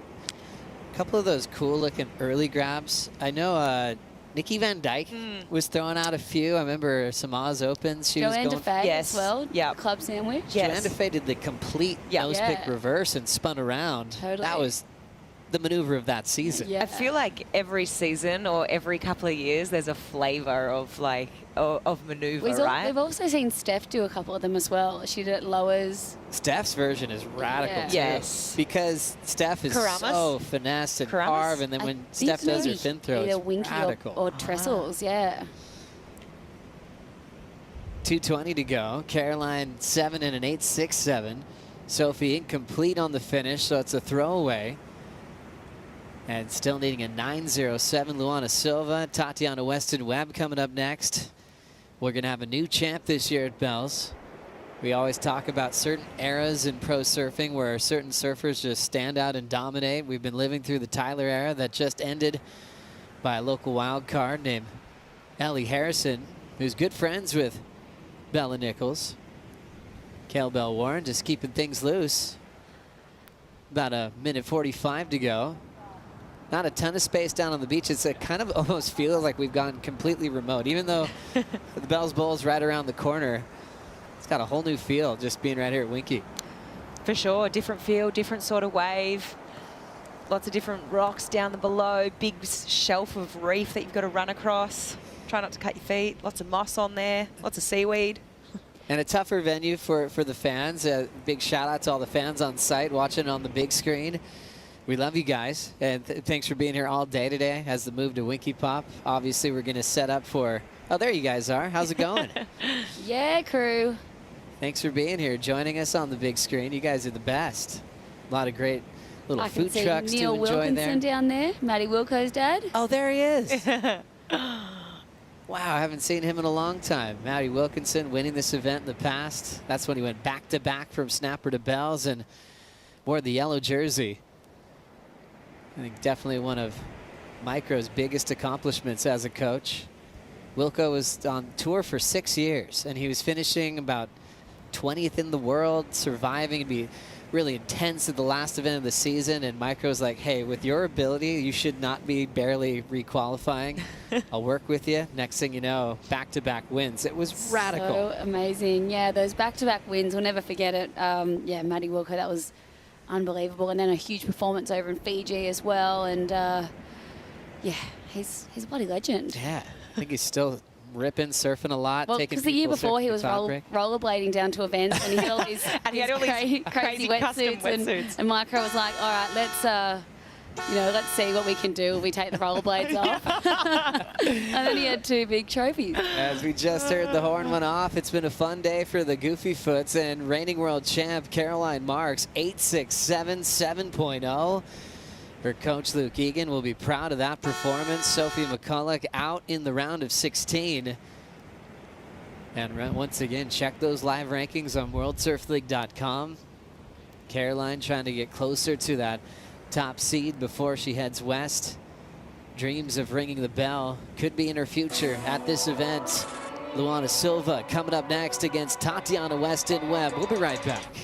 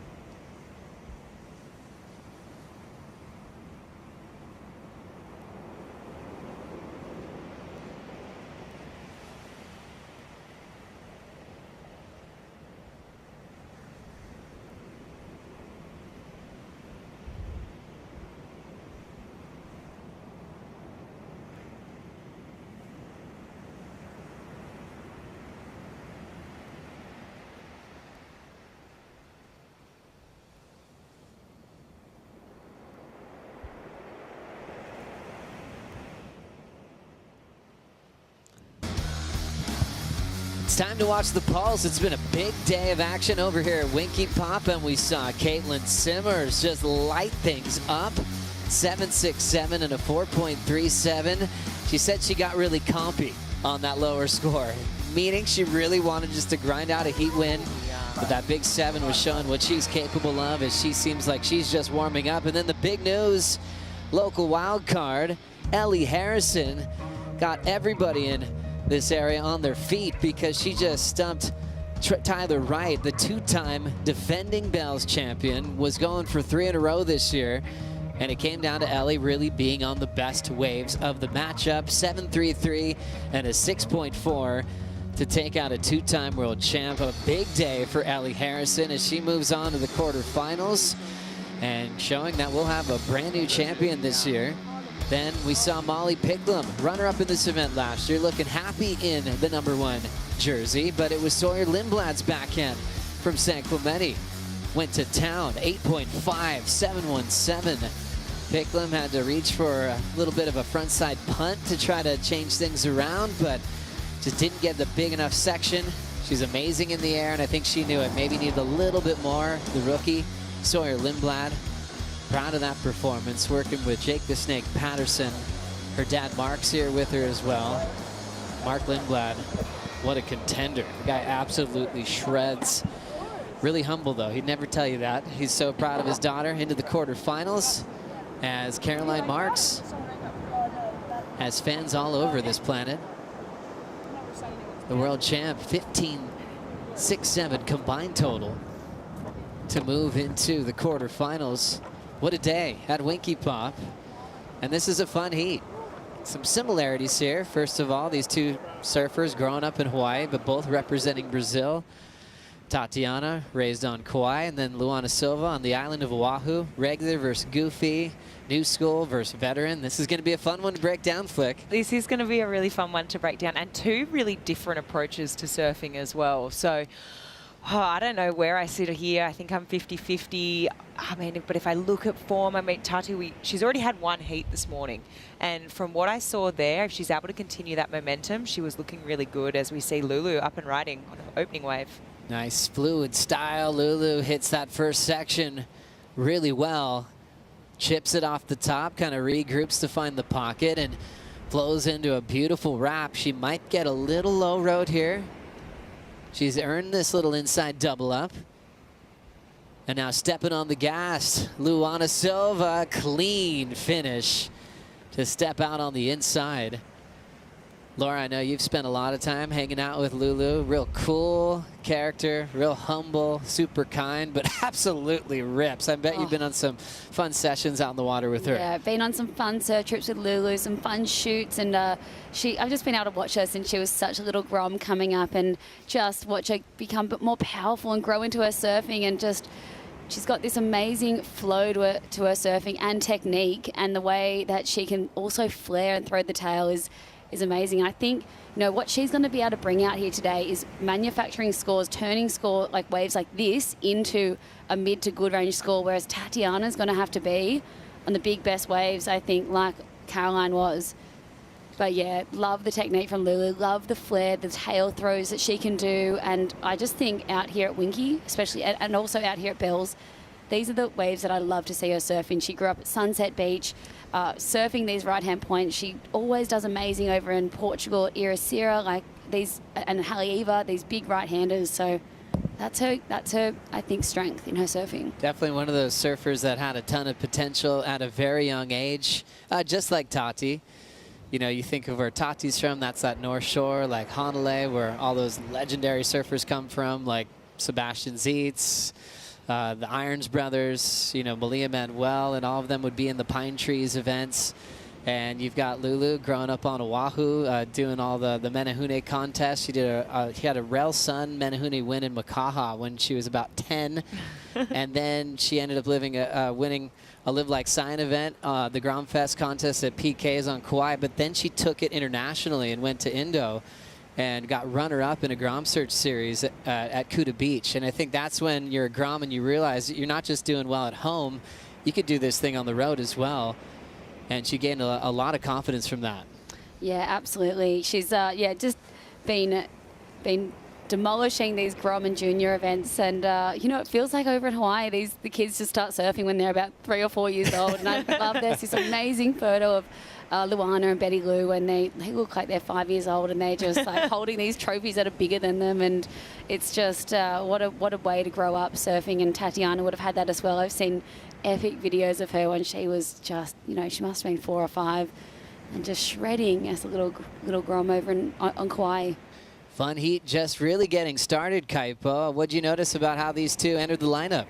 Yeah, well, Luana started this heat way up on the reef. Tatiana came in the more traditional paddle out spot. I actually thought that Luana was going to surf like a whole different part of the reef. They did come together for the start, but Luana put herself in a position so that she got the best of that first exchange. So she put herself in a position to have an early lead. But then what we've seen today, Joe, is really how you use your priority is key, because there's really not that many good waves coming through, so you want to have priority when the good waves come through. So we'll see what Tatiana does now that she's holding priority, if she can come back. Thank you, Kaipo. Yeah, this is a great one. Tatiana Weston Webb, seasoned competitor, has finaled here at Bells in the past, as we discussed how close that decision was against Stephanie Gilmore back in 2018. How's this wave looking? Like it's really standing up for Tati. She will take off late with the whitewater, controls it. Now sets up her first hook, has to regain some speed out of that first off the top. Look at that lump and bump, just forcing her to pick up that rail and just trying to square up vertically. to get something out of that last wave. Real interesting when you see a bigger wave, you get excited, but man, that was tough to ride. A few speed bumps that you had to deal with there. Yeah, the wave kind of let her down there. I think there was a lot of lump and bump. I think it was the first wave of the set, maybe, and it just had a little bit of a tricky takeoff there. She kind of lost her footing. This wave just didn't have that steepness, that smooth face. I mean, I just think back to that last heat with Caroline, when Caroline dropped that excellent score, and you know, it was a clear difference. It just felt like Tati was trying to force this on this wave a little bit. I mean, she did the best she could, but it was a tricky section to go up and hit. So much lump and bump. You've got to be thinking that she's looking for a clean face wave for sure. Yeah, it always sucks when you have to, you know, be hopping along to try to just stay on top of that wave. The energy just wasn't there. It wasn't, hitting the reef the way that she probably expected it. And, you know, she did the best she could, but there just was an opportunity there for her to really, you know, unleash what she can do.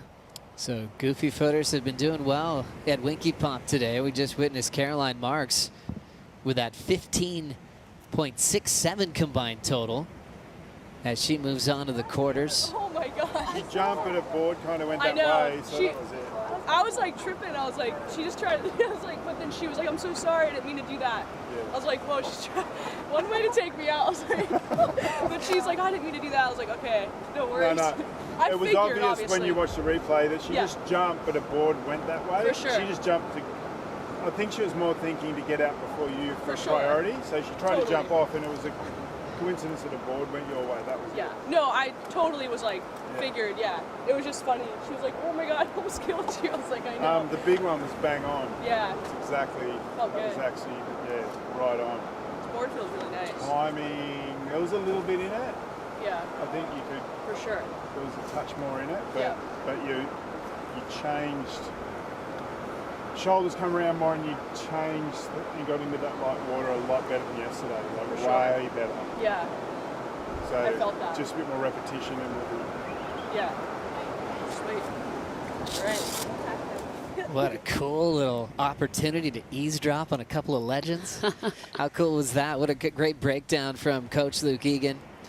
A world title contender in his day. Great coach, hanging out with Caroline Marks. And yeah, they talked about that close decision. I'm sure that was a little scary, thinking you might get demolished by your opponent's board. But yeah, Sophie tried to jump off real quick, and Caroline was just in that kind of form, though. The backhand looked really smooth. She mentioned how great her board feels, and just a good reminder, too, of the journey that Caroline's been on, you know, of actually stepping away from competition. And Luke was such a big part of her comeback. You know, she got the wild card in the back half. They took a boat trip. She was thinking of coming back for G-Land. They delayed it and just went to the Mentawais. And next thing you know, she takes on the tour full time and she wins the world title. You know, for Luke to spend that time and commitment, it's not just overnight for these world champions. There's some serious dedication from that support crew to produce that kind of success. Yeah, they've been on an absolute journey together the last few years, and it's been really cool to sit back and watch and see Caroline's evolution and the way she's just grown into the last couple of years and the champion that she is. So we see Luana Silva on a nice looking wave. Always smooth. There's that cool looking wrap that she has on lock. Now she's got a cool wall setting up, and she will hit it off the top. Springing into some open face again. Lulu hunting down a big hammer to shut it down, and she will get clipped. And we'll see the end section for Tati as she steps off. So Lulu finding a second scoring ride to go with her 5.0, and we'll see what Tati just turned in. Her wave that she had a few speed bumps on was a 3.83 for the goofy foot. As we now hit the 17-minute mark, Tati was also a part of finals day in Europe over at Portugal. She made a big run in that event as we look at her rolling in from start to finish now, Flick. Yeah, this is the beginning of the wave that I really wanted to see. We saw the end there, so she gets two nice belts, lines up this inside section. That last turn, she was able to release the fins, so a little bit more variety, but this one from Lulu, I mean, she was looking really nice. That first carving maneuver here manages to, this section here, I mean, beautiful little transition turn, but she comes through to the inside here. She would have been really looking to get this finish. It was so unfortunate that she fell here. It kind of just looked like one of those turns she was easily going to make, but unfortunately, that nose just got clipped and... Yeah, it looked like her foot almost slipped off a little bit, but yeah, Luana makes those turns with her eyes closed, so it's a real bummer that she fell on that one, because that would have been the majority of the score right there. You know, she didn't get too much, you know, the clean face at the start of that wave. She did the best she could, but it was just waiting for that moment, and it came, and then it slipped away from her, unfortunately. It'd be interesting to see Tati's wave from the front on angle, because we saw it from the back. It's hard to tell just how critical those first two turns were, and how slopey or not slopey the face of that wave is. You know, when you're watching from behind, it's kind of hard to see. That last turn looked a little bit more critical, but I'm not sure how it's going to stack up. Even just the wave height as we see it here. So that's that first carving manoeuvre. Straight up into the second one. And this last one I really liked. She was able to release those fins there. It looked like she had heaps of control. I liked it. Tatiana Weston-Webb had the 3.83 before, but that's definitely her better wave. That's still yet to be scored. Last for Lulu, falling on the finish. Still got a 4.23. That mistake might hurt now, because we've got a lead change. Tati 6.17 on her last. Out in front with priority. Yeah, the judges loved that last tail blow from Tatiana, and you know, she threw one of those in her heat before in the elimination round this morning, but it felt like that one then. She almost hit the whitewash and timed it perfectly and got to release the fins, and it looked really nice, and she had so much control, like you said, Flick. But yeah, lead change, that's going to sting for Luana. I would say a 4.23 for the work that she did at the start. She was up into the high sixes, I feel, if she had made that last turn. So 14.24 on the clock. We see Tati at the top of your screen with priority and trying to see where she's going to make a move here. First wave's going underneath her. Could be some options for Lulu as well. Whatever Tati doesn't want to take under priority. We saw how effective that's been today, especially in the heat with Sally Fitzgibbons waiting for something that didn't come through, and Joanne DeFay's big numbers coming in second priority. And that whole wave just kind of going through, or that whole set going through unridden. Both these surfers representing Brazil, though, reminds you of Silvana Lima all the time when you come to Bells. I was talking about her win earlier in 2009, but I was really thinking about the impact that she's made on pro surfing, Flick, you know, for how fast she would go, how progressive she was on tour, the perfect tens she got at a lot of venues, including Bells Beach. I mean, she definitely is one of those athletes. Even though she didn't win a world title, she changed pro surfing. She definitely did. I mean, she had a couple of runner-up finishes there. She got really close in that title run, and I remember, I think the 10 she got on the Gold Coast one year at Snapper was incredible. And I feel like she also was just really responsible for this next generation of women coming through in Brazil too, which is that first woman to really give it a serious nudge on the tour. And yeah, I love her surfing. I also love her personality, firecracker of a woman. And yeah, I'd love to see it. She actually made a bit of a charge a couple of years ago on the Challenger Series, I think it was, qualifying series, Challenger Series. So yeah, she's just so progressive and really responsible for that next generation. Yeah, I had a heat with Silvana out at the Bells Bowl, and I'm pretty sure she got barreled and absolutely comboed me. But yeah, Silvana, if you're watching, you're the best. You know, always just taking it to the air, progressing our sport and keeping it very exciting. Let's keep these Silvana stories going. 12:20 on the clock. Tati out in front. Lulu needing a 5-0-1. All Brazilian matchup still yet to be decided. Back right after this Bonsoy brew break.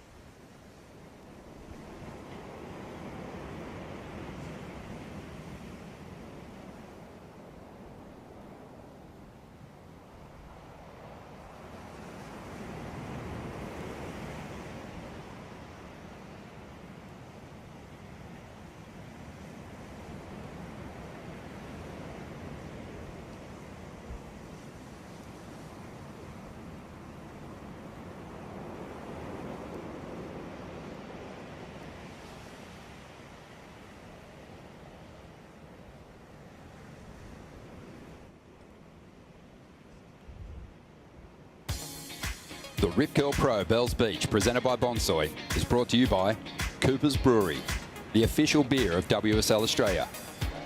By Boost Mobile, official telecommunication partner of WSL Australia.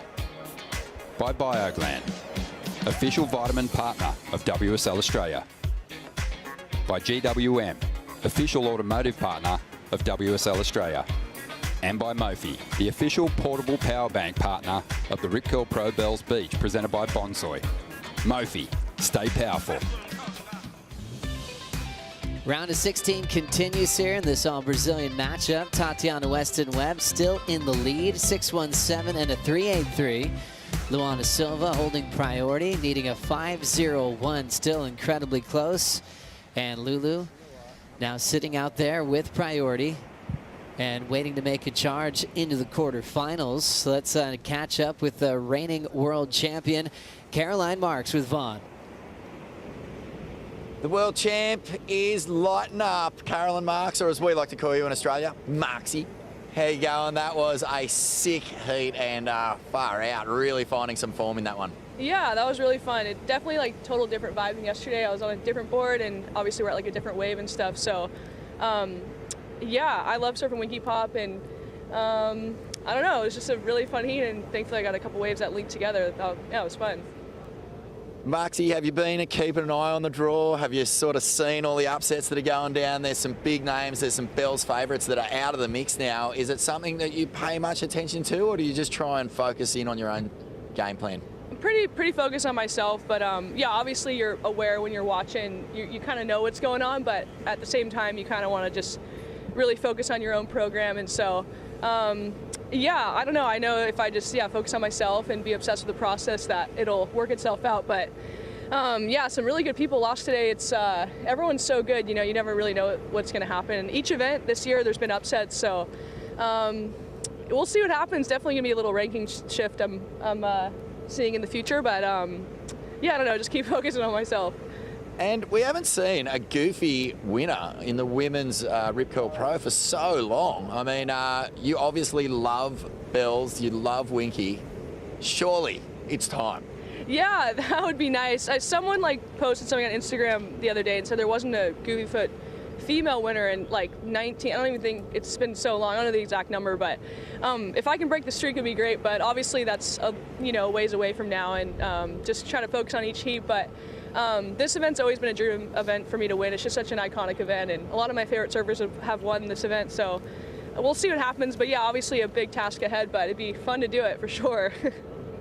Congratulations into the quarterfinals. Really looking forward to seeing you back out in the water. Cool, thanks so much.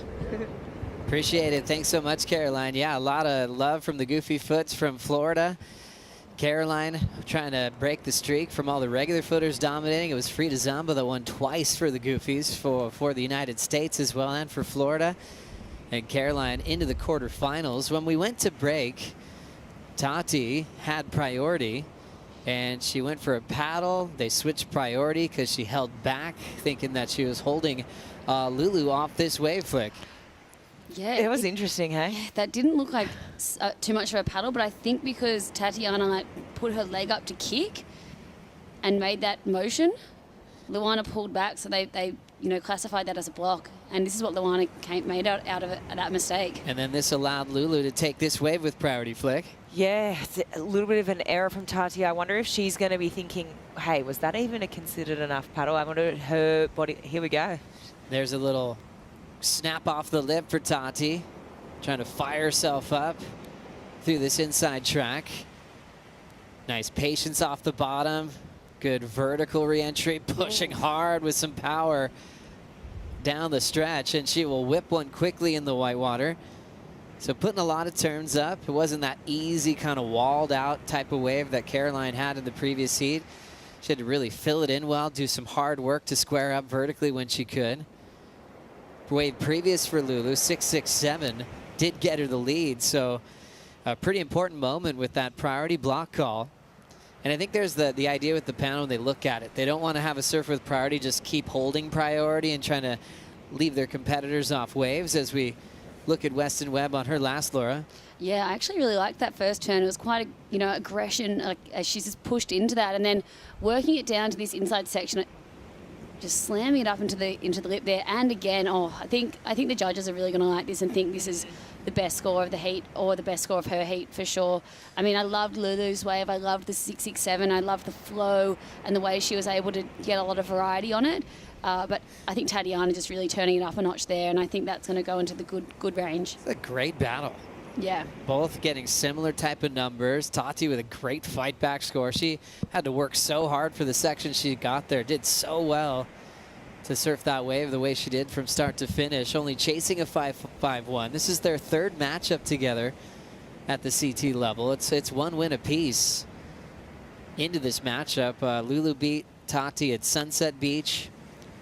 Tati beat Lulu at Portugal. This is all going back to 2022. And now this will settle it for the time being, but they're going to have a lot of beautiful moments together. I think right now, obviously, they're competitors, but you just can't get past that emotional moment back in Puerto Rico when Tati finished runner-up to Sally Fitzgibbons.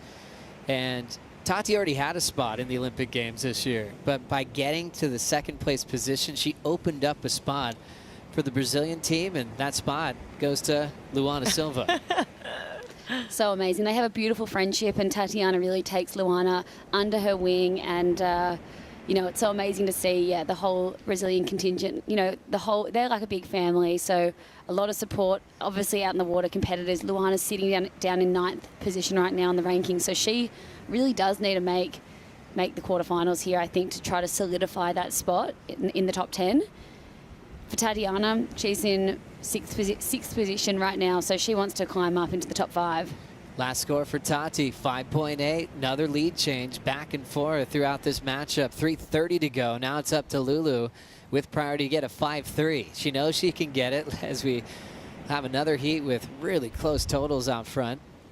And Tati paddling back out on the inside. But yeah, really cool to see Tati as such a solid, confident competitor. I think we talk about all the time, her charging, her ability to kind of intimidate a lot of her peers, especially when she first qualified back in 2015. She had this really cool backing of herself that was really unique as a young 18-year-old. But then seeing that post in Puerto Rico and the emotion she had and the heart, you know, just for Lulu, getting that opportunity in the Olympics was a really beautiful moment. Tati's an incredible human being. We get to hang out with her along so many different trips on the road, and with her husband, Jesse Mendez, who's been joining us in the booth. And it's just been a really cool journey to see her go from this really just charging up-and-coming Grom on the tour and to now a runner-up in the world, you know, in the past, Flick. For sure. Sorry. Tickle in the throat. Tickle in my throat. I was just going to comment, I think this heat's just been a seesawing battle between these two women, but they're just such contrasting styles and approaches to this wave. I mean, Lulu, you've got so much flow, connectivity, and it almost seems like, well, she's really like placing her turns, whereas Tati's just been that little bit more aggressive. She's just got that big backhand hanger. I just like it because it has been so similar, but they've just, so seesawy battley, but just such different approaches. Now 1:45 on the clock. Pressure on Lulu to survive a tough battle with the midseason cut approaching. She fell off tour in the past. Got the call up this year with the announcement from Stephanie Gilmore stepping away from competition. This is where she belongs. Her great support from her parents that often travel with her to these venues around the world. Also got support from João in Portugal as he visited all of us at the 3rd stop of the season as he's still working on his recovery. So now down to the final minute. Silva's starting to change her position, and that wave not giving it to her. Needs a certain type of wave to get the 5-3, Laura. Yeah, well, you think back to her 5-point ride at the start of the heat. That was a pretty hard wave to surf, and she was able to manufacture that score. So she doesn't need the perfect wave right now. She just needs an average sort of wave that she can just add her little bit of flair to it. This is going to feel like shades of her heat in Portugal, where she had that seesaw with Joanne Defay and unfortunately came up short, but here she goes. She's going to have an opportunity A lot of white water surrounding Lulu, and she has to go out immediately. Didn't have the section she was hoping for. Now Tati with 25 seconds is trying to take a look at this small wave. Couldn't get there in time, so it could open up for Lulu. She's up and riding in a 5.3 small section. Clean first turn. She's gonna need a bit more. Another carve there, just wasn't the wave. That could have been big enough to turn the heat. Yeah, she knows it. Jesse Mendez, proud of Tati there, and the coach, Ross Williams. Ross, famous for a lot of things, especially his part in Loose Change, the Taylor Steele movie. Watch that part quite often, but yeah, loves his competitive surfing. He loves working with Tati. He's always so impressed with her work ethic, as she picks up a very close victory into the quarterfinals. A former runner-up in this event is hoping for a shot to ring the big bell. And a tough loss for Lulu, as she will start preparing for West Oz for stop number 5 at Margaret River. Coming up next, it's Caitlin Simmers taking on Isabella Nichols. We'll be right back for more of the round of 16 after this.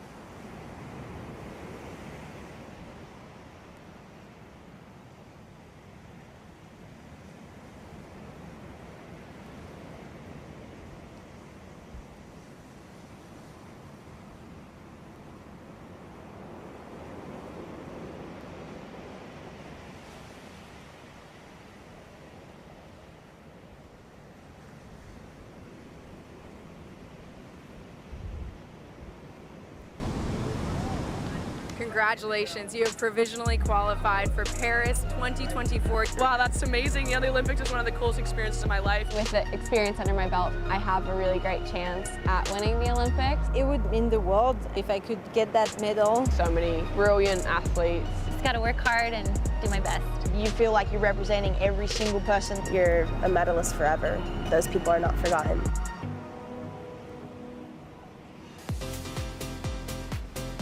It is going to be a big year for our Olympic qualifiers competing over there in Tahiti. Tatiana Weston-Webb, she'll get her shot. Breaking things down with her coach, Ross Williams, a former semi-finalist here at the Rip Curl Pro Bells Beach, presented by Bonsoy. And your other wave, your 6, you smashed that wave too. Thanks. Yeah, really good job. I wanted to just take my time and pace it, and I felt like the last turn it exploded pretty nice. Yeah. It felt like my tail the big drifted wave? a little. Yeah. Oh yeah, you smashed But that. I feel like when I saw that she couldn't get a set wave, I backed off because I was like, oh, she can't catch this. And then that's when I lost priority, and I was like, dang, it was too late. Yeah, you made me nervous. You still didn't catch a good wave. A good wave, I know. So I'm waiting you for owe just me a heat with good wave. good wave. I know. I'm You're doing the hard part. You're surfing great. You just need a down set. yeah, I just need a good wave. I feel like if I get that clean face, it's And you got tons of drive off the bottom. You found that groove. You're that little wave. You're driving off the bottom, pinning. You had so much flow. Cool. It was really good. I even thought that maybe they're going to give you a 6.5 on it. Cool. Even though the wave was small. I was just like, Rick, I did everything I could on it. Let's see. And it just went flat. I sold her on that last really Ross Williams and Tatiana breaking things down there. Super close heat, 11.97 the heat score total for Tatiana. Luana Silva, 11.67. Nothing in it, but she survives and is into the quarterfinals. Ronnie Blakey joined by former CT surfer. He's competed here at Bells before. Richie Lovett. Good to see you, Rich. Yeah, good to see you too, mate. Having a good morning? Having a great morning. I've actually just had a couple of heats off, had a big feed. I'm ready to go. Cup of tea. Saw you eating lunch. Looked like you were enjoying it. Hey, they treat us well here down at the Rip Curl Pro. I tell you, we got clobber, we got food, and we got everything we need. We're ready to go. And we've got another big heat for you now with Katie Simmers, another one of our Olympic qualifiers who'll be there in Tahiti competing for an Olympic medal. But right now the focus is not a medal, it's a bell. That's the big sought-after trophy, and we will have a new champ in the women's event this year. Katie Simmers will be taking on Isabella Nichols, who semi-finaled here last year. Bit of competitive history between these two, and it is one apiece at the moment. Katie getting the jump on Isabella in a round of 16 heat earlier this season. But it was here last year that Isabella got a win over Katie Simmers in this same round. So I'm sure Katie hasn't forgotten that. And we'll see if she can return the favour. Yeah, well, one is probably going in thinking, yeah, I've got you. I've had you once here and I'm going to do it again. And the other one's looking for revenge. But this is a really interesting matchup. You know, when you think about the pairing here, and in particular where we are at Winky Pop, you know, Isabella's very, very familiar, growing up on the right points up around the Sunshine Coast and the Gold Coast. So you would think that she has the advantage going into this one. But because it is broken up a little bit, then maybe sort of Katie comes into play with her advantage, and you know, it sort of has that similar vibe down to San Diego, this sort of onshore conditions. But here we go, we're up and running. Simmers up on what will be her second ride, already has a 4.67 to her name, and she's off this one. But talking about the strengths and weaknesses of these two competitors, or let's just focus on the strengths at this point in time, Rich. You know, where is Isabella going to be able to overcome Katie Simmers? Because Katie's positioned nicely at the top end of the rankings at the moment. Yeah, you know, when I think about Isabella and her strength, she's got this big forehand wrap, this big front side slice that she does so well, as we watch the replay here of Katie Simmers just hacking into that first lip and really getting some nice tail release off that one. And I think that was the 4.67, so pretty much a single manoeuvre and getting a pretty decent score. Isabella now is going to get an opportunity to fight back. We'll get into a deeper conversation about their strengths and how they might go about overcoming each other in just a moment. But right now we'll focus on this ride. Nice drawn out carve, the first major turn of this ride so far, and lines up a clean finish here, hangs on. Nice. Solid stuff. You really want to make that end section count. It's more than likely going to be the most critical section of this wave. The cool thing about this wave, we made a bit of a comparison to J-Bay earlier, and there's been comparisons made to Trestles as well, but this wave stretches out for a long time. It does. Doesn't really taper off too much, so the final section can sometimes, you know, be as tall at the end as it is at the start of the wave, and that wave was nice. Yeah, that was a good one. And that final section is important. It's such an exclamation point that you can put on the wave as you watch Isabella here. So this is that front side wrap that I was telling you about. She's got so many variations of it, but in it, when you look at it, you know, in silo, it is just that one turn that she does so well.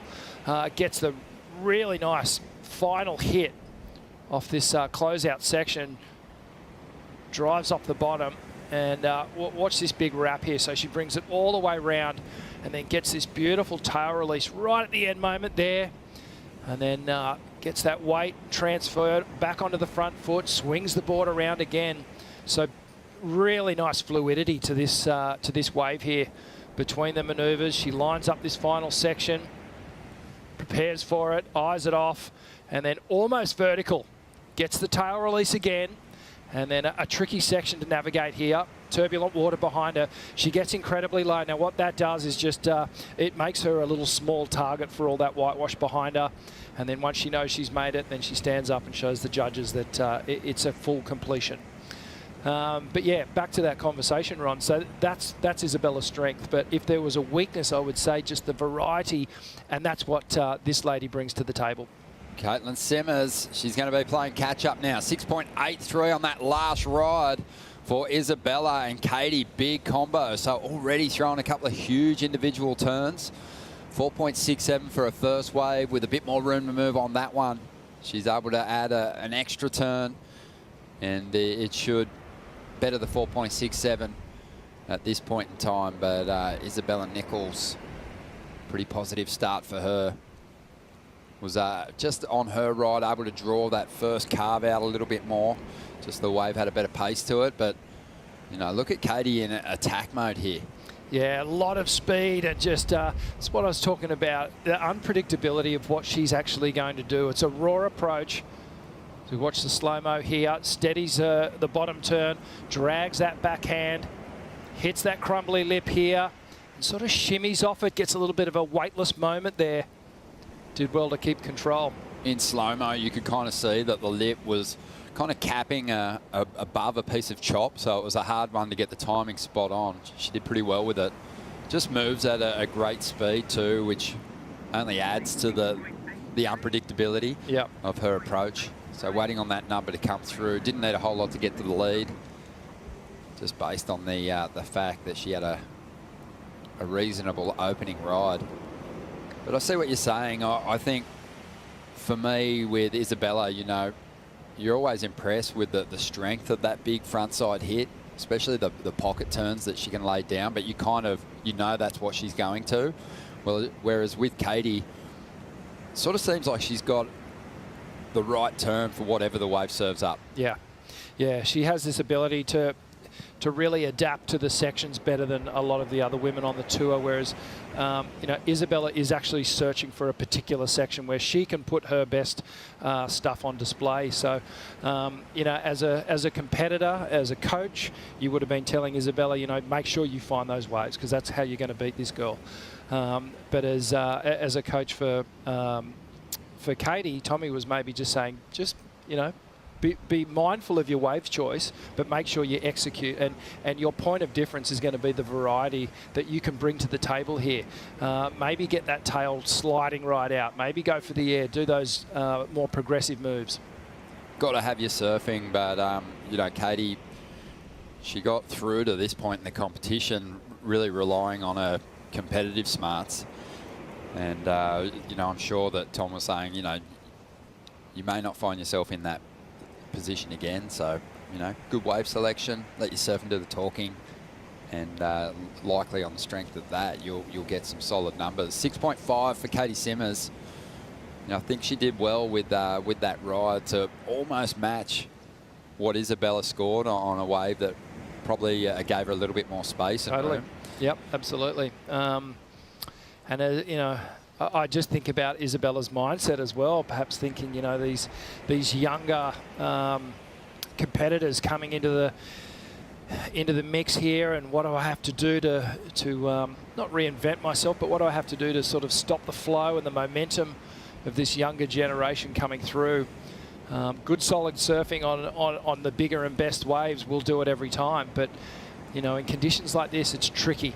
And you know, Katie even said it after her heat this morning. You know, she wasn't happy. She hasn't been happy with the way she's performed in this event so far. Hasn't felt like she's really connected with a wave and put all the maneuvers together. It's all felt quite disjointed and without flow. So she's looking to rectify that now. Well, let's hope we see a couple of sets for both these competitors. Vaughan, Tatiana Weston-Webb surviving a close heat to make the quarterfinals. Let's hear from her now. That's right, Ronnie. Tati, we heard or overheard you and your coach, Ross Williams, talking, and he said there was a few nervous moments there, and you yourself just said, you know, too close for comfort. But on the positive side, your surfing just looks so on point. You look so in the zone when you're on a wave, and you actually look super aggressive and confident, you know, you're really going at it. So what's the nervousness that you've got to sort of eradicate from your game in the Rip Curl Pro this year? Thanks. Just wave selection for me has been a hard one. I think I did really well in my first heat against Tyler and Sally, but obviously them being vets and just knowing how to get it done, they both just put up really great scores, and Sally had the Hail Mary in the end there, and you know, sometimes like even a great heat doesn't go your way. So yeah, I felt great in the first heat, and then I was like, okay, elimination round again, here we go. And this morning was really tricky, but I made it. And yeah, I'd say just wave selection for me is something that's been a little bit of a problem. I'm trying to work on it because I know my surfing's there. I've worked so hard on my surfing throughout this past few years, especially with Ross. You know, his technical ability to just see what we can do to improve on a wave is insane, and even with equipment and stuff like that. So every year I feel like I'm getting better, but I feel like I really haven't been able to like show my proper surfing yet in heats this year. But I know it'll come around, and right now I'm making heats, so I'm happy. Yeah, and also it has been pretty scrappy, so you know it's so difficult to actually pick the right waves, even for the best. We've seen so many upsets, even the locals going out. India Robinson this morning. Carol and Mark's next heat. So we've got, you know, the two in-form goofy footers coming up against each other. It's been a long time, well, a long time actually, since a goofy has won this event. How are you going to approach this heat?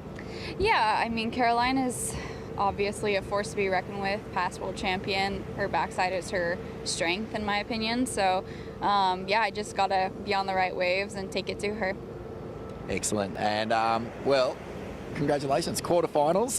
It's great to see you coming through. Start of the year was just crazy, wasn't it? Like all that talk and momentum behind the younger crew, but it's good to see that the two vets are turning the screws now. Yeah, we're still here, guys. Don't forget about us. We might be a thorn in your side. For a while to come, I think so, yeah. Best of luck in the quarters. Yeah, thanks. I just really quickly want to say hi to my parents, hi to my family. Oi, todo mundo no Brasil que tá torcendo. Muito obrigada, que tá acordada. E beijos. É isso. Thanks, Tati. Yeah, thanks. Tatiana Webb ready to give it a good nudge, moving into the quarterfinals.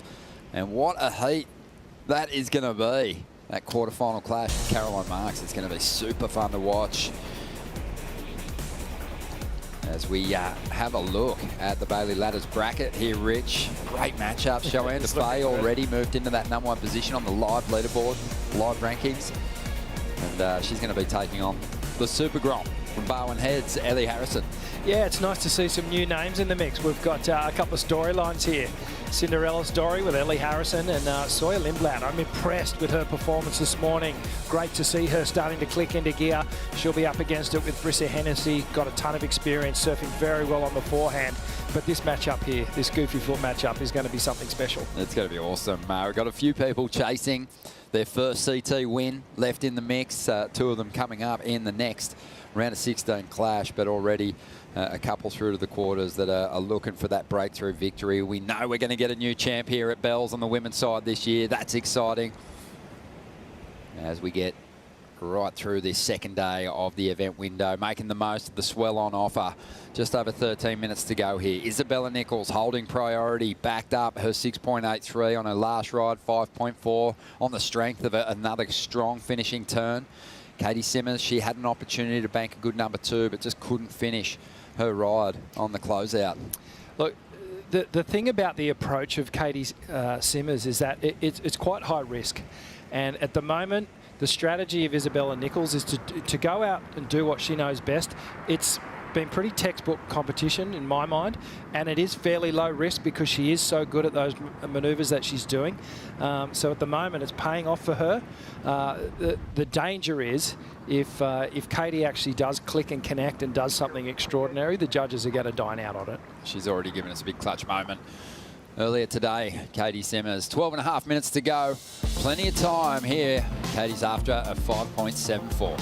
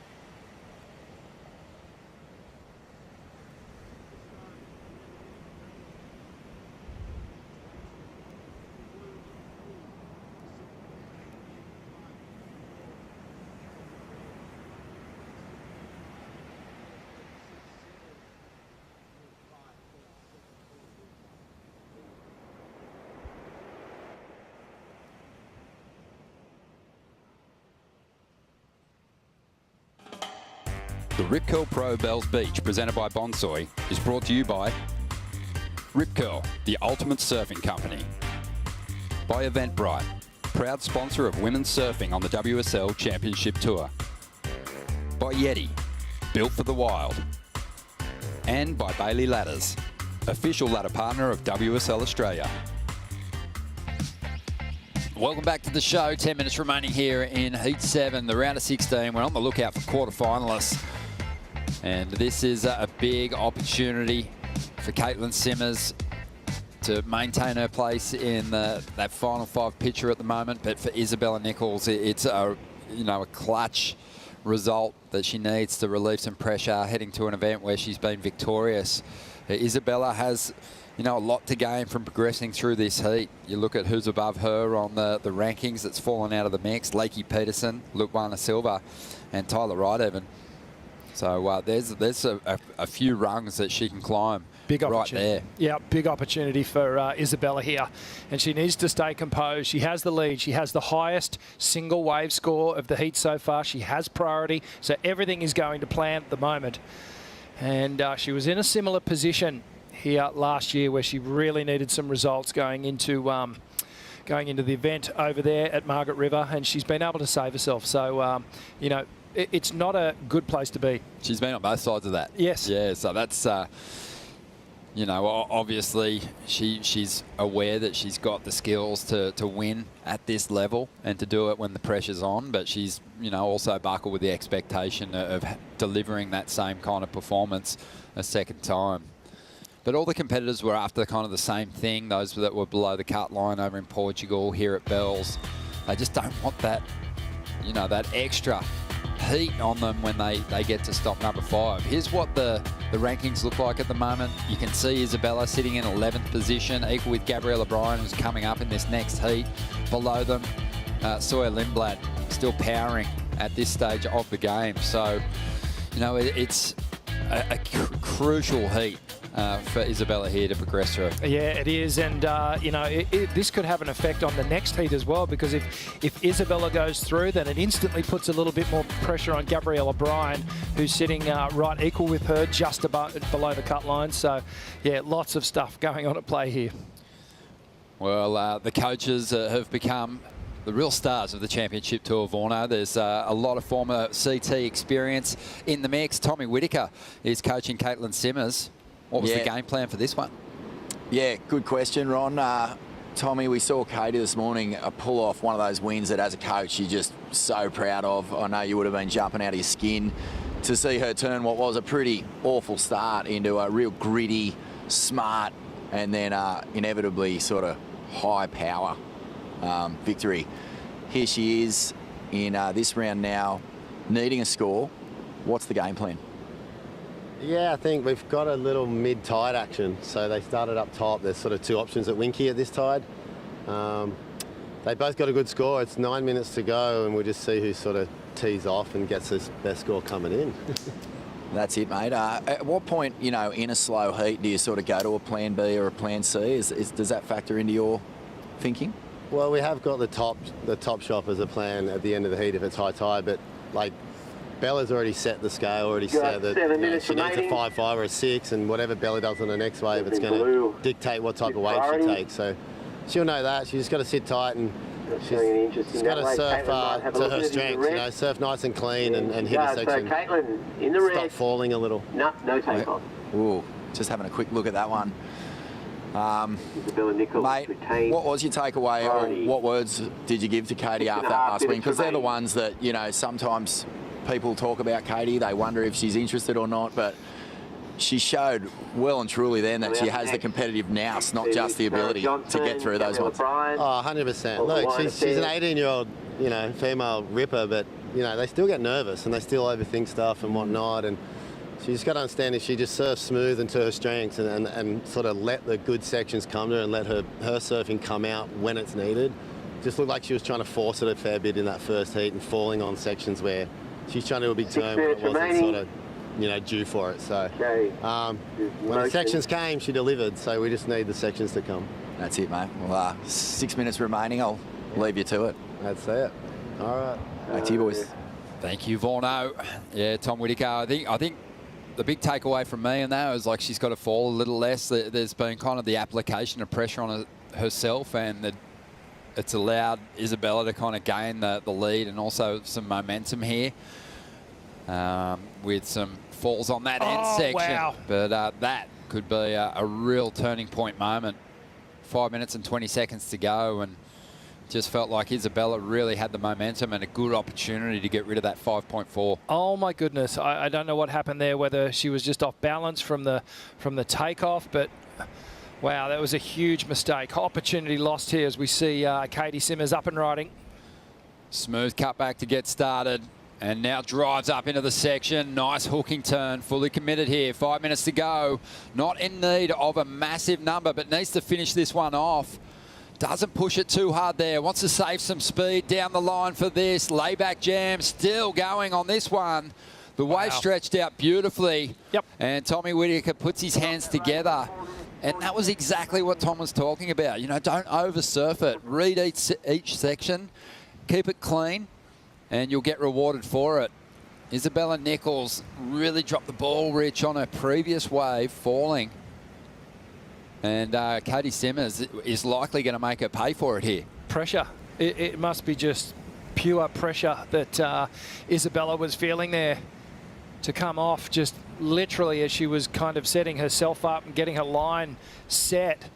Let's see what happened here. So driving around the section and just lost it, just kind of lost that rail. The fins just popped, and she was kind of stuck on her heels, wasn't she? I think that wave had a bit of a rib in it, a lump in the face.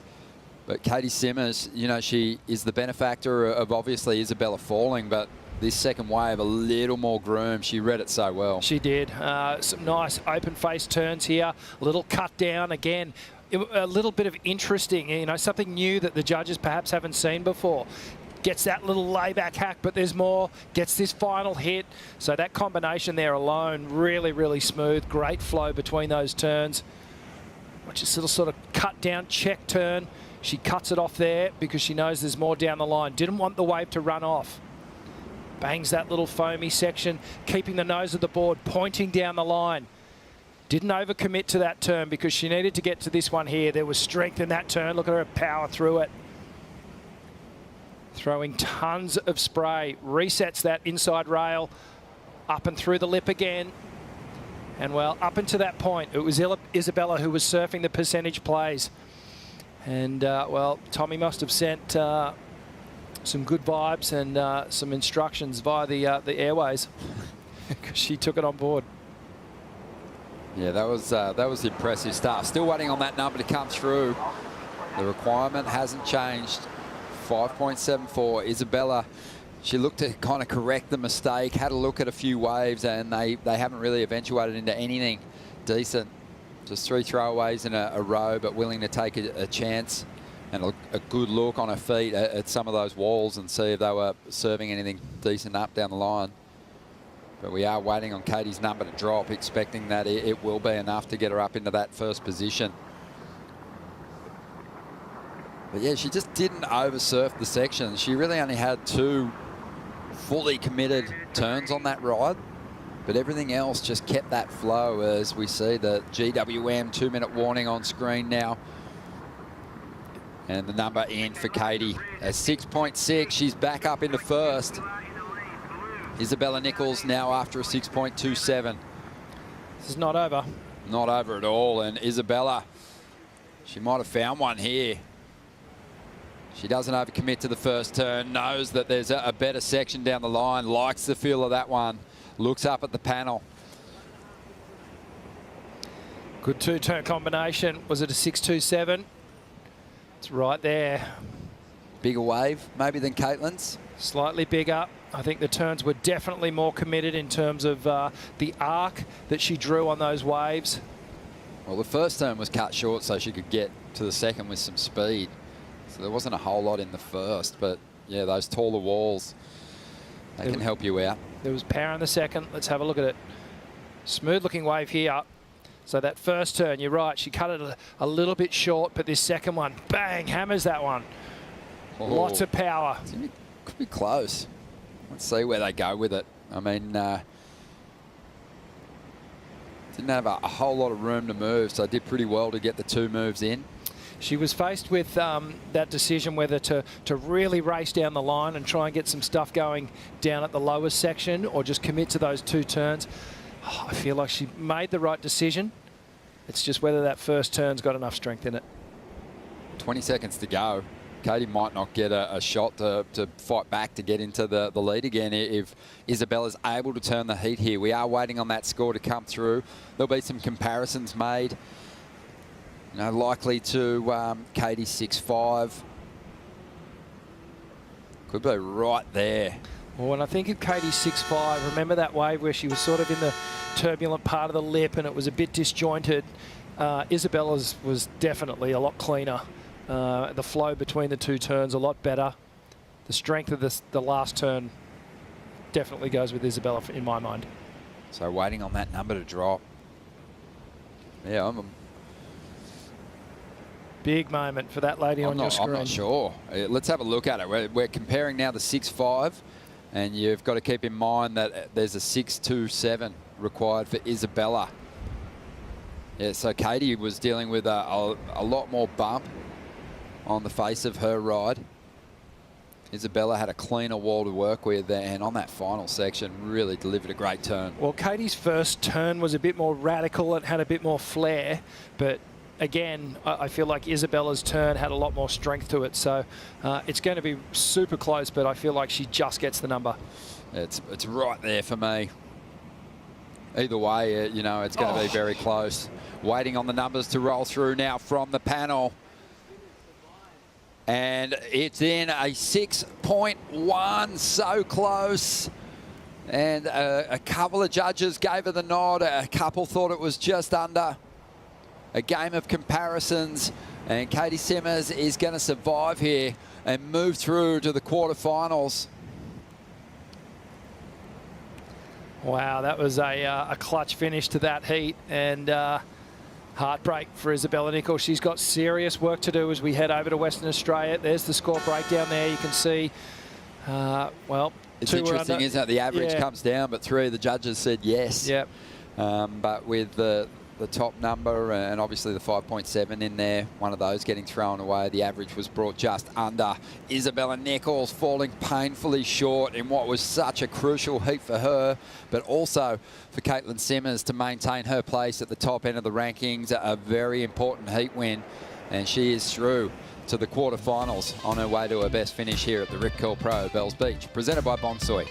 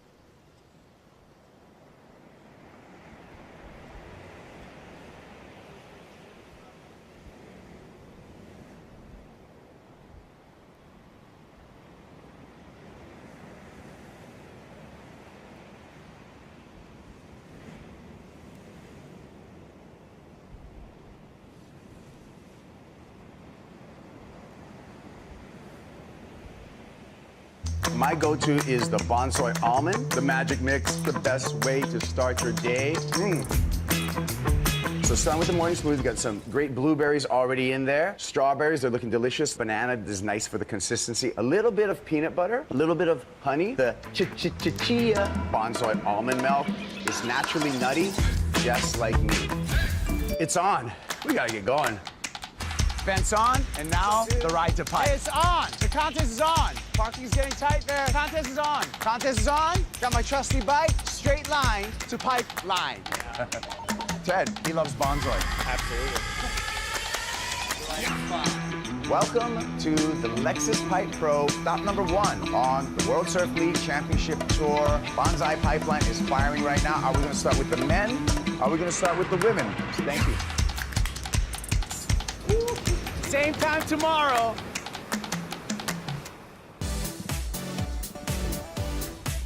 Well, we just keep getting really close heats in this round of 16. Heat number 7. Not a lot in it, much like the heat before it. No less than half a point separating the competitors. A heat that could have gone either way, reaching the final stages there. Let's see how we round things out to find our last quarterfinalists here in the women's event. Betty Lou Sakura-Johnson is going to be up against Gabriella Bryan. What a heat this will be. These were 2 of your picks for the victory here at Bells this year. Yeah, these were 2 of the women that I earmarked to do really well here. And, well, I think for good reason too, because they are both so strong on the forehand. Betty Lou's obviously much higher up in the ratings here. She's up and riding on the first ride. Such a strong, punchy forehand attack on the pocket of the wave that Betty Lou possesses. Gabriella Bryan, she's got a great weapon as well. More of a full rail power turn that she goes to. But she kicked things off with a hit on the lip as well. But there's just some of that power unloaded in what was just a transition turn. Still moved plenty of water. Oh, wow. Yeah, that's a great start for Gabriella Bryan. I think about these 2, and I think if they meet over on the Bells Bowl, for me, Gabriella Bryan has a real edge and an advantage to flex those full rail turns on that big, steep section in the bowl. Here at Winky, with the wave being kind of steeper down the line in nature and the opportunity to just absolutely attack with a more vertical approach, I think I would give it to Betty Lou. What are your thoughts? I think Gabriella has adapted her approach. If you'd asked me this last year, I'd agree with you. This year, I'm not so sure, just because I feel like she's done the work in the smaller stuff now, and I think that first wave is sort of proof of you know, her. She's brought agility and speed into her repertoire in this smaller stuff where it wasn't there 12 months ago. And I feel like that power element that you touched on and the amount of spray that she's throwing on these little waves, it's critical. Yeah, she always turns that board over with purpose. Yep. You know, even in those transition turns, she's moving water. Good energy. I mean, she moved with a lot of speed across that face there. There's a speed that Betty Lou's had for the last 12 months, and she's improving as well. I just want to note that she's been one of the big improvers of the 2 over the last 12 to 18 months. But I feel like Gabriella's sort of picked up her game in terms of speed as well now. So Betty Lou wants to maintain pace with the other surfers that came into this event in that final 5 conversation. Katie Simmers through to the quarters. Caroline Marks through to the quarters. Joanne DeFays already in the number 1 position and through to the quarters. Molly Picklum has created some space just ahead of Betty Lou to maybe jump up in the 2nd spot with a big finish here at Bells. So that's going to be, you know, in the back of her mind. Gabriella Bryan, she's just trying to avoid the cut at this point in time, and she's got the opportunity to really make up some ground coming into this one in 11th position, just below that cut line. Right above her, some surfers already out of the event. So huge opportunity for both competitors here, and a great start for Gabriella. Yeah, well, she was another one, you know, did well over in Western Australia. She's had a 2nd over there under pressure. So yeah, it's an interesting matchup, this one, and with Isabella losing, she's going to break that tie if she can get through this heat. Been fun listening to the surfers and coaches break down their heat performances. Here's Katie and Tom Whitaker. Jet skis. It must have just felt crazy because I was so tired. Dude, it was mental. I don't know. You got to be on your backside to get a big score. Dude, I literally thought I was going to get 8. Like, it had speed, power, flow, rail, hit, so good. drop wallet, nice hit. And then you go bang bang and you get never mind. Yeah. I don't understand. Oh, look at this one. Yeah. It was pretty flowy. Hey, you know, who cares? The Larry was She actually had it. She actually just cut this first carve. She cut real short just to get down it. And she hit the last bit really I saw a lot of nice. spray, so I pretty much thought she got it. It was right there. I know they were taking so I was like, long, high so I was five. like, yeah, she They're comparing. probably got it. They would have compared your 2 turns. Well, yeah, like, I was kind of off the thinking about that, and I was foam, like, my whip was bigger, huh? Yeah, way bigger. And I was like, they give me a 6.5 for like very soon. Set, like it might not be it. And nine turns for a 6, whatever. I was like, There just wasn't a hammer. There wasn't a real hammer ripping. in that way. That's all. But I don't know. Yeah. For how Did well easy on the the- scores were this morning for some people, well, I was that was thinking brutal. of my 7 this morning, Yeah. and then I was like, I did that times 2. Yeah. Times 3. 100%. Like I did like the layback that good, Yeah. and I did a carve, I did And a a round snap. and a snap. Like what the fuck else I couldn't have done another trick. I think it wasn't, the sections weren't as steep, you know? They want you doing that? That was it. No, yeah, it Yeah. was soft. There I was like, wasn't- it was soft. You It had wasn't a Larry like that bang, was bang. sick, like the There wasn't flow was one big mental. hammer section kind of thing. Yeah. But But you did well to create the score on it. I love it. Yeah, getting the full breakdown, some frustration with the numbers, but then probably diving into it and getting their heads around why the score for Katie came through with the multiple moves down the line, only came through in the 6-point range. But I think Tom Whittaker summed up Isabella Nichols' ride really well. Yeah. You know, you want to beat one of these title contenders, the surfers at the top end of the rankings, you're going to have to go all out. You can't safety your way to the quarterfinals. As we see Betty Lou up, there's a great start. Big drawn-out carve. Drops to the bottom, looks for a more vertical approach. Adding the extras. 3 moves. The first turn was probably the best of them. Didn't need a whole lot to get into first, though, Rich. Just a 1.51. Yeah, which she's done, clearly. She's got some work done there. The first turn, as you said, was the best one of that ride. Just a little late to the second and third. In hindsight, perhaps it was a 2-turn combination rather than the 3. She's looking good. She is. Let's have another look at it. So Betty Lou, a little foam takeoff. Nice big swoop to open up. Gets a little bit of tail release. Did well here to actually adjust to that lip coming down, and then again, just that onshore is just forcing the lip of these waves to come down a little sooner than what you expect. I think that one caught Betty Lou off guard just ever so slightly, but she'll fix that up. Yeah, put in a fantastic off-season, a lot of focus on recovering from shoulder surgery, and she just came out and blew everyone's minds with her performance at Pipe. In particular, 2 rides. Backdoor, felt like she should have had a 10. Yep. I was just like pleading to the screen, and when I was watching that event go down, you know, you see someone get so slotted at backdoor in a kind of a groundbreaking performance. You kind of want to look back on it and go, yep, that was a 10-point ride. Yeah. And she had a fantastic wave against Molly Picklum as well that almost knocked Molly out of the event. And a couple of people thought it probably should have. And so she proved that she could be a threat. Forehand, backhand at Pipe. And yeah, it's going to be fun to watch the evolution in waves of consequence. But as you said, Betty Lou's surfing on the open face just continues to, you know, get stronger, it seems, with every event. That last wave came through at a 6.17. So, you know, the credit for the first turn and comboing it up has really paid off. Yeah, absolutely. You know, you kind of feel like Betty Lou was still sort of a grommet when she joined the tour.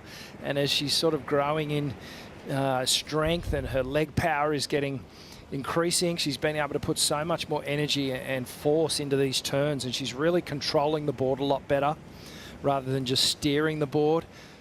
So yeah, she's really, her trajectory in talent has gone through the roof in the last 12 to 18 months. Been watching her closely, and she's got a huge future. Obviously got Ross Williams in her corner as well, so she's set in terms of coaches.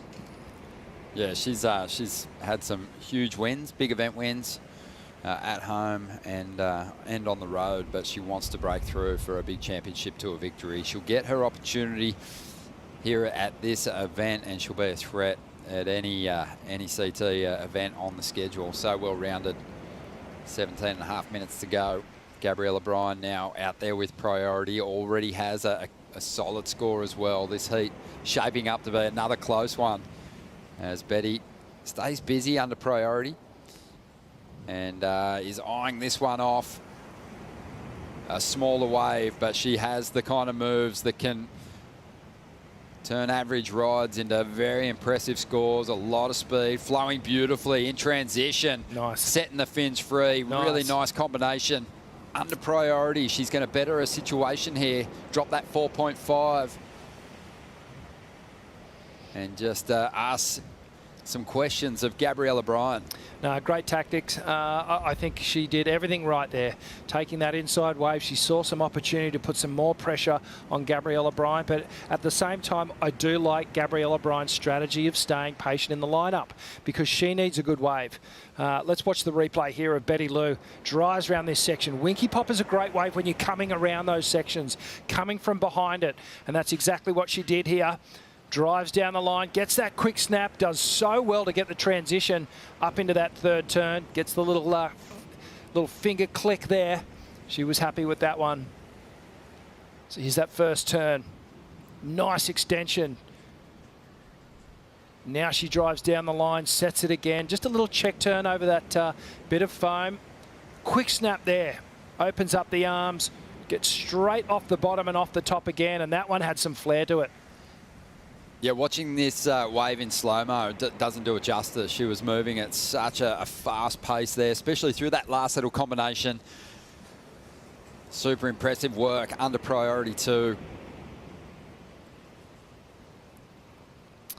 I still think Gabriella shouldn't have gone that wave. I think it was the right thing to do to just sit tight, wait for something substantial, wait for a bigger, better wave where she can really put her power surfing on display. Let's see if it pays off. 5.87. She got the foil hat on at the moment. Rich, though, she's blocking out the commentators because under priority, if someone is building on their heat score total, can it creep into a competitor's mindset? Can, yeah, absolutely. It's one of those things where you've got to just stick to your game plan and just be confident in your approach. She just needs to block out the performance that Betty Lou's delivering and just concentrate on what she needs to do. Here's plenty of time, 15 minutes on the clock. You know there is going to be at least 3 or 4 sets come through in the remainder of this heat. She wants to be on the best one. She's got the opportunity to put pressure on Betty Lou by dropping a 7 or an 8 here.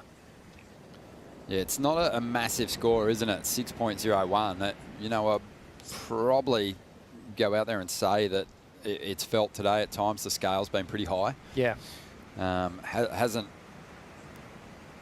you know, been easy to pick the numbers as we've moved through the rounds, but we started the day with the scale high. It seems to have been pulled back kind of into this range, the 6-point range. So yeah, Gabriella will be aware that that was a smaller ride, and you know, probably was really well surfed. Yeah. So she'd be thinking, okay, well, get something a bit bigger and do your thing and you'll be sweet. Yeah, it probably was a flat 5, and Betty Lou turned it into a 5.87 with those 2, you know, manoeuvres right at the end of the wave. That combination was fantastic for what was on offer. Hydrolite getting behind the Rip Curl Pro here at Bells Beach, presented by Bonsoy. Saw one of their athletes, Reef Hazelwood, down here watching it unfold. Such a good surfer, Isn't Reef, he? and he's loving the show. You know, it actually pulls a lot of QS campaigners, regional qualifying series campaigners, Challenger Series surfers have come down to watch the event. People just want to be a part of the festival that is the Rip Curl Pro Bells Beach. Yeah, absolutely. Saw Joel Vaughan and Mikey Madonna, Xavier. They were all hanging around, egging on. Looking forward to a match-up between George Pitter there. He's their, you know, travel companion. They're all in cahoots, these guys, on the Challenger Series. So they're all coming down to give him support, which is great. Yeah, there's a big, you know, it feels like for each of the regions, once they make the Challenger Series, they hang tight together. They kind of They travel together, and they lean on each other for support. And a lot of the Australians are here, as you said, cheering George on, cheering Tully on, who are going to be campaigning on the Challenger Series. They're in the round of 32 for the men, but they're also down here getting right behind Ellie Harrison, who's still alive in the draw after causing a huge upset today. Taking out Tyler Wright. Molly Picklum. Yeah. Well, 12 and a half minutes to go. Let's hear from Katie Simmons. She's with Vaughan. Caitlin, congratulations. A pretty close heat there, actually nail-biting towards the end when Isabella got that last ride. But how do you look back on that one? Was that as much of a dog's lunch as this morning's dog's breakfast? Yeah, I backed up the dog's breakfast. Little less bad. I didn't fall on my first 6 waves, so I don't know, it was a little better. Felt a little more confident just in the...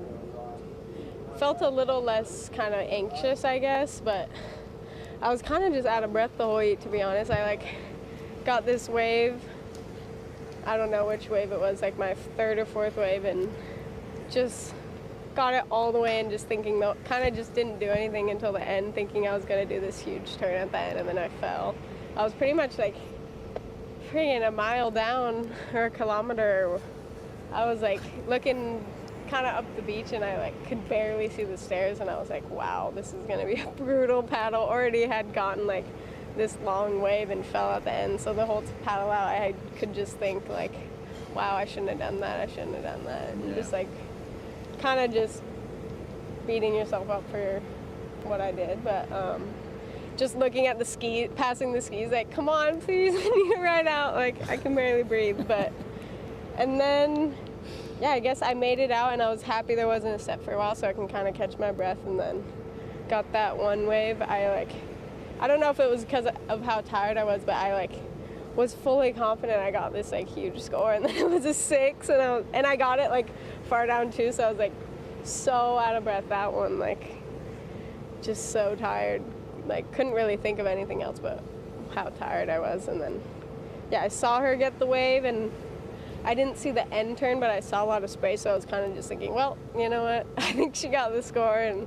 they were taking a really long time to kind of drop it, so I was just I knew it was going to be close, so yeah. I don't know, those are just the ones you're kind of just glad they go your way, but I guess a lot of these comps are just grindy, and just try to make it through until the final, and hopefully you can rip the final and win it, so hopefully I can do that. Yeah, for sure. Actually, a lot of the competitors have said that this push down the reef has been really taxing. It hasn't really been touched on a lot, but you know, on the bright side, you only have to walk up about 10,000 stairs to get up to these post-heat interviews. Yeah, I don't know. I'm probably out of breath right now. I can barely talk. But look, the early rounds of any event, they're kind of almost annoying because, you know, you want to get into the finals, you want to start showing up and blowing up. But now that that's out of the way and you're into the quarters, how excited are you to try and get these last 3 heat wins and ring that belt? Yeah, I feel like a lot of people are yeah, I'm taking it heat by heat, but then obviously they're thinking about winning, but you can't really try to win a comp in one round. You kind of have to do a lot of rounds, so I don't know. I'm feeling good, so I really just, I don't know, I want to do good. I want it to show, so yeah. Yeah. Well, congratulations. That was a much stronger performance. A nail-biter, but maybe the grind is out of the way now and you can start to open up. Yes, sir. Excellent. Back to you guys. Yeah, Caitlin, always good for a chat. I love that. Just appealing to the cameraman and the ski out there. Give us a lift, for goodness sakes. It is a long paddle. It is a long, long paddle. And it's sort of, you know, you see decent waves all the way down the line, so you can just keep chasing it. You can go all the way down to the next break if you love to chase it. But these surfers have to surf in front of this panel, unfortunately, so you've got to fight your way back to this main takeoff zone. On the outside, with just over 8 minutes to go, Betty Lou just weighing up another insider here. She's trying to better a 5.87. Gabrielle O'Brien, patient with priority, needs a 6.05. We're going to take a Bonsoy brew break.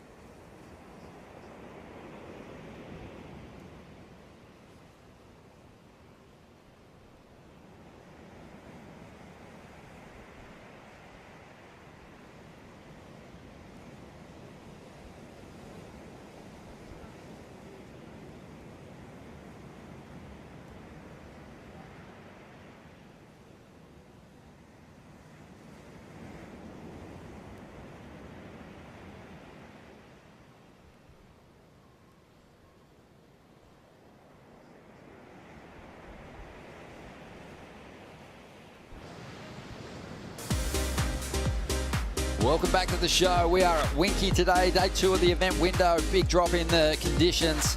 So the decision made early to get over to this backup venue. A different wave, long stretched out right-handers, the opportunity for these competitors to throw beautiful combinations together. And that's what Gabriella Bryan is after here. As she rips into this first section, she's looking to chase down a 6.05 to get ahead of Betty Lou Sakura-Johnson. Great second turn. Now chasing it for a moment, does well to get a third move in. And she was patient with her priority, Rich. She's made it count. Yeah, that was a great comeback wave. She sat for a long time there. But sometimes you can seize up, but she didn't look like she had any restriction at all. Great speed.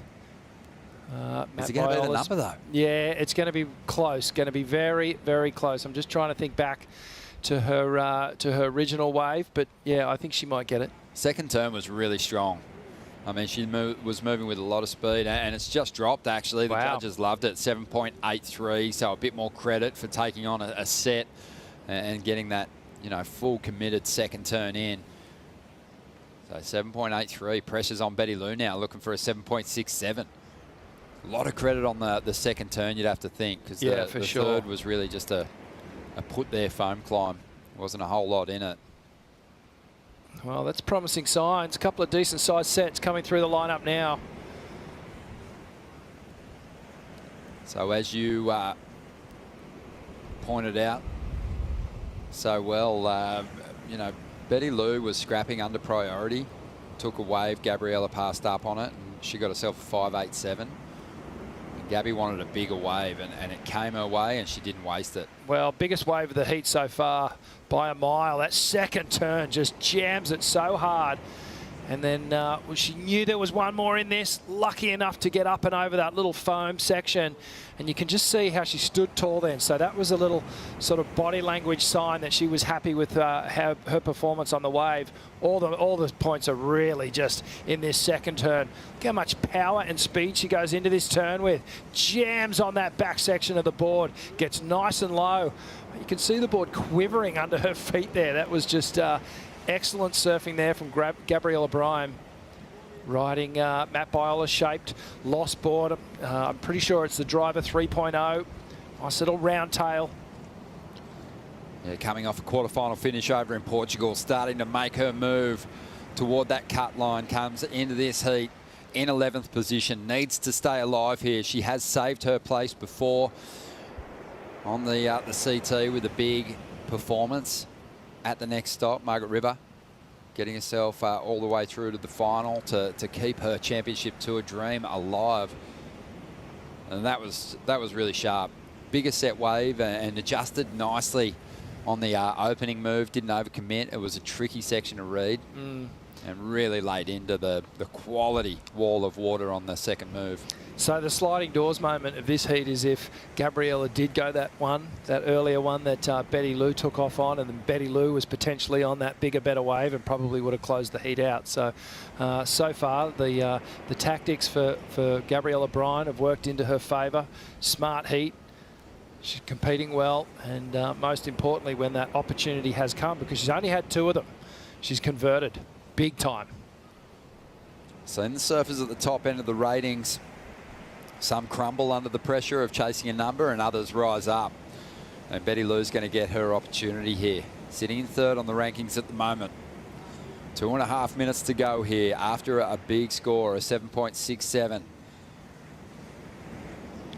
Had some crew reach out and ask, and we can confirm Betty Lou's riding the Pizel Red Tiger model, 5, 6.5. And obviously that's a board that John's been working on over the past couple of years and has been riding quite religiously in these smaller conditions the past year. Yeah, Gabriella Bryan's board too just looks amazing under her feet. You know, she's, for me, looked probably as sharp this year as I've seen her, as the GWM 2-minute warning pops up on screen there. She's looked so good, but she just hasn't had that big result, the semi-final result. We had Stephanie Gilmore in here yesterday, Rich. We were talking about quarters on the women's side. You know, it just doesn't guarantee you a place at the top end. There's only limited spots on the women's tour after the mid-year cut, even less.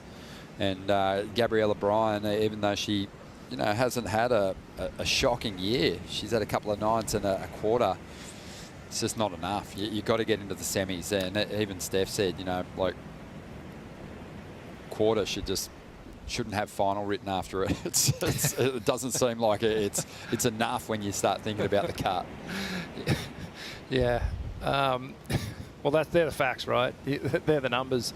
I was just thinking back to some of the social clips that Gabriella dropped over the Hawaiian season. In particular, there was a few from Haleiwa, and that front side gap was, she had improved it. She had put some pepper and spice on that thing, man. Yeah. And that's when I went, oh, okay, wow, she's been doing some work, and the boards are looking fantastic under her feet. She's going to be a real threat coming into this season. Yeah, Richard Dogmarsh, her coach, and he was filming some of those clips. And Richard Dogmarsh, Ross Williams, coaches for these two surfers, that they've both got great memories of competing here at the Rip Curl Pro Bells Beach. Dogmarsh, he looked nervous then because he could see a wave approaching, and Betty Lou's going to get her opportunity. Good size wave after a 7.67. Has already shown great touch in this heat. Will she have a lot of space to move on this ride, though? It's already starting to close down. And she's going to throw it up there, but incomplete. It wouldn't have mattered anyway, because that was not the ride. And Gabriella Bryan chasing a big finish in this event to get herself above the cut line is going to survive and move into the quarterfinals here. Yeah, big moment there. Tsunami brother Richard Marsh looking ecstatic with the result there. Gabriella Bryan only needed 2 waves, made them count. And she's found something here at Bells. Can she go all the way? She could be the one of the first-time ringers. Patience paid off for her. Just 2 waves and 2 pretty decent numbers here. And Dogmarsh, he knows the importance of that. He knows that there's a couple of surfers just who came into this event above Gabriella Bryan on the rankings who have fallen out of the mix. And with this move into the quarters, Gabriella might have already made a jump. And the good thing is, you can stay tuned to worldsurfleague.com, click into the rankings and watch those results change live. Now, great new system that we have, but look at that, another very close heat here. Really close heat, and this sets up a quarter-final between Katie Simmers and Gabriella Bryan. That's going to be an epic matchup. Big afternoon coming your way here at the Rip Curl Pro Bells Beach, presented by Bonsoy. Up next, we move into the round of 32 with the first heat featuring Jack Robinson up against Morgan Siblick. We're going to bring in Joe, Felicity and Vorno for the call.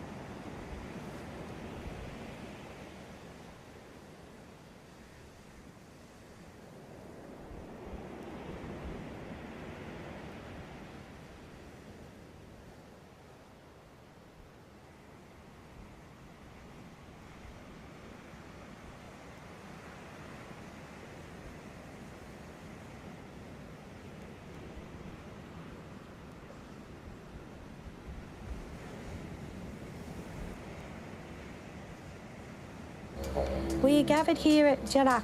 Jarak is the traditional name of Bells Beach. It truly feels like the backbone of surfing. It's been there before any other event on the calendar, and it's still going. You have an opportunity to go and paint the most amazing picture for the fans on the hill. There's so much history behind this wave. There's so many great performances, so many, past champions and greats in our sport that have won in this event. It's the one trophy that's lasted throughout time, that bell. Everyone wants a bell. Honestly, it's the only trophy I want. It's the only trophy I want to win. Knowing that every great has come through, it's what everyone fights for, what everyone dreams about. For me, it starts at the stairs. You walk down the stairs and you look at all the names of the people that were lucky enough to ring the bell.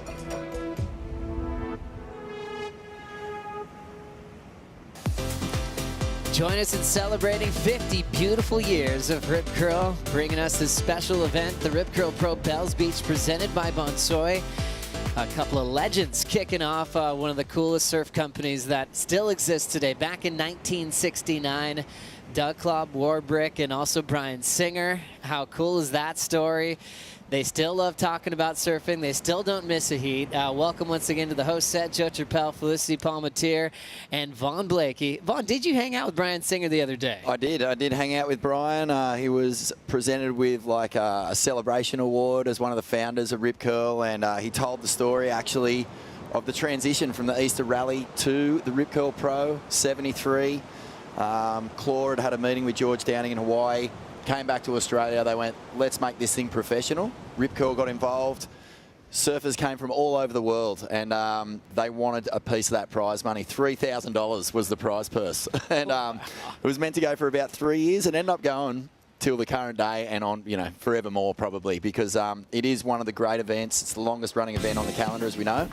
But its legacy is immense. I mean, a win here is right up there alongside a world title for a lot of surfers. So true. As we check out the Bailey Ladders leaderboard and the bracket right in here in front of us, Joanne DeFay taking on Ellie Harrison, the wild card. Just taking out the biggest names. Sawyer Lindblad and Brisa Hennessy meet up in quarter two. Big one for Sawyer, being a rookie on tour. Caroline Marks, reigning world champ, all goofy foot battle against Tatiana Weston Webb. Tati, runner-up in the final here at Bells in 2018. And Gabby Bryan in the live rankings just moved ahead of the cutoff with that last heat win over Betty Lou Sakura Johnson. Gabby versus Katie Simmers. That's going to be a fun one to watch as we now introduce the men's round of 32. All-Australian battle here. Jack Robinson, world number 4, taking on Morgan Siblick, who's a wild card this year. Kicking things off with Jack Robinson with a ton of speed. Always looking comfortable, casual stance on that surfboard from Sharp Eye. Quick whip off the lip and fits in a nice, clean connection. Bonus finish there on the end of that wave, so really fit in a lot down the stretch. Robinson getting his first score on the board as Morgan Siblick will hold priority. Great position for Jack this year, once again, turning in some great performances, especially at Sunset Beach this year, Flick. Oh, yeah. Coming from that win at Sunset, it was just incredible to watch Jack there. He's obviously had success there over the past, but that last event, he just was in sync with the wave. He just had this beautiful relationship with it. And, obviously he didn't get the result he was probably hoping for at Pipe. So for him to back it up at Sunset and leave Hawaii with a win, I know that put him in sort of the right mindset going into Portugal. But then coming now home soil in Australia, Bells here, and then Margaret River, which is, sort of hometown. As he felt a little run down the other day, Vaughn, but looking pretty fresh. Man, I can't even believe this is the same day. Where did this wave come from? He just hammered that first section, plenty of speed. I just love that he got off to a flyer here, because Morgan Siblick is showing all the signs of, that major run he went through. He's got a bit of something about him. He's got a bit of mongrel Morgs. He doesn't look too worried or like with the weight of the world on his shoulders. So he's in a mood. And Jack Robbo, I think, the tactic would have been, hey, don't let Morgs get into his rhythm here. Don't let him get that little sense of confidence, because you can shut him away just by flexing that, power that you have as one of the world's best. So interesting when you look at just the last few seasons. Morgan Siblick, famous for making the WSL Final 5. Yeah. Everyone felt like it was out of nowhere. Final rankings in 2021, Siblick number 5 in the world. Jack Robinson number 12 in the world. Jack wasn't in that conversation for a world title that season, Flick. No, he wasn't. And Jack's just gone from strength to strength. I feel like even he's had a lot of recent change. As we know, Jack's recently become a dad in the last, few months. And I just feel like Jack every year has just tapped into this new sort of form of himself, this new sort of mindset. And, you know, there was a few conversations, oh, how's he going to handle becoming a dad? And I just think he's just taken it in his stride. And he's just, yeah, going from strength to strength and probably finding new inspiration and perspective now competing. And I was talking to him the other day, he says things have just a different meaning now. I love it. He's deep into his energy, isn't he? As we look at a nice snap to start, kind of fading out of it is Morgan Siblick. The man from the Steel City, Newcastle, belts that section with some power. Good timing for Morgan and throws that one over the top for another nice finish. Both athletes on the Sharp Eye surfboards. And a quick answer from Morgs to Jack Robinson 7.0. Wow, 7 for Jack to get things going. I thought, yep, that's exactly what you need to do. But Morgie, you can see what I mean when I say he's surfing without pressure. He just looks so loose and, you know, I don't know, what do you call it? A swaggery Morgs is the best Morgs. That's the kid we all fell in love with that became a cult hero. He was walking around with this huge grin, just, you know, bumping shoulders with John in the competitors area, slamming him twice in heats. And this is a great start here from Morgie. You can see so much attitude. And even the way that he sort of like linked and started to fade and just, you know, he's sort of playing with this. Doesn't look like he's desperate to get from one section to the other. And 1-2. How's this for a combo? That last turn throws a little bit of, what would you call that, mayo on the end of that last one? A bit of pizzazz. Yeah, I don't know. He just looks like he's having fun. That's what we love to see from this guy. Yeah, this last 2-turn combo was sick. That first finner straight up into this one. Yeah. And I just bring it back to the word the mongrel, but just looking like so... like in form and controlled as well. You know, sometimes you go up for those hits and it doesn't look quite controlled. He had perfect control over that. And maybe just riding a little bit of this team vibe. You know, a lot of his mates got through yesterday. He's sort of really tight with Tully and Georgie Pitter and, you know, seeing those guys get through into this next round, it fires up the whole team, you know. Things happen in movements. It really does, you know, and I feel like he kind of returning to the CT was something to prove. He's trying to remember me. You know, I finished 5th in the world, and man, he's come close to earning his spot back in really 2 consecutive seasons on the Challenger Series after he fell off the tour. He finished 12th in the world. You take the top 10. I mean, that could be devastating. Last year followed up with another great year. About 16th in the world, a few spots out again, but he's in the morning show coming to the final stop of both seasons in the Challenger Series as a guy that's expected to earn his spot back. So it's not like he's really been in a slump by any means competitively. No, he just needs to break through. He needs a big result. I think that's all that needs to tick over for Morgs because, yeah, the consistency's there. It just needs one big win to get him really firing. Sliding out there is Siblick, but he did win the opening exchange. Jack 7, Siblick 7.27. Round of 32 starting off in a big way. Let's catch up with Gabriella Bryan now on the glass with Laura Enever. Yes, Gabby, a super important heat for you there, sitting on 11th in the rankings. You have jumped up to 9th. We have the live rankings going on right now, but only need 2 waves and you got it done. Talk us through it. Yeah, 2 waves. I mean, that was a little nerve-wracking for sure. But that's all you need, and yeah, I'm so glad that I trusted myself and just waited it out because I knew that if I was going to take a bad one, she'd probably get the next good one. So I was like, if there's a good one that's going to come, I'm going to get it, and I'm just going to sit and wait, and it worked out. So I'm really happy. And you were just saying, you know, talking and thinking back at your year you've had so far, you just were saying a few mistakes, but you just wanted to clean it up, and you did in that heat. It must feel really good. Yeah, my surfing has felt like the best it's ever felt by just been making in heats with some really bad decisions, and so yeah, just working on cleaning that up and hopefully get the ball rolling. I've had a pretty shaky start to the year, but it's never too late to get the job done, and I'm so excited for the rest of this event. And you'll be coming up against Katie Simmers in the next in the quarterfinals. So, you know, how are you going to approach that, taking on such a in-form surfer? Yeah, for sure. Katie rips, and she has an amazing forehand for bells or winky wherever we end up. So I just hope we get some good waves and we can put on a good show for everybody. Well, I know you will. You're looking in form too, Gabby. So we'll see you into the quarterfinals. Congratulations. Thank you. Well done, Gabriella Bryan. Thank you, Laura. Big quarterfinal there against Katie Simmers. Heading your way in the final series. Stacking up on the Bailey Ladders bracket. That's going to be fun to look forward to. And once again, join us on the live rankings on WorldSurfLeague.com to see who will be moving on the right side of the midseason cut before heading to the west, where Jack comes from. Let's catch up with Jack just did during that interview, Flick. Yeah, Jack got got busy here. Wow, straight to the air on that first turn. Releases the fins. Really nice control there. And looks like he's probably going to get one more maneuver here. Jams a layback hack there underneath the lip, but oh, he would have been on his way to a good score if he jammed that. He just 4.17 just for the one air. I love the variety. If he would have made that, Larry, I think he was home and hosed. Bon, what do you make of Jack's style and the stance and his posture on his surfboard? Oh, what do I make of it? Yeah. Fall to my knees and worship it. And it's just such a balanced, beautiful style. It's, Jack didn't come through any systems. He was, just out in the water, just surf. And that's basically what made him, is this sort of relationship with the ocean.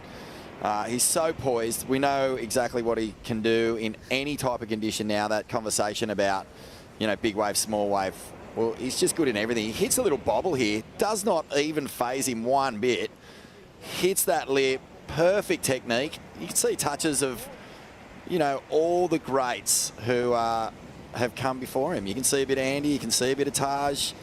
Touches of Fanning from time to time. I just think that he's got it all. And on top of everything, just this sort of cosmic relationship with not just the ocean, the universe, mate. He is into it. Right. He talks about it. I think his style, when I just see him stand on his board, even in between turns, he just makes me feel calm. There's just confidence about it, but it's really centered. He's got great positioning with his feet, and then he could just explode into huge alley-oops, big laybacks, and so it almost gives you this element of incredible spontaneity, because he's not really telling you what's coming. He's really in sync and present on the wave as he goes down the line. For sure. I think he's very cat-like. You just never know when he's going to spring. But just, sneaking around, doing his business quietly as here he is. I just feel relaxed watching this now. There we go. There's the belt off the top. Jack now into a nice full wrap into the pocket. Robinson uses the whitewater and punches free. And now throwing down a nice, clean finishing move, just looking so comfortable between sections. And a fall there from Siblick. Back-to-back falls since he threw down the 7.27. But Jack finding a nice, cool rhythm with now 15 on the clock. World number 4 against a wild card. But Siblick, a well-prepared wild card, former number 5 in the world in his rookie debut. We'll look to see Jack improve on that low score, Vaughn. Yeah, I think, just looking at that last wave, no real crazy fireworks on it, but the linking together, more than anything, the tempo, he just looks so on point. Everything is really where it should be. This is Morgie's one. Little error here, but, that wave didn't look like a whole lot. But, yeah, just, I think back to Portugal and the way that Jack was like having to generate speed and bang down the line in those little punchy beaches. He matched the energy of the ocean there and actually took it above what was going on to get those big explosive turns. Here this morning, he just seems to be in perfect sync with what's going on. That's just putting him in the perfect spot on the wave every time. I think so. His board looks amazing it does, too. It just kind of looks like where he puts it, it goes, whatever. It looks like skittery, but it also just looks like it's just an extension of his body, wherever he wants to go, wherever he looks, it goes. It just looks super responsive. It looks like a magic sled at the moment. I mean, he barely opened up on that 5.83 for that last ride. Like it barely looked like he was even trying that hard. Like gear 1 or 2. Yeah. So he's got plenty in the tank here, but he's just got to be careful because Morgan has had he's had 2 falls, right, in a row. I think there's a score still to drop for Morgie. But Morgs he'll be backing himself. So much time here. Jack's on a synergy model from Sharp Eye. Cool. 6.5 by 19, 2 5/8. 30 liters. Morgan's on Sharp Eye Inferno 72 model. 27.5 liters. A little less foam there. A little shorter as well. 5'10", 18 3/4, 2 7/16. So both choosing different models under the same name of Sharp Eye, which has been a very popular surfboard in the last handful of years, especially with Toledo winning world titles, with, Kanoa Garashi switching that famous run at J-Bay where he had this extra fire to make the semifinals. At the moment, it's all about Jack and Morg's all-Australian battle for a shot at the round of 16. Robinson out in front. Morgan with priority, only chasing a 5.56. We'll be right back.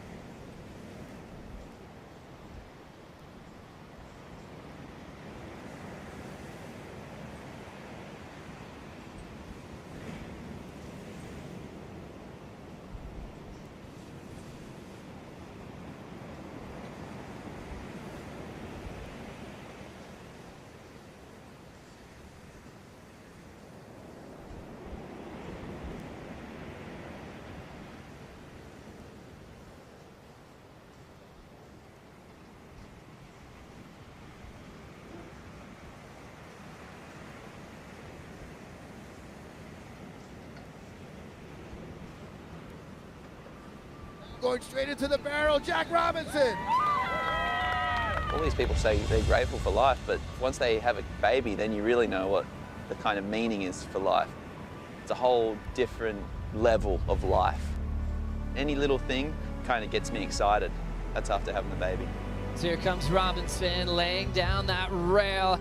If I can combine the two, the family and the competing, then this could be a good combination.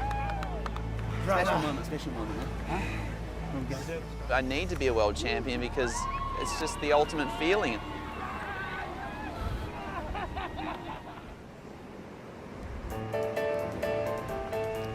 What a clip there from Inside Pro Surfing. You can rewatch what happened at the Hurley Sunset Pro on WorldSurfLeague.com, where Jack was the champion this year. Moving down the line with him quickly, trying to better a 5.83. The man from West Oz will have a nice, cool little foam climbish type maneuver to end that wave. And still trying to hang on to his lead in this all-Australian battle with Morgan Siblick. Morgan paddling back out, showing us that he got a wave during the break. These guys are going blow for blow. They actually had a heat together already in this event in the opening round, and they went 1-2 in that one. And Rio Waida had to deal with the elimination round because of these fired up Aussies. Let's see what Morgan did on this wave, Flick. Yeah, this is Morgan going to town, flaring on the hardware on the first turn there. Getting through this soupy little section, starts to wall up again, throws another little bit of spray, another hack in the lip. That were 3 beautifully timed turns. And just have a little super slow-mo moment of this turn right here. Releases the fins there a little bit and goes straight up into the lip for this one here. Got a little bit more progressive, a little bit more spray. 6.37. Gets him back up into the lead. Big battle there. The wild card just took the lead off Robinson. Belting another one. He's gaining confidence. Fins out the back on the first turn with some power. And now emerging into the open face, Whitewater crumbles, helping him do those snap to slides. Enjoying that fin throw, different parts of that wave. But you can tell he's building momentum against Jack. Now trying to fit that one into his top 2. His low score is 6.37. He's heating up, Bon. Yeah, I really like that wave. I think the wave before, despite the fact he was hitting the lip with really good timing, there was a few warbles on it. There was just, didn't look all that convincing. 6.37 was a good score, I thought. And then this one had a lot more sting. It's a real danger heat for Jack Robinson. I think he'll know that. These guys do a lot of mock heats against each other up on the, far north coast of New South Wales. They're both part of the High Performance Centre program up there with Surfing Australia. Jack obviously training the house down, not just for a world title, but for Olympic glory this year as well. But he'll know what Morgan can bring to the table, and this is a much more committed and aggressive approach here. That was a kind of a filler turn, that middle one. But then he gets onto this end section. He knows that it hasn't got a whole lot of power, so if he hits it hard, or too hard, I should say, he'll do that thing where you just bog, so he just pops the tail out over the back for something a little flary there, Joe. Vaughn, I really loved that movie, Postcards from Morgs. Thanks, bro. And it was so timely because it was just so fitting of everyone's like, who is this guy? Yeah. You know? And you guys really leaned into that movie with Rip Curl. And, you know, sometimes, I mean, you've worked with a lot of surfers, and sometimes you kind of hope they bring out this personality and you set them up for glory. I felt like Morgs took it and ran with it. You know, he got to really show who he was as a person and really embraced being a superstar at a film. Well, the funny thing was, I didn't know who Morgs was when he qualified at all. I just saw his name in the you know, these people are going to be on tour next year. And I was like, what? I can't remember where I was, or I had no idea how to even pronounce his last name. And then we had an Ain't That Swell Live where we get all these guests on and whatnot, and Morky was one of our guests. And he actually got chaired up to the stage with a beer in each hand. And we were like, mate, what are you going to do when you get on tour? Like, no one ever knows you. And he just said, I'm just going to rip people's heads off. I'm just going to destroy people. And I just went, mate, we have got to let the world know about this guy. Then COVID hit, of course. So we went into this doldrum and, yeah, basically Rip Curl wanted to do something in that space. You know, they couldn't go overseas, they couldn't get the search cranking, so we just thought, let's just do something around home and we'll make Morgs the star. And at first, the idea was just to have him and Mick Fanning hanging out, and we were just going to kind of organically film it, and he was just too nervous around Mick. He was just a grom, mate. Like, you know, as we all get around Mick, really, we kind of, you know, he's just on such a high level in terms of, you know, being a sporting hero and a guru and a leader and everything. And so, yeah, it wasn't really working because Morgs was just too shy. And so we went, all right, let's just make him be him. And so we wrote up a script and he just bought into that. And next thing you know, we've got this unbelievable character on this awesome adventure that any kid could relate to. And that was, you know, going on the search with your heroes. And it worked out a treat. And then he came out on the back of that sort of profile explosion and did what he did to make that top 5 in the WSL final. So, amazing story. So well done. Jack Robinson now looking for a 6.65 for the lead. Fitting that space well with that carve, lay back fin throw with authority, and he looks like he rode away. Checking in with his coach. They look happy. They look happy. Leandro Dora, Iago's dad. And his wife, Julia, there. It's great body language, isn't it? Already celebrating, but gosh, that's a cool version of a layback power car flick. Yeah, it really was. And this wave here, he had good variety. I actually thought I would have liked to have seen that first section just a little bit more critical, but he did his best. Goes into that sort of carving maneuver here, but he put it all on the line for that Larry back foot, totally slid off the back of the tail pad there. And yeah, rode out with authority because I was a bit questioning that for a second. We lost that view and I was like, oh, did he make it or didn't he? And that was radical. That's cat-like right there. Like those reflexes, man. I mean, I look at that, my knees just snapped just looking at that. I just don't know how he just punched out in front of it. Both knees are still intact. Oh, look at that. Look at that. Just a little look up to the judging tower going, oh, you want a little bit of firepower, do you? Because, you know, that's been the difference really here. Like Morgs has in the open exchange just was a little bit more fiery, and then he also got the better of the second exchanges. So Jack getting busy. The Irukandji's Olympian number 7, you can see him there. That's what we call the Australian Olympic team. Irukandji is a little jellyfish and it stings. So, mate, it packs a punch. You know, the saying is, bring the sting.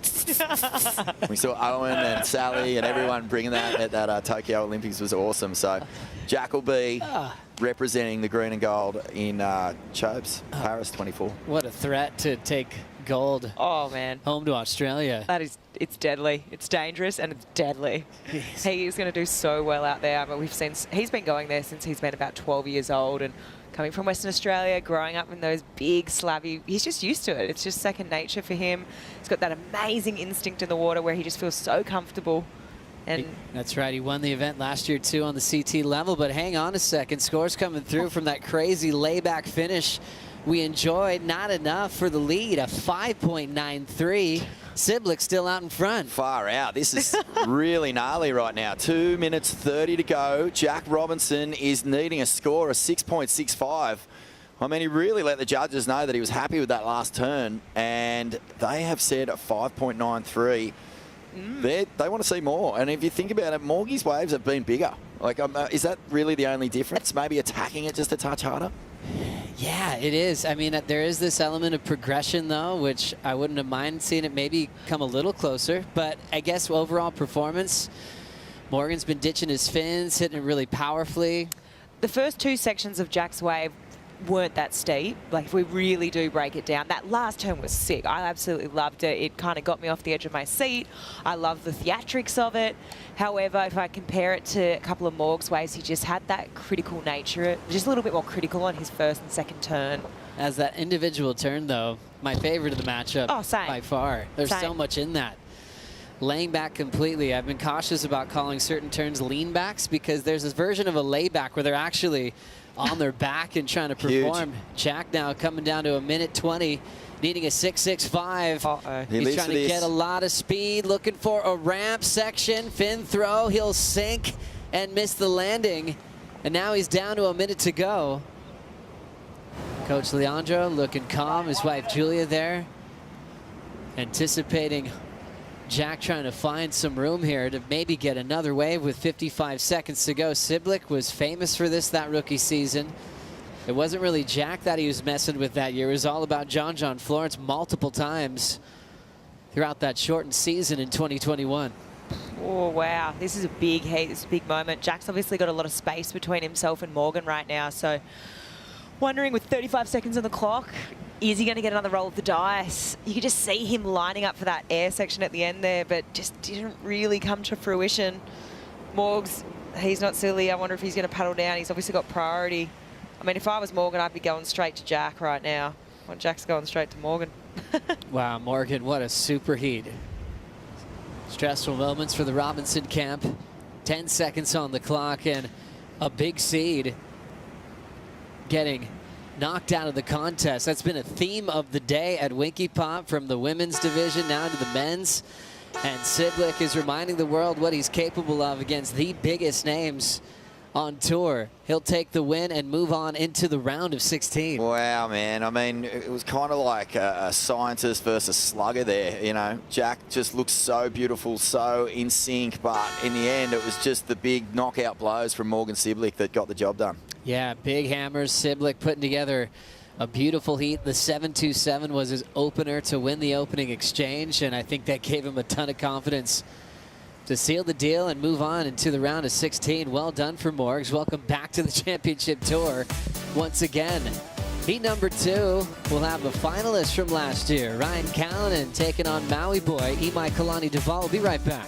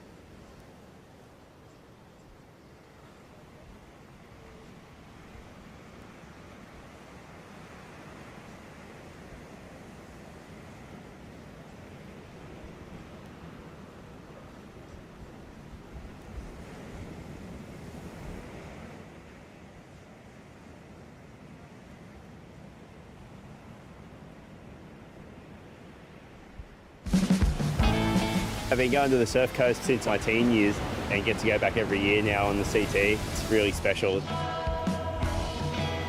I love the tranquility of the Surf Coast and just the beauty of that whole drive is just spectacular. It feels very peaceful. The waves are really fun. Everyone's very welcoming when Bells is on. It's so iconic. It feels like a good reset, so I love it down there. Morgan Siblick enjoying his time once again in the championship tour jersey, former world number 5. Getting props from the local Grommets as he walks in up the rocks at Winky Pop, eliminating Jack Robinson from the contest. Jack's made finals day in the past. We've had some big moments for the wild cards in this event. We've got all 4 still remaining, waiting for Bretta George to surf. George Pitar will have Ethan Ewing, the defending Bells champ, later on today. Tully Wiley will have Griffin Colapinto as this one continues as well. Remember what we saw from Ellie Harrison. That was just lights out. So I love a wild card story in pro surfing. We've talked about them ever since day one, and Bells has a special history with them as well, Vaughn. Oh, big time. I mean, Fanning won as a wild card. Nick Wood, I think he might have come through the trials, but nonetheless, still a grommet. Came 16? All the way through, 16. And this has just got a sting, man. I mean, Jack Robinson looking so good. Kind of similar scenario to Tyler Wright, really. Like the 2 surfers who have just been so relaxed around the comp site, looking incredible on their boards, looking amazing. You know, this one's going to hurt.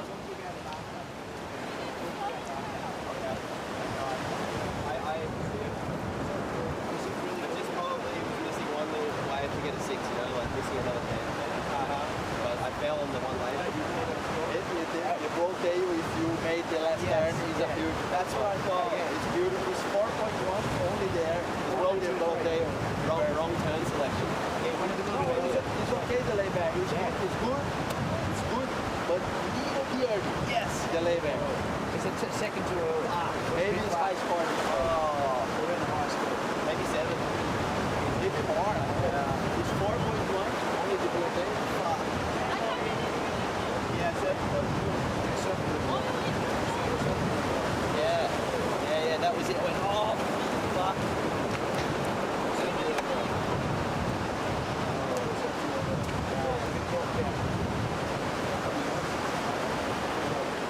Jack Robinson taking it in with his coach, Leandro Dora, maybe coaches, and then Matty Benrose. And the one wave they were really picking apart was the one where he did the punt, the reverse, and then fell on that layback finish. And he was asking Leandro, maybe wrong turn selection, and Leandro said actually just had to get there earlier, and that would have been the score to turn the heat. So wasn't even spending too much time on the big layback fin throw, you know, where he didn't get the score on. That one he completed. It was really about a wave previous that Jack was really concerned with, and sounds like the coaches agreed that that might have been the difference, Flick.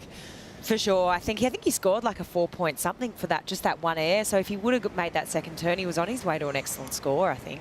As we see Callanan get started, ENC Mai, fading the takeoff and throwing a blast off the lip. It's been a great day for the Goofs. As we see him light up another finish, he'll get a little bit sloppy on the end section. He'll have to sit down, so incomplete on the final turn. But Ryan's just got such a unique style. You can see him surfing in the dark, and you know it's Ryan right away. So unique. You can tell that he's good friends with Luke Egan, good friends with Craig Anderson. He's got a lot of great mentors and heroes to look up to, Vaughn. So many. A Bells winner in Hoyo, kind of like an uncle in a lot of ways. Yeah, you know, Newcastle is one of those surf cities where it is one big family. There's a lot of board riders clubs in that zone. But at the end of the day, you know, if you come from the Steel City, you've got a whole city behind you, and that's what Callanan has. I know last year when he was runner-up at the Rip Curl Pro, mate, you should have seen Yui. It was just like the threads, the energy, all the posts. I mean, this is a smaller wave to get going, but, you know, it's not a bad idea, really. You can see just how in sync Arcal is. Had a great heat yesterday. Loses it there, but just getting his board up and over that coping and... Yeah, I think he's off to a nice start here. But just one other observation on that conversation between Leandro and Jack. Like, once you understand where your mistake is, I think Jack is a freak at being able to just let it go, you know? Like, he's so in the moment that he doesn't really dwell, and it's unnatural for him to dwell on stuff. And so Leandro and him, they break it down. Yes, the disappointment will stay with him for a little bit, but it was just cool to see them go, okay, that's where the problem happened. Now I can just move on. It's an important topic and an important pickup, because I think we've all seen surfers from event to event where you haven't seen them from stop 2 to stop 3, and you see him for the first time again, you're, oh yeah, you got a 33rd. You know, just they're still wearing the weight of a tough result, where they're still trying to build up their confidence. And gosh, it's probably easier said than done. The weight of the world on you, the pressure to survive the tour, and just shaking off a loss. I mean, the world champs do that the best on tour, that's for sure. For sure, they do. I think also, I just look at Jack and the way he carries himself. I'm sure behind closed doors there's emotion, but you know, for us watching, he's very logical about how he goes about things. Even in that piece we saw Inside Pro Surfing by WSL before, when Jack was talking about the family and the win, you could see there was emotion there, but he just keeps a lid on it. He's very level-headed, and he's just refining that more and more each year. And I think, just to echo what I was just sort of saying it before, but just becoming a dad and embracing new family life, I think he's just becoming even more zen, you know, like it's incredible to see. And yeah, the best in the world do it, and Jack is definitely up there. Ryan with the 4 and a 1-2, surfing against Imai Kalani-Devault. Imai had a good result here on his rookie debut. Ended up getting a 9th, got past Kelly that year, but then got sent back to the Challenger Series. He definitely seems like one of those surfers that is completely different from that rookie season as far as his confidence and just that feeling that he belongs on the top 34. Oh, man, I've been watching him surf in Hawaii for years, you know, going over there since he was just a tiny grom. And I don't think we've even come close to seeing what he's capable of, Joey. I mean, you see him surf a lot, you know, being over there on the North Shore a lot of the time. And yeah, I think, you know, it does take time for some crew to get into it. Some people come out of the gates like Morgs. You know, Cal Robbo had a fantastic rookie season. And then they find out what the grind's all about a little bit later, you know. Imai is doing the other way. He's sort of like coming in, taking a few beatings, and then learning from that and building all these performances as he continues through his career. So I just get the feeling that we're going to see more and more of Imai, and he's going to continue to impress us. Yeah, he's been really growing. Started off with the quarterfinal. That's right, yeah. Over at Pipeline. And wow, how close was he to getting a 10? The foam ball just picked him up in the matchup against Ian Gentile. And I saw him after, and in a moment like that, a wave like that, where you've gone the distance, it's, you know, it'd be a glory vision for anyone on the planet. But he was just like, he knew he was that close to a 10. The difference between the points in a quarter and a semifinal, and just the chance to win Pipeline, that was just surrounding his mind. It was kind of an emotional debrief. He was happy of his performance, but he knew he almost tasted a 10-point Happens every year, man. Every year at Pipeline, or, you know, wherever there's like mortal conequence, wherever there's huge orbs that could end you, there's always someone who goes that close. Remember Jacko Baker got one in that classic, you know, Kelly Seth year, where he just went, like, you know, we didn't even know what he could do out there, and he just ran and just got pinched at the end. That's right. So many good memories. And gosh, let's relive a great moment that just went down. Wild card this year at Bell's. Morgan Siblix with Laura. Yes, Morgs. Sorry about that. It's all good, Morgs. Yeah, it's all good. You're the man of the hour. You can do whatever you want. Do you want to go have a coffee or come back later? You've just taken down world number 4, Jack Robinson. That was an epic heat, going blow for blow. Must have felt good to come out on top. Oh, it feels amazing. I'm just so stoked to be here and grateful for the opportunity to be able to compete in another CT. And yeah, it makes it so much sweeter making a few more heats and putting a couple waves together. It feels sick. Amazing. And you've always been back. You've always come down to this event for many years. How good is it to just, you know, go up against Jack Robinson again and be able to get these scores and show the world you're surfing? Yeah, it's so good coming down to the home of Rip Curl and getting to surf the bowl pumping yesterday was like a kind of dream of mine, so I was stoked on that. And yeah, getting to surf a heat against Robbo, man on man, was pretty sick. Pretty good mates with him, so it was good to have a little battle and epic to come out on top. And you were saying there were some nervous moments at the end there, you know, when Jack got his wave. Talk us through that. Yeah, I didn't know what he really did on that, on one of his waves, which was behind mine. So I felt like I went my second 6 and I thought that I just like had a priority blunder there, but it kind of worked out all right. So yeah, stoked. Amazing. Well, you're into the next round. Keeping the dream alive, Morgan. Say hi to the guinea kittens.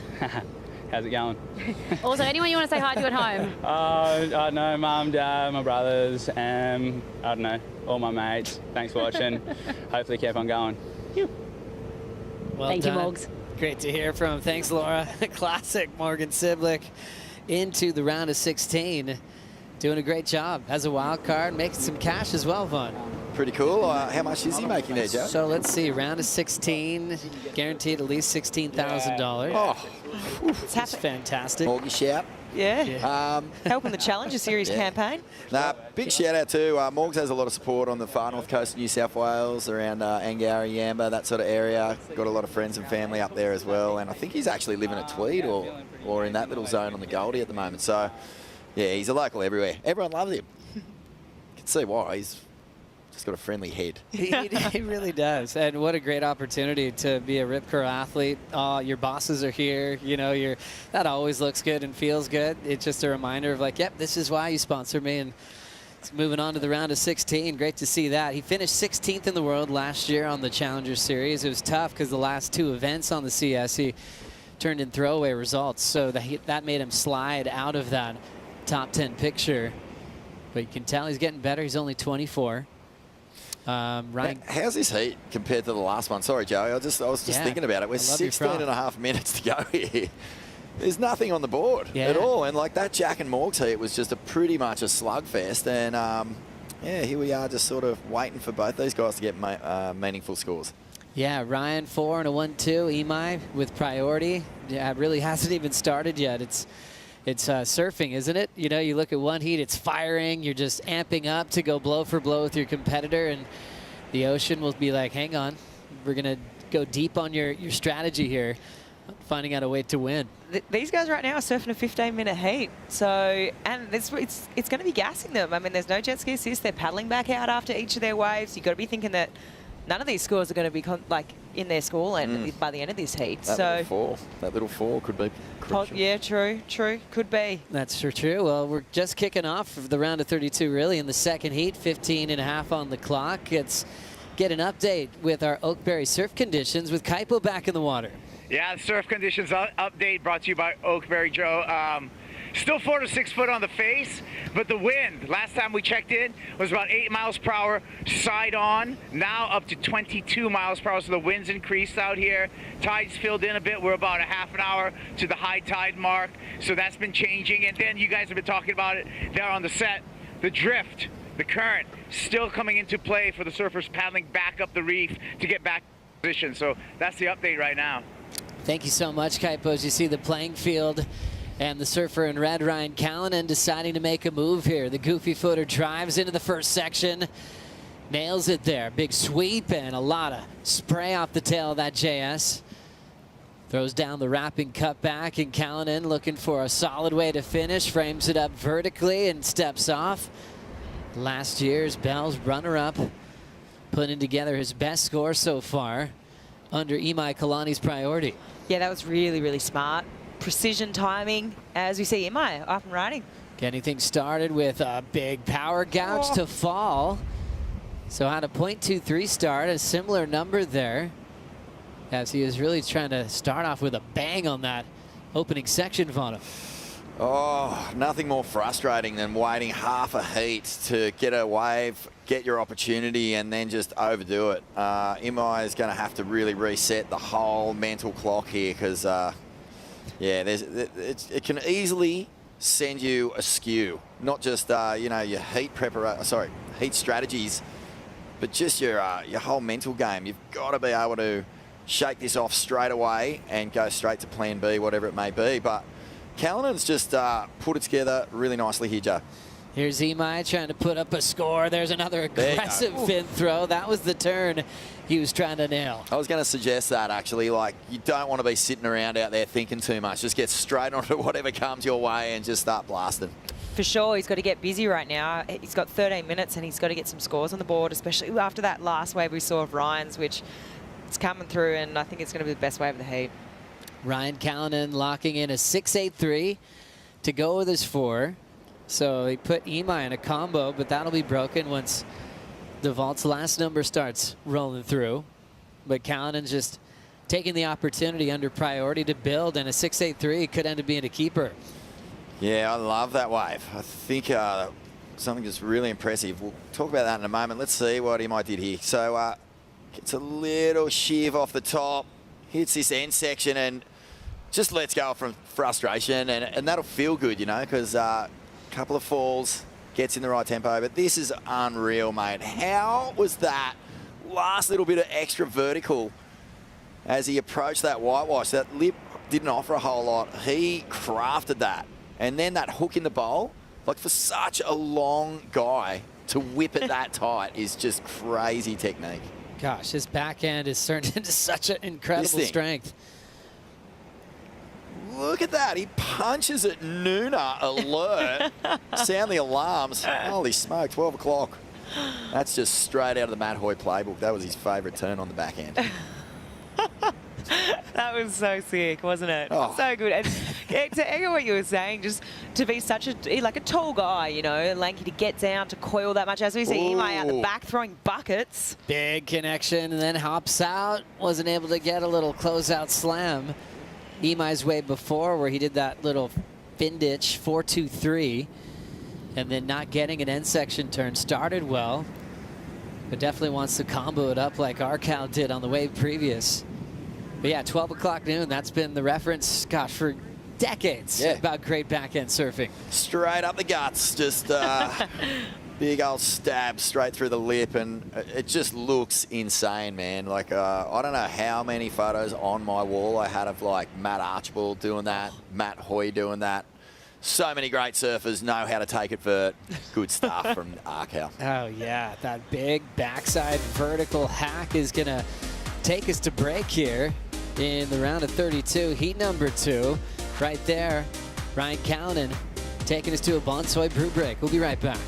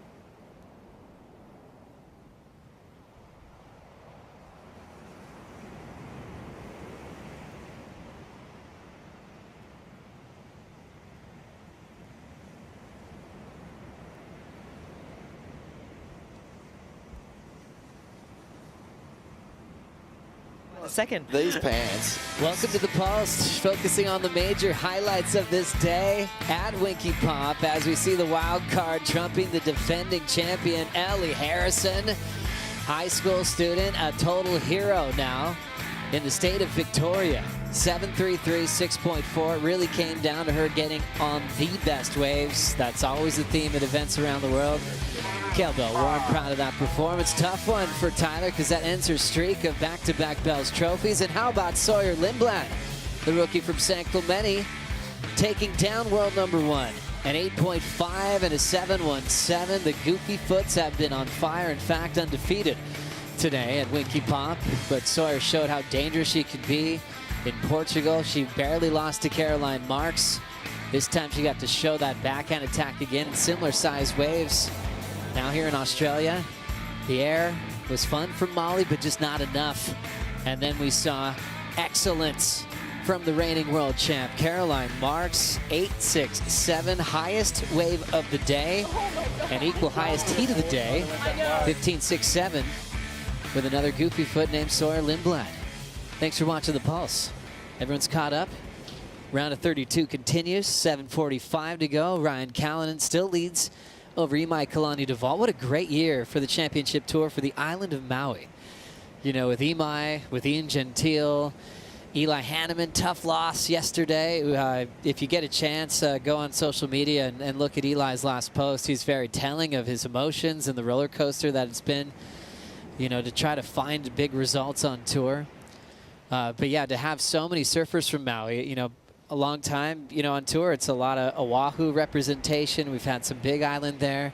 Dusty Payne was the first male to qualify for the top 34. But Imai doesn't take him too far to look on the island of Maui for world-class surfing happening, big wave surfing at Jaws. And gosh, it's fun to hang out at waves like Hokipa, to just have the banter with that local crew. So much support for Imai coming from the island of Maui, Vaughn. Yeah, well, not surprising. They are so passionate about pro surfing, like surfing in general, of course. That's just part of the culture there. But, you know, having these representatives on tour, flying the flag with so much pride and, you know, taking on the best of the world and destroying them on occasion. It's a wonderful thing. And, yeah, it's a really cool thing to have people to just barrack for. I know that, you know, Australia, for example, we think we're passionate about sport.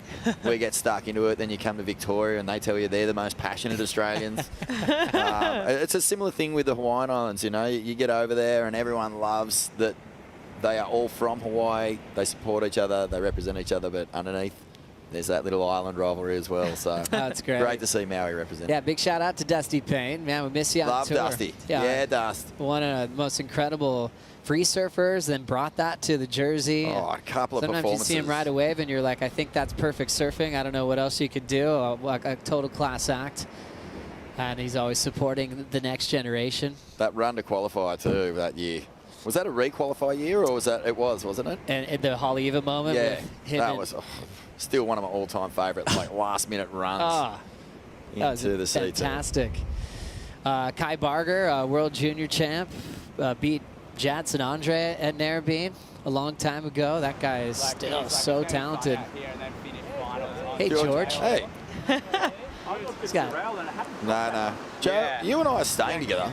Yeah, it's been great, man. We walked out of the house this morning, chatting the whole way, enjoying our coffees, in our Yetis, personalised Yetis, which was awesome. Got down here, came into the bright lights of the booth and realised we were dressed exactly the same. I was like, hey, hang on a minute. Yeah. This is awkward. That's what buddies do, you know? We've got the Medina signature. I thought for a second that Georgie Pitar had the same Medina spec hoodies that we've got on, but no, he doesn't. So less awkward for him, more awkward for us. But we looked at each other, we're like, should we change?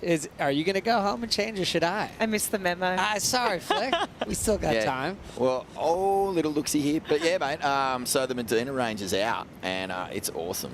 Some of these flames to go faster. Yeah, sick blue flames. The three-time world champ. As we look at Ryan Callanan belt that first section, his backhand is fiery right now, crushing it again with two big hammers on the backhand. The 4.0 is going to be gone. He showcased his depth, his grit, his drive to compete on a wave that he said has given him trouble his whole life at Sunset Beach, and he went to the semifinals, dropping big scores like in the 9s as we see how fun it looks on his backhand at this size of Winky Pop, Flick. Oh, these were two beautifully timed turns from Ryan. I just love to see it. Just go straight up the guts. 12 o'clock noon once again. Should have seen your face just then. Me and Joe are both regular footers. You're a goof. You just looked at both of us and went, cop that. But I did. Yeah, this is absolutely vicious surfing, and it's sort of been simmering because he's had two pretty ordinary waves, still ripped them. Have a look at this for just pure venom. That is just whiplash sting. Slapping. He's slapping that wave hard. Oh, yeah. Slaps. Ryan's backhand surfing slaps. Hook. Slap. It's making noises that are good, There's so much in it. His technique, his flexibility, his size. and his timing. Wowzers. That's a lifetime of commitment to the sport he loves. As we look at him again, let's do it again, Raquel. Big blast. Now he's got a little bit of freedom to do something crazy. I want him to do one of those cartwheel punts that he was doing through the junior series that got him cover shots, the Surfing Magazine, when he was just a grommet. He would be upside down and inverted. It was one of those type of airs he could have named. You know, remember when that was kind of popular? You did an air for the first time, you put your name on it? Ryan probably could have done that for that. You know that one I'm talking about? Oh, yeah. That's yes, I know the one. That like scoopy kind of cartwheel inverted punt. cartwheel thingamajig. Let's keep this going here with some activity in the water. Maui boy, Imai Kalani, is trying to break a pretty serious combo now. Climbing through a couple sections, and yeah, just out of rhythm, and the backhand stays hot. 7-6-7, 6-8-3. Kaipo Guerrero's got the best seat in the house for this goofy foot domination, Kipes. Yeah, it sure was. And what's so impressive about Ryan Callahan is the placement of his turns. How he's able to place those turns in just the right section. And it's, Joe, it's difficult out here to read this wave, but Ryan Callahan solving the crossword puzzle at Winky this afternoon with some great placement of turns on the backhand. Yeah, looking really connected, Kaipo. It's really special to see Ryan in this kind of form. 6-8-3, 7-6-7. We were talking about this earlier, though. When a surfer just builds, they're not repeating scores. They're actually improving every time they pick up. That means he's on pace with the scale. He knows what the judges are rewarding, and he knows he can keep getting more and more out of them. And we saw him throw away a punt move, but that's exactly where he's thinking. He's like, okay, I've got these scores, 6-7. How can I go excellent and really just put this thing away? Uh-oh. Minute to go here. He's into a set. Ryan's going to wind up and set up a carve. Big fan. He'll come down with a cool little tag. Even though that was just a short wave, it just shows how in form he is right now. Yeah, you can just see the confidence in his surfing, I think. It just, from every wave that he's caught, he's just feeling really ready. Obviously went for that big punt on the wave previous to that one. Yeah, he's looking deadly. What a great response to elimination round loss in Portugal. His wife looking like she needs a little massage, but yeah. Ryan's ripping. But yeah, Nina's maybe always she could so hit that supportive. day spa that Lakey and Molly did. I did notice they got a bath each. When me and Ronnie were kids, we had to share the bath. Oh, boy. Yeah. Well, won't go any further. But just trying to remember the last time we did share a bath. No one has to do that. 15 seconds remaining. Oh, boy. This is fun. Ryan having the lead. He might comboed in this one. Tough one for the Maui boy, but the goofy foot Australian who made the final last year is off and running into the round of 16. Now, Nina can clap his beautiful wife right there by his side to celebrate that great victory. Oh, boy. Thanks for the laughs, you guys. Oh, yeah, that was a ball. Well, let's not leave it with that image. Let's think about Ryan Callahan just going upside down and destroying it. What a great heat. Really enjoyed it all. Oh. God, how good is pro surfing? Hanging out with you guys. I wouldn't want to be anywhere else in the world. Had a great time with you two. More action to come. Leonardo Fioravanti's taking on Samuel Pupo. We're going to catch our breath and take a little bit of a break. But the waves are looking fun. Big scores are coming through. We're going to bring in Ronnie Blakey and Richie Lovett into the bathtub here in the booth. We'll be back for more right after this.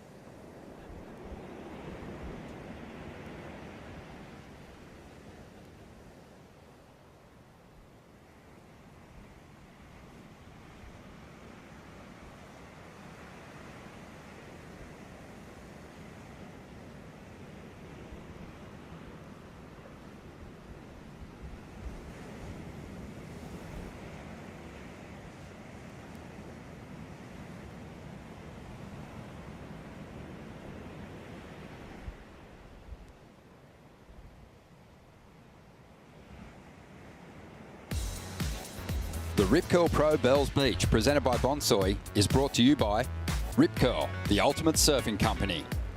By Visit Victoria, Melbourne, every bit different. By Eventbrite, proud sponsor of women's surfing on the WSL Championship Tour. By Oakberry, fuel yourself with the official acai of WSL Australia. And by Shiseido, official sunscreen partner of the World Surf League. With that low on the back end of it. So I think you go, like you'll rip it. No, it's just if a set came in and he executed it, it could have been that 8 or the 7, and then you would have been on the back end of his 7 or 8. Well done. That's great. Richard Dogmarsh, a former finalist here, giving the high five to his boy Ryan Callanan, who's just made his way past Imai Kalani-Devold in that last heat as we get set for another big one here. Leonardo Fioravanti currently sitting in 9th position, the Italian out there in the red, up against Samuel Pupo below the cut line, chasing a big result here. Here goes Leo to get things started. Driving up into the section, great release in the tail. Looking fired up as he hammers the coping once again.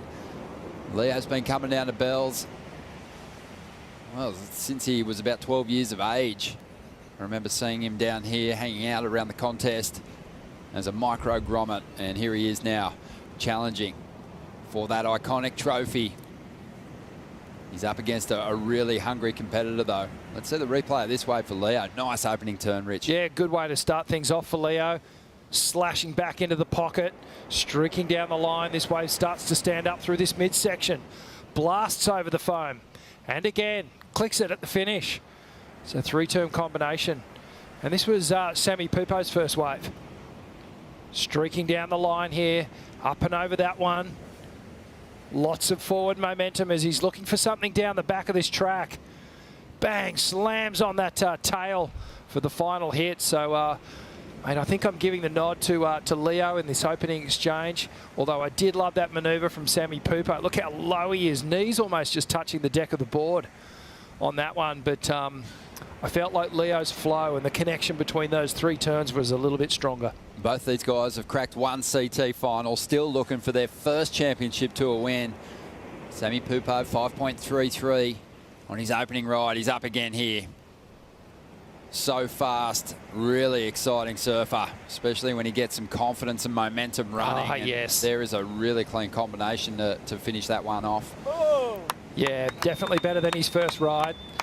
Miggy likes it. He loves the finish. He knows it's probably going to be better than Sam's first ride. Samuel hasn't had a fantastic start to the season, hasn't been past this round. And he's got some serious ground to make up in 28th position at the moment. Oh. Well below that cut line. Yeah, he was another one a couple of years. Was it last season or the season before where he needed a result here? A kind of similar position and feeling to what he's going through now. But that opening slash was just money. And this second one blasts it, throwing so much spray in that transition. Kept all his speed coming out of that second turn. And straight into the third. Great technique. This board looks amazing under his feet. Just dicing that thing apart. Yeah, I mean, the blackboard helps, Rich, but it kind of makes you think of Felipe Toledo a bit and his approach, just how sharp these rail turns are. Yeah, absolutely. Despite the colour, though, the way it's just sitting up on the water, it looks really, really nice. Nice and spicy. Perhaps an inch or two shorter. Might be a little step down, actually, which is not a bad move here for Winky, because it kind of can get a little slopey at times. That pocket presents itself, but feeling good about that second ride. He should be. It's going to be better than his first. But you were right, Leonardo Fioravanti winning the opening exchange just by a slim margin. 5.83 for Leo, 5.33 for Samuel. But Sam has just dropped to 6.73. Leo after a 6.24.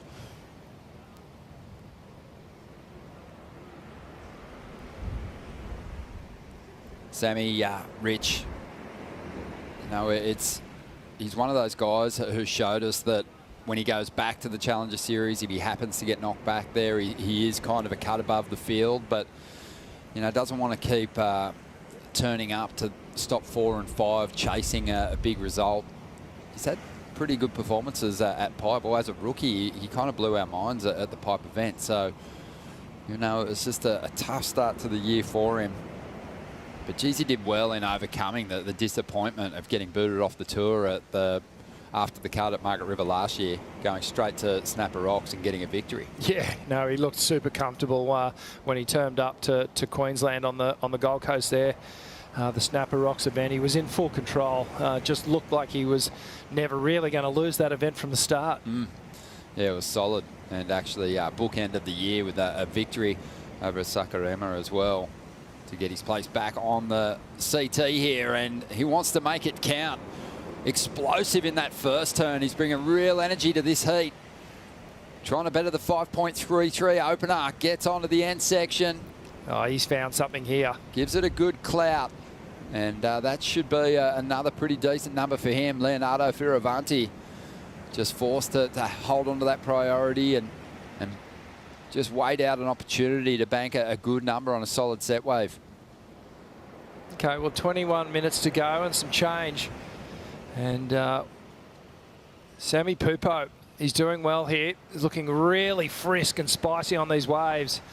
Just surfing with a lot of intent, a lot of purpose. Staying very agile, staying light on his feet. Good strategy down here at Winky Pop.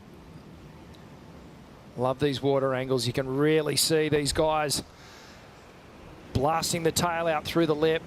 You get a really good bird's eye view. Hard to really appreciate the speed in which they're going when you're watching these guys on screen. Watching them live is really something to behold. The volume turns right up. Yeah, so Sammy, he's potentially on his way to an even better number here. Waiting on the scores to come through. I reckon that board just looks a fraction wider, a bit shorter than what he normally would ride. Yeah, quite possibly. Yeah, it just seems that you know, if you could draw up dreamy conditions for Sammy to kind of find an edge over the field, this would probably be it. Yeah. Nice little crumbly coping on these waves. Has that amazing release in the tail. Also has a tight arc carving turn that he can lean into. So when there's a bit of time on these faces and there's not a ribs there, or even if there is, he can kind of fit that turn in between all those bumps. I think it's fitting that you did mention Felipe Toledo in the conversation, because I remember watching this guy a couple of seasons ago and his breakout event, I think it was at Halle Evo, and I was going, man, there is some similarities to Samuel and Felipe in their approach and just their speed and you know, hand positioning, things like that. So he's obviously taken a leaf out of Felipe's book, but at this point in the heat, I'd like to see him maybe just slow things down a little bit in terms of his wave choice. I feel like he's got a couple of good waves under priority. So now let's wait for the priority rotation to change and get a better wave and then really put some decent scores on the board. Yeah, and Felipe is always down here tuning in to watch his countrymen surf when he was around the events. I bet he's watching this heat right now very closely, and a big shout out to him if he is missing the multiple world champ, the former Bells champion. You know, his surfing is just so celebrated and exciting, and we're missing seeing it on tour, but the show must roll on, Rich. It must roll on. We need to crown a couple of champions here this week, and well, unfortunately, Philippe not part of the action, but we miss him and look forward to when he returns to competition. Here goes Leonardo. So using his priority on this one. Nice turn there. Keeps a whole lot of speed to get himself down the line, loading up for more. And he's going to throw the reverse. Looked like he might have landed kind of on his backside on the back of his board there. Unable to ride out of that one. Just lost connection with his equipment. 18.5 minutes to go. Sammy Pupo kicks out of one there as well. Let's hear from the winner of the last heat, Ryan Callanan, Laura, with a heat score total of 14.5. Strong. Yes, Ryan, feeling good after that heat win. Looking at your year as a total so far, that was an important heat for you to climb up the rankings. You got a second place here last year in similar conditions at Winky. How are you feeling heading out there today? You got the job done.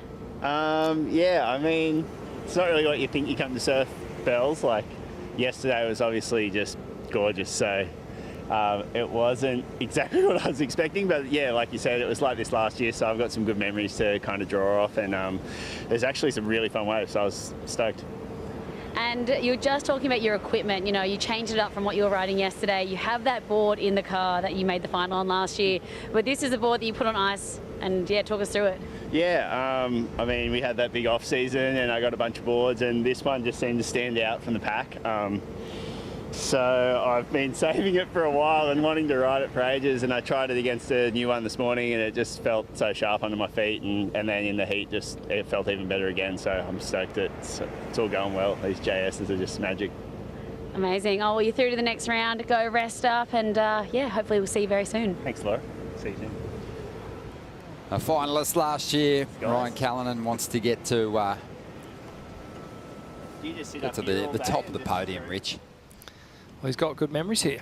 Runner-up in the event last year, like he was saying, not too dissimilar. Finals conditions here. But Ethan Ewing was just too strong, got the win.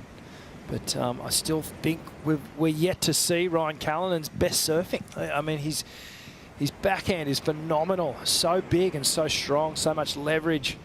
And he really does, you know, start rubbing his hands together when we get those big swells like we did yesterday.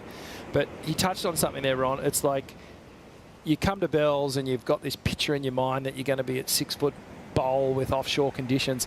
And it's sort of, while it does happen through the entirety of the event, it might happen just once. You know, you kind of got to be ready for everything. You've got to be really versatile in your ability to go from these sort of 2 to 3 foot onshore conditions down at Winky to, you know, primo Bells. Adaptability is a key here. Big shout out to everyone down here in the car park at the Rip Curl Pro Bells Beach. Great to have your company. And we know that it gets a little trickier at these times when we move the event over to Winky, but you got a good spot there. Good seats. Rockstar car parks. Sun's out. And yeah, loving the action on the big screen as we see the Brazilian Samuel Pupo is hanging on to the lead here. Leonardo Fioravanti used his priority, couldn't convert and get the 6.83 required to get himself up into the lead here. As we take the Melbourne flight cam view of this lineup, Rich, big stretched out walls that, you know, can go on forever on their day. But today it's a bit of both. We're seeing a few waves connect through to the inside and others just a couple of sections. Yeah, and again, talk to that adaptability to be able to just moment to moment, wave to wave, be able to read the ocean. And each one of these surfers is just so in flow, so in tune with the waves. They've all put some serious time down here. Obviously, the more Bells events you get to surf, the more time you can spend in a jersey down here, the better you are, the more familiar you are with both Winky and the Bells sections. But, you know, think of these two guys, Ron. They're both, they both have like a speed and urgency to the way their styles and the way they approach the waves. Great view here. There's a replay of Leo's wave from above, streaking down the line here, and you can see the reef, the lineup, that perfect setup here. And when it does get big, it sort of breaks out further off the reef. Let's see what went wrong here. Just a little late to the section there. Got the grab, didn't get the full rotation, and just got stuck on the landing there. Was nowhere to go. Just so much turbulent water underneath him. Sammy Pupo's had a few runs at the event here and hasn't been past the third round. And it's the same story for Leonardo Fioravanti, who's had a number of shots at it. Hasn't cracked the final series of the event. So, yeah, this is a big heat for both these guys, just to break through and get some momentum going in this event. Sammy Pupo just looks so sharp and alive in those opening stages. But he's gifted priority back to Leo here without upping the ante. Yeah, it's never a good feeling as a competitor when you take a wave with priority and you don't better a score. It's a fail. It's a miss. It's a mistake. And he's given priority back to Leonardo here. He really needs to convert now. There's an opportunity here to put some pressure on Samuel with a really good score. Rich, I know that you know, you can speak from experience. Bells was a tricky event for you. I believe quarterfinal was your best result. Yep. Got edged out by Corey Lopez that year in the quarters, but just to make the CT is huge. But to pull the jersey on at Bells Beach, what did it mean to you? It was really special. You know, it's one of those iconic events where, you know, you're watching video clips, news clips, whatever you can kind of digest at the time as a grommet, watching your heroes compete down there, and it's a dream. You know, you go, this is what I want to do one day. So, you know, for me, it was like competing down here as a junior was a big kick. And then on the Australian circuit, coming back and doing it down there and then having some success. But to do it in a CT event is something special. And, you know, you look at the names, we talk about it, all the athletes talk about it. The names on this trophy sitting behind us are so special, and they're the who's who of our surfing world. They're the heroes of our surfing world. And most of these people have gone on to win world titles. So a win down here is incredible, and it is a really hard wave to figure out. Like there's, you know, I think about J-Bay. It's even though that's tricky, it's fairly straightforward. There's so many moods to this wave, and the only way you can figure it out is just by spending time here. Well, just over 11.5 minutes remaining. Leonardo Fioravanti, he's still in that second spot. He's got priority. He's after a 6.83. We'll be back right after this.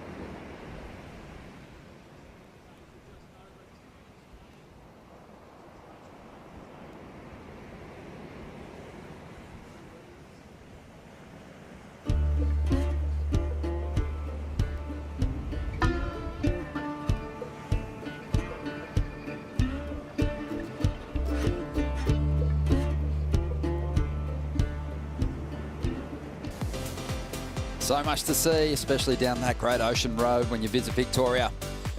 Right now out there in the lineup, Winky Pop, we're seeing Leonardo Fioravanti go after a 6.83. And Leo just giving it everything on the end section. Everything and some. He threw the whole kitchen at that one, and that's going to cost him. Leonardo's been working with a former event champion here, former world champion, Adriano de Souza. He was watching on nervously. But Leo just had to kind of save that ride, Rich, with something explosive on the end section. Yeah, I think it was the right manoeuvre. Just overextended, pushed too hard, and unfortunately wasn't able to complete that manoeuvre. A little bit of stress on Adriano's face there. But that's two mistakes. So Samuel made the first one. Leo's just handed it right back to him. So now Samuel Pupo in the box seat with priority. He can really start tightening the screws on Leonardo here with a decent ride. So, yeah, Sammy just shoring up the two best rides of the heat pretty early on, and he's just sort of been leaning on those for a moment. Did make a mistake earlier on. Leonardo Fioravanti's just looked like he's kind of gotten a little desperate early on. He's going for the big move to try and convert those, what you'd have to call kind of average waves into the number that he needs. I mean, he's got to give it some, but 2 times now, just maybe pushing a little too hard. Tricky number to chase, though. You know, you want to get into that next level score up into the 7s. You do have to throw something dynamic out there. Here goes Sammy Pupo.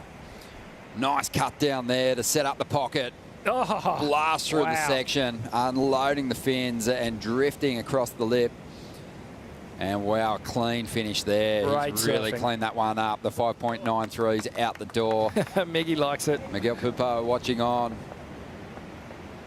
Big smile on his face. He knows. He's seen enough heats. He's predicted enough of these scores dropping to understand that that might have been the best number of the heat. It is the best number of the heat, no doubt. That was some great surfing. Leo knows it. You can tell some body language there. It's not hard to read that one. So that should have actually been Leonardo's wave if he didn't take that one before and, you know, make that mistake on it. So it just goes to show you the importance of wave choice out here and actually converting. Once you do pull the trigger, man, he's looking good. Look, he was pushing him into that. He wanted this wave. He was making sure Sammy was going to go it. Big drifting floater to start things off. Drives around this section. Fast slashing turn. Hits the lip here with the big fin drift.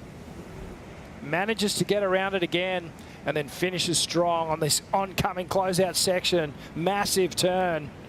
So much punch and the ability to really smooth out the face here, Kaipo. You saw it from the water. It was crisp.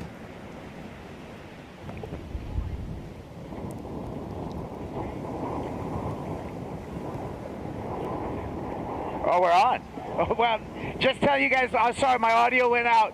The quick surfing of Samuel Pupo, just really fitting for what's happening right now, because we have all these short sections, we've got all these cross chops. He's able to fit that, but it's actually the quickness that's to his advantage right now. So well played for Sammy Pupo. Quick surfing, quick twitch, and really enjoyed it. That gave him the advantage on that wave right now, and he's out in the lead. Yeah, really strong. Excellent surfing, 8.5. He loves the feel of it. Giving himself a well-earned pat on the back there. Let's have a look at it from that water perspective, Rich. You love this angle because you see the fins come free. But like Kaipo said, you know, that fast twitch and pivot to really fit the turns in amongst all the creases in that wave. He just smoothed it out completely. You know, as far as Sammy Pupo was concerned, it was groomed and offshore out there. Yeah, absolutely. You know, that board, again, looks just so alive and almost twitching under his feet, but he's able to control it. And just when he gets to these sections, he's just blasting it, carving it. As you said, crisp is the word. Each one of his turns is so clean. There's a little bit of pump work going in between the turns.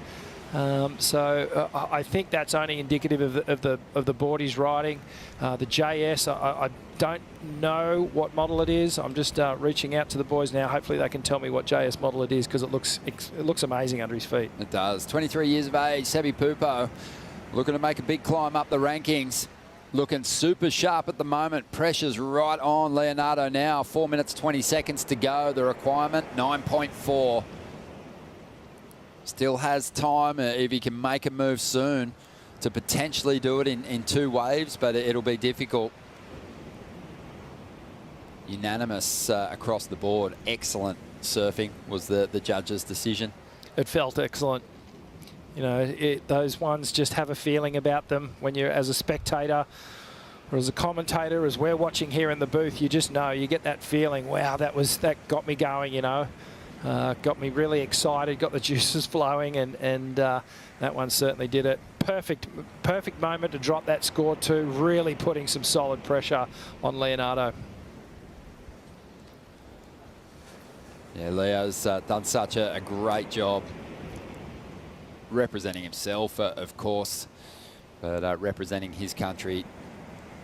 First Italian campaigning on the championship tour, and you know, just I think you put a lot of his success down to just how well travelled he was as a Grom. Got really familiar with a lot of these locations, travelling with his family, and of course his stepfather Stephen Bell a Victorian who travelled with Kelly for years, and you know, Leo was just able to lean into all that experience that he had prior to getting to the championship tour. He's going to need all of that and some right here because he's right up against it. Well, have a look at this. It could be an opportunity here. Yeah, big set wave on the outside. Leo, he's going to have to do it in one ride now, you'd think. 2 minutes, 45 seconds to go. Sam on the inside.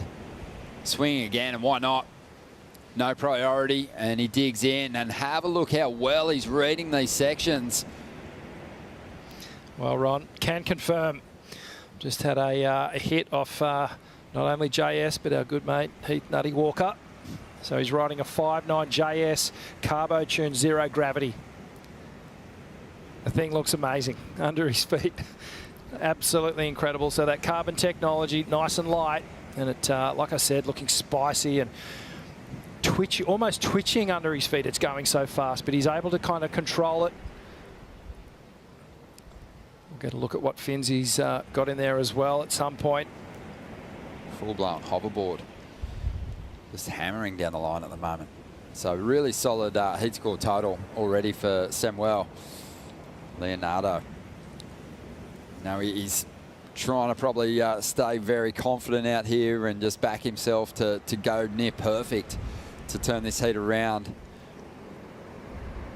But the GWM 2-minute warning has come and gone. So yeah, he's looking there and just going, okay, I've got one wave.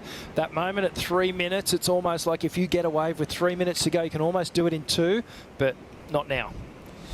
Yeah, even that's a stretch. But you know, to find a wave as clean and to surf it better than what Sammy Pupo just did, you know, linking turns together might not be it. It might have to be the biggest individual turn that we've seen in the event so far from Leo to turn this one around. He's going to have to go to the air, is what he's going to have to do. Something standing up on the outside here. And Leo's starting to make a move, pushing to the inside. This wave looks like it's also kind of filling up. Adriano saying there's another one out the back. One. Signaling to Leo there. 40 seconds to go, and well, this didn't look like the wave for Leo anyway.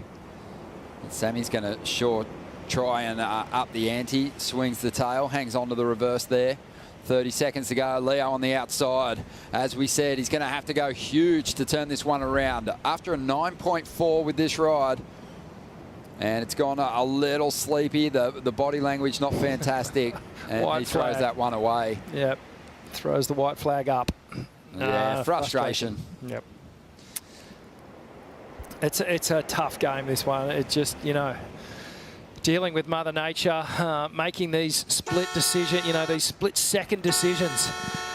And what you sometimes feel is the right thing to do, and wave choice and picking the right waves, and then performing on them. It's a tough act, man. And Sammy Pupo went absolutely mad. He went loony. That helped. 6.73, 8.5 for Samuel. And he is charging into the route of 16. Well, Samuel needed that. Big result. Yeah, 28th position, well below the cut line. Some space to climb with some surfers above him falling out of the mix. So he's got a chance. He's got a chance at easing some pressure. And with a big result here, maybe saving himself and getting into the back half of the season. There are the results for you on screen. A convincing victory in a day where there's been a lot of close battles. Puts a lot of space between himself and Leonardo Fioravanti there. Well, stay with us. We're going to take a quick break. When we return, we'll get Connor O'Leary and Matthew McGilvray out there in the lineup, underway in the round of 32.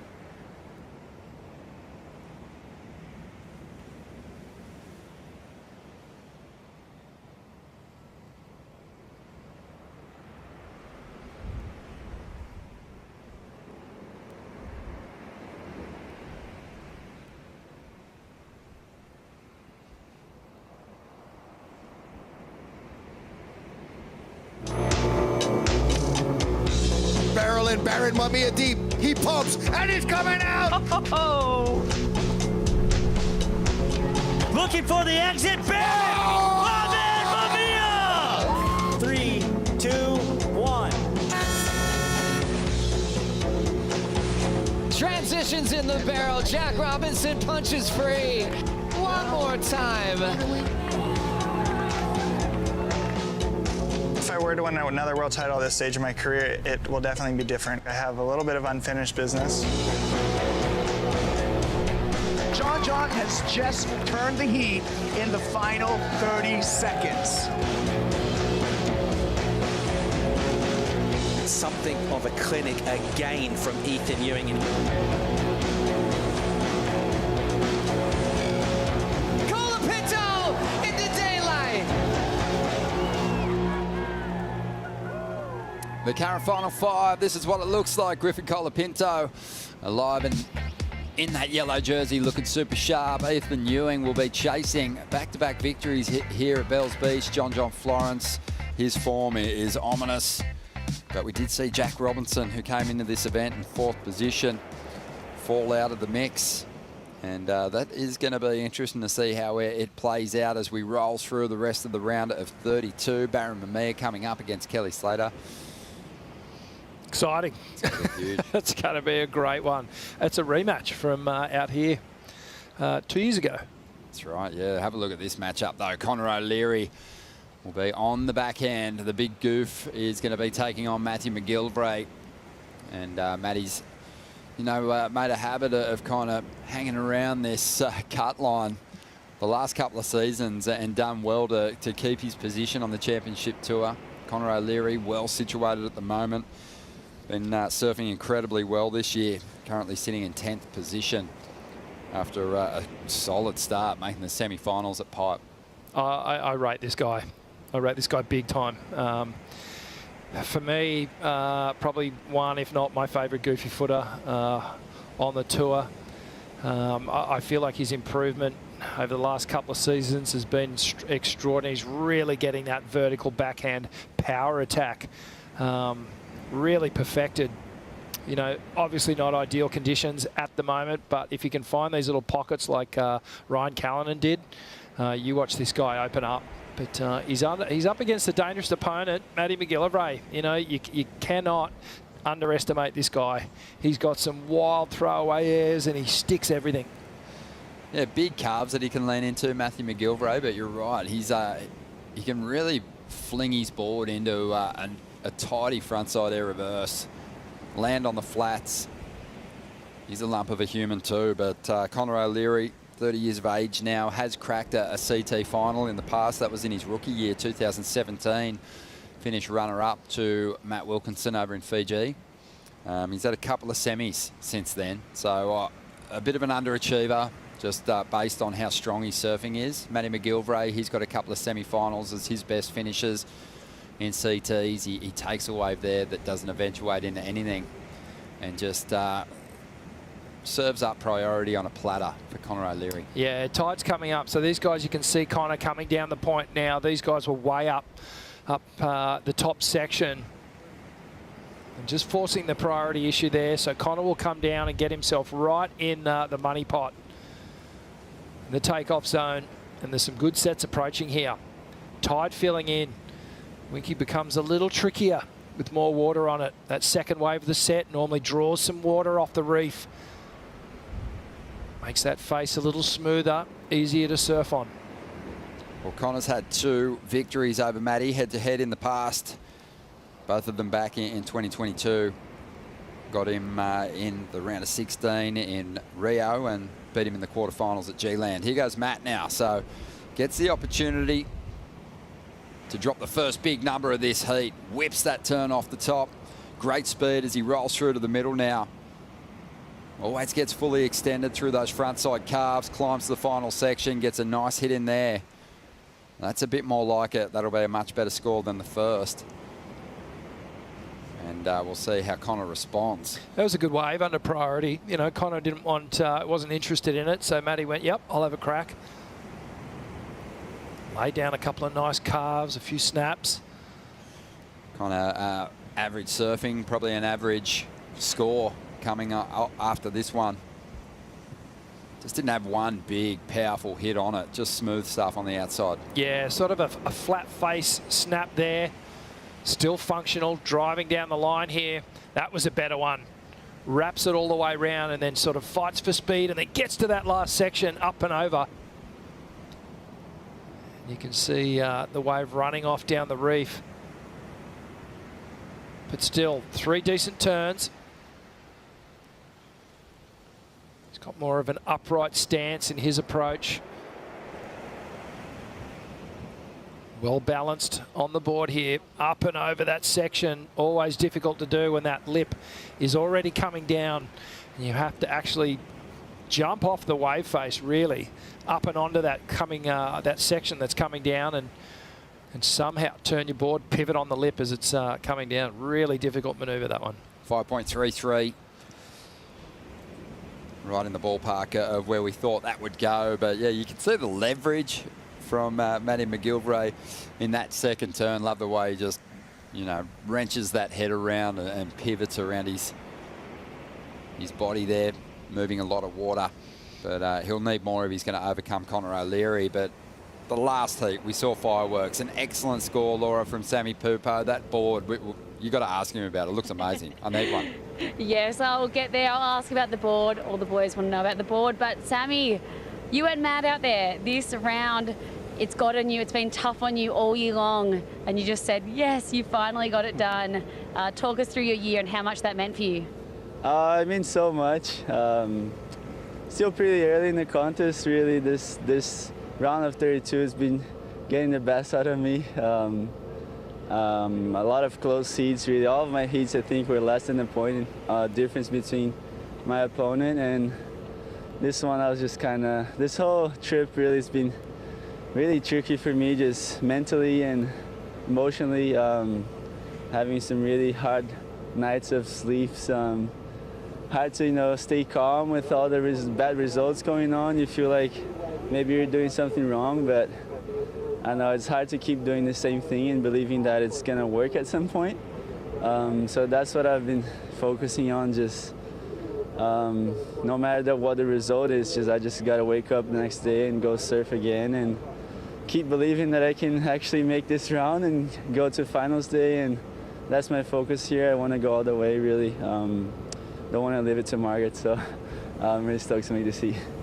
Well, you did absolutely nothing wrong out there today. One of the performances of the day, that 8.5, that board, it looked so amazing. We didn't even want to put it in the sun here, guys, because it's back in the shade. It's in a safe place. But talk us through that board, because you know, you said you've ridden 3 different boards this whole event.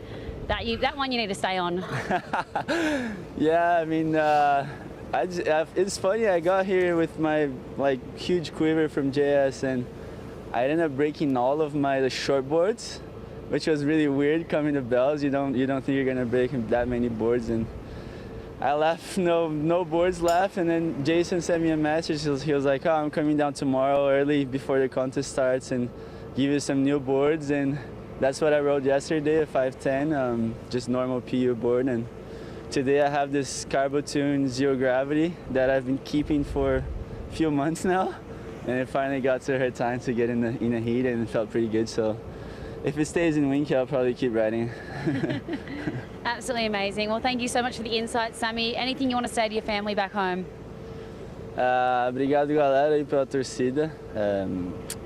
Finalmente passamos desse round, né? Round difícil. E obrigado, mãe e pai, por sempre estar me confortando, né?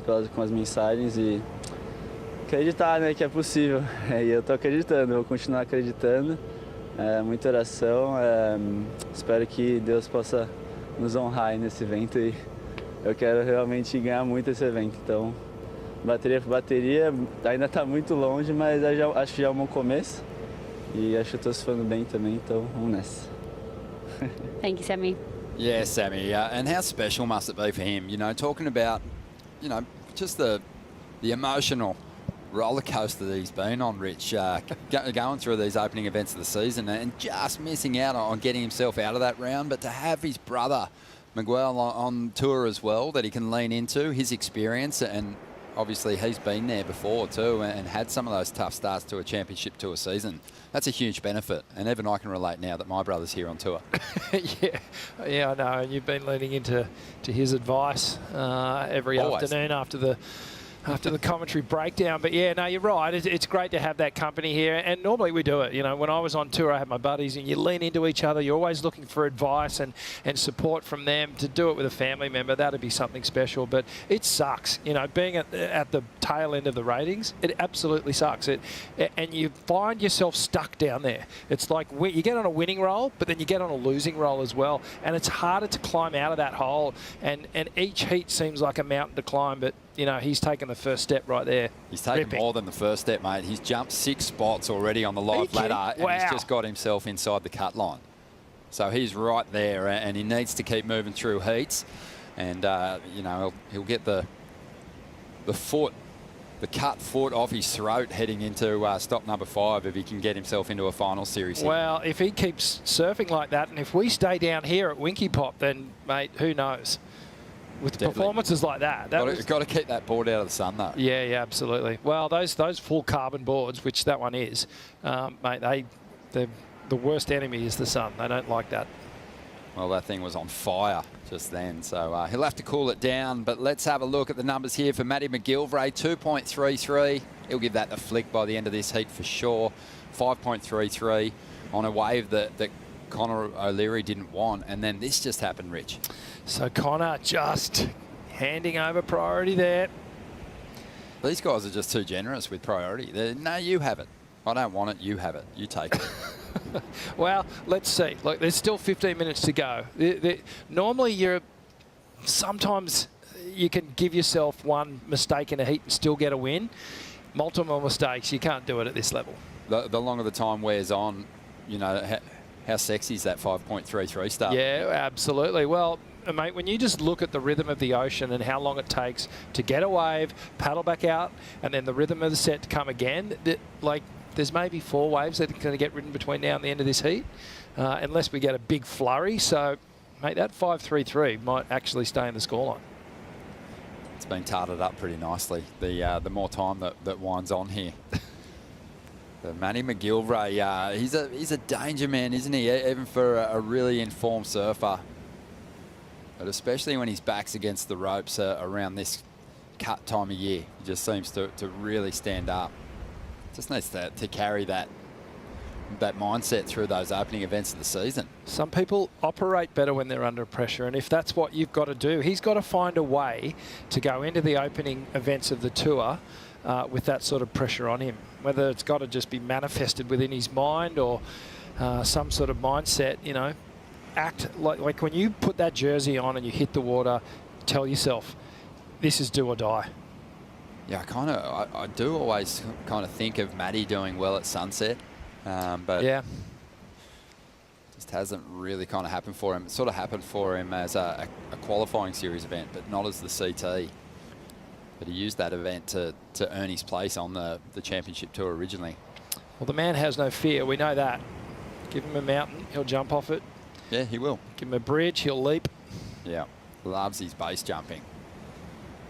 As we get back out into the lineup there, get a shot of these two competitors who are sort of shifting their position here, Rich. As you said, that tide fills in. It does get a little trickier to establish a place to drop anchor and wait for the set waves to roll in. You've got to constantly be moving into position. Yeah, it's a judgment thing, and just you've always got those places on the lineup. You know, whether it's the stairwell or it's where the judge's tower is, you're always looking and lining yourself up with where you think the best wave takeoff spot is going to be.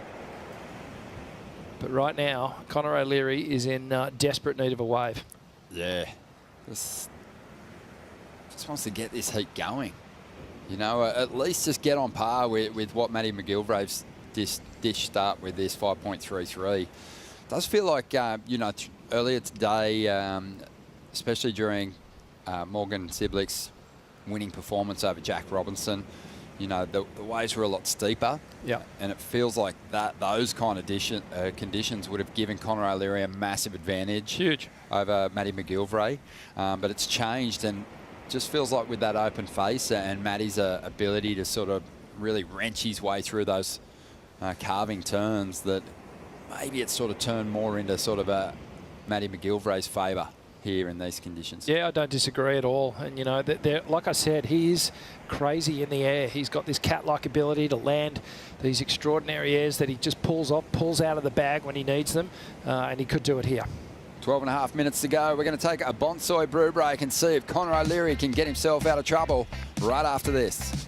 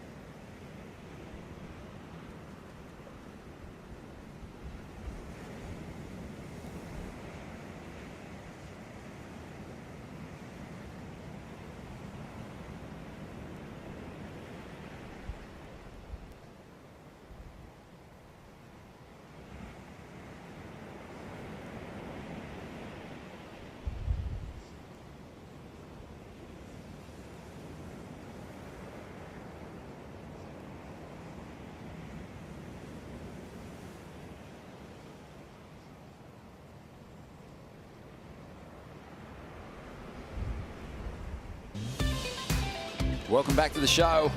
We are just after 3 p.m. in the afternoon here at Winky for day 2 of the event window into the round of 32 for the man. Heat 4 out there in the lineup at the moment. Conor O'Leary is trying to leapfrog Matty McGillivray to get in front at this stage. Not a huge lead that Matty's got, though. He's got a 5.33 and a throwaway 2.33. He's got priority on the outside, though, and he is making a move. And he can really make Conor O'Leary pay for a priority blunder earlier on. If he converts on this one, rips through the bumps in the face, no problem at all. And looks to set up a big finish here. Explodes through that final section and sticks it for the finish. And with that, there's going to be a bit of heat on O'Leary here. Geez, he's reliable, isn't he? Just, you know, he's going to finish his waves. 9 times out of 10. He's going to get those 2 to 3 turns done. He's solid as a rock.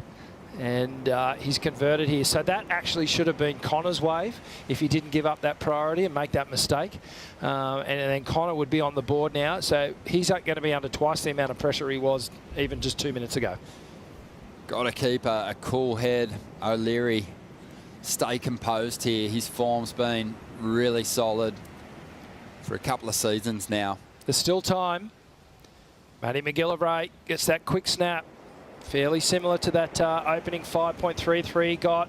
He gets that middle turn where he just ropes it around and then gets the finish. So again, it's going to be another mid-range score, I feel like. Great finishing turn there. You can see the tail of the board above the lip. The fins were disconnected. Now he gets them steady on the face again. Stays nice and low. That crouch, that fighting stance.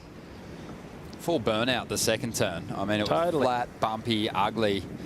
But, you know, Oki always talks about it. You commit to the rail and you can actually burn through all those bumps. Here goes Conor O'Leary. Oh, there we go. Gets his first shot at a wave out here at Winky and makes it count. Waited some time to get going. He might even get back out in front of this one for a final hit here. It draws off the bottom. Can't stick it, though. But he did do some pretty decent work on the outside. And with 8 minutes to go, he's going to get himself in the heat, relieve some pressure, and he won't have too big a requirement to chase down to have a shot at the lead in the final stages here. As long as he can match or slightly better one of Matty McGillivray's scores here. He's in this heat. I thought he surfed that wave particularly well, given the pressure he was under. Didn't look like he was like, oh, you know, I'm totally under pressure here. Good slash to start things off. Hits that second section, and then this third one gets it a little more vertical. Tries to come around this foamy section, and unfortunately just a touch late to that final turn. That would have been a huge score if he'd completed that one. Still might be the best wave of the heat. Well, you can see it's got a different vibe to it, you know. He's squaring up off the bottom, and that's the advantage of being on the backhand out here. You square up, you come around the section, and you've got way more of a vertical attack. On the forehand, you're out on the face. You're keeping things a little bit more horizontal, as you know, doing that burnout. So this is going to be an interesting score here. Do the judges see what we see? Yeah, well, you know, I think it's going to be pretty close. But as you said, sticking that last move for Connor really could have added some important increments there. As we see, last year's Bells champion Ethan Ewing getting set to hit this lineup. He'd be taking note of, you know, what can happen even when you're in great form. You know, we've seen some big names tumble out of the mix here in the round of 32. You've got to be sharp. It's a grindy day. Yes, you want to get yourself on the best waves, but, you know, being too patient out here has cost some competitors. Just backing your form and turning some of those medium-sized waves into keeper scores can really work. Look at Matty McGilvray. You know, he's just stayed busy. Priorities kind of worked in his favour. Not huge scores just yet, but he's surfing against one of the most informed backhands on the tour at the moment and got himself in a pretty decent position here. Yeah, he's got pocket pairs here, 5-3-3s. And an okay scoreline. He's got double digits. And the judges really having a good hard think about Conor O'Leary's last wave. They'll be dissecting it, taking that last manoeuvre out of play, just scoring that 3-manoeuvre combo. Going to be really close. Might even be another 5.33. Numbers rolling through, and it's going to be very close. One more judge to drop their score, but it is going to be another one that will likely be separated by very little as we get to that final hooter. 5.27, so falls just under, and the importance of that final move. Could have been closer to a 7, no doubt, if you'd made that final hit. And that would have been a better position to be in. Just didn't have a lot of speed for the final move after kind of driving around that foamy section. But 5.27, I guess at this point in the heat, He'll take it. He'll happily take it. I think it's a 5.39 to get himself up into the lead. But yeah, there was one really crisp backhand hit on that wave. You can see what Connor's MO is. You know, he wants to square up. Richard Dogmarsh watching on very closely, looking out the back. Just saying, give this guy a chance. He's, you know, his backhand form, Rich, is, you know, right up there. It's amazing. His backhand surfing, like I said, it's one of the best on tour. You know, spice that with his size and his leverage, and he makes those turns just look so big and strong. Surfing up around Lennox Head, just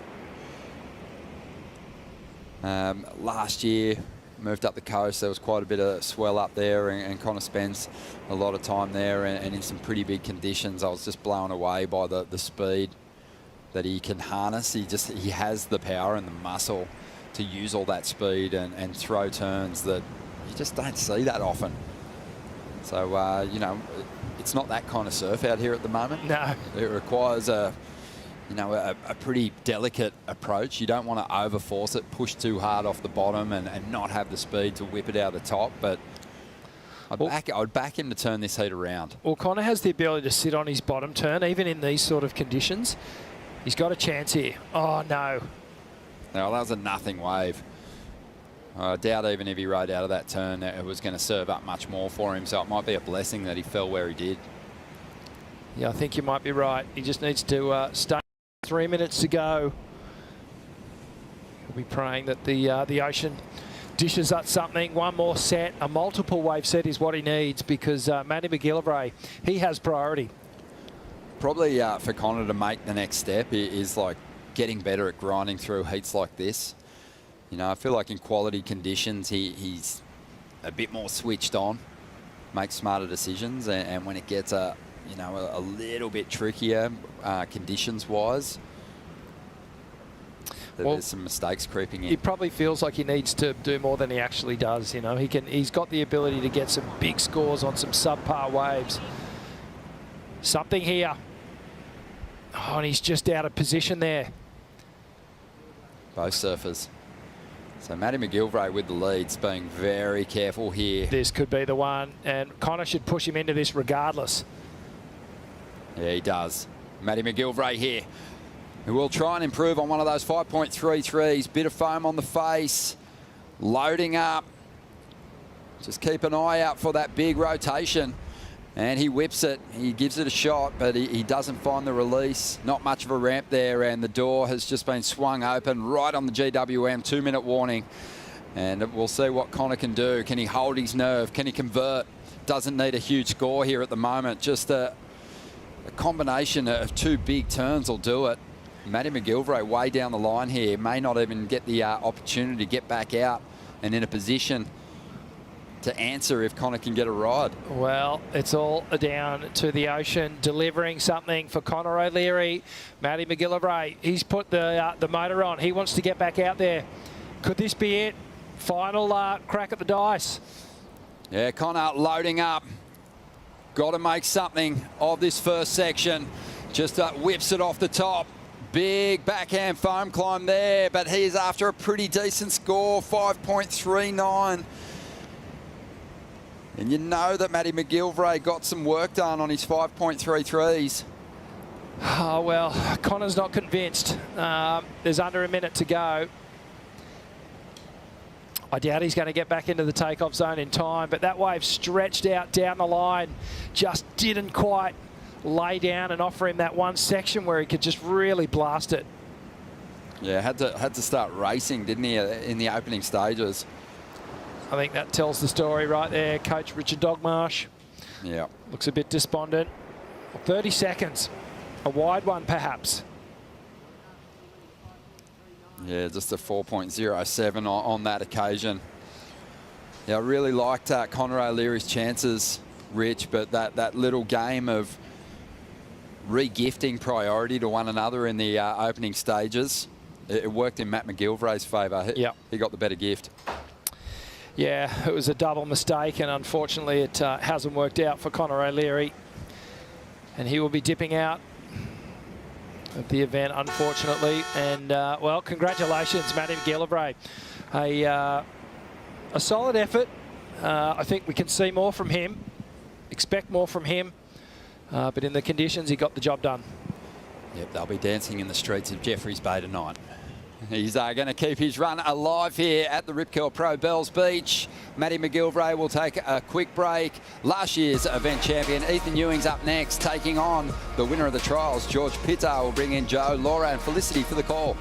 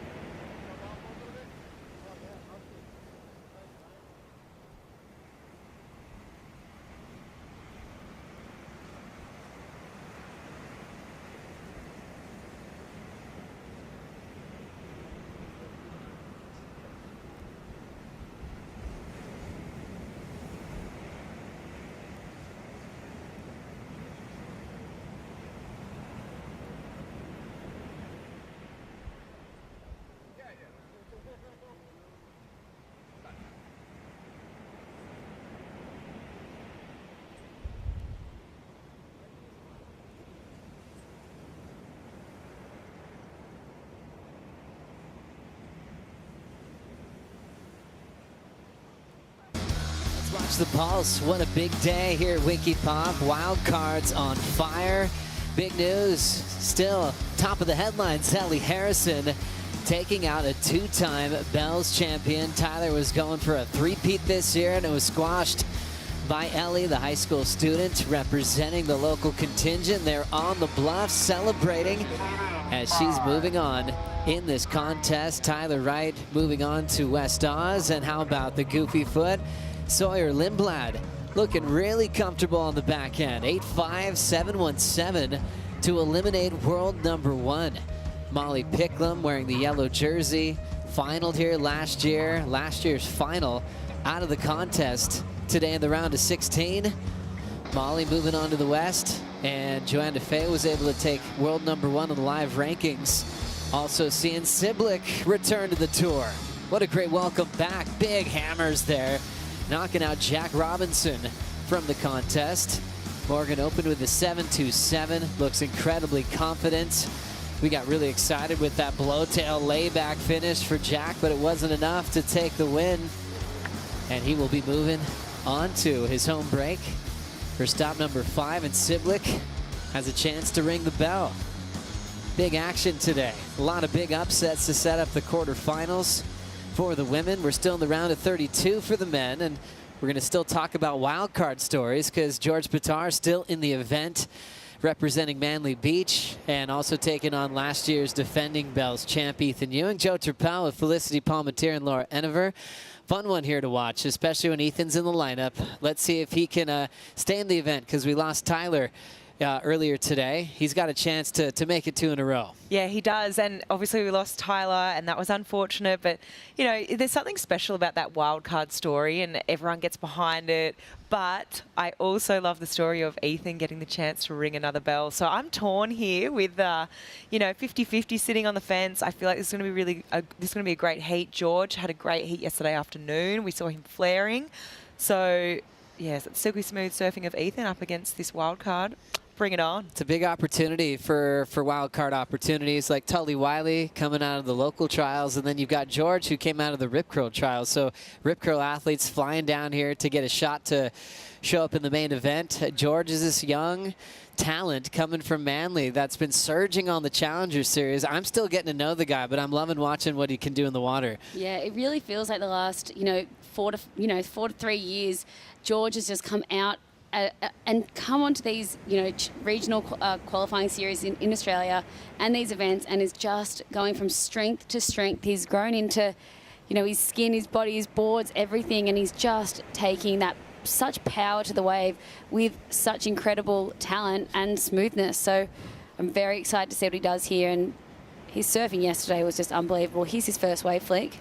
Yeah, this is George's first wave. Came into a 3.8. And just fell there on that last turn. And as we have a look at Ethan, having a look behind him, scooping down into this steeper section of the wave. Beautiful little lip line float there, but can't get around that second section. So Ethan just getting a warm up real quick. 2.33 on his start. George already with a second wave as he goes up and down.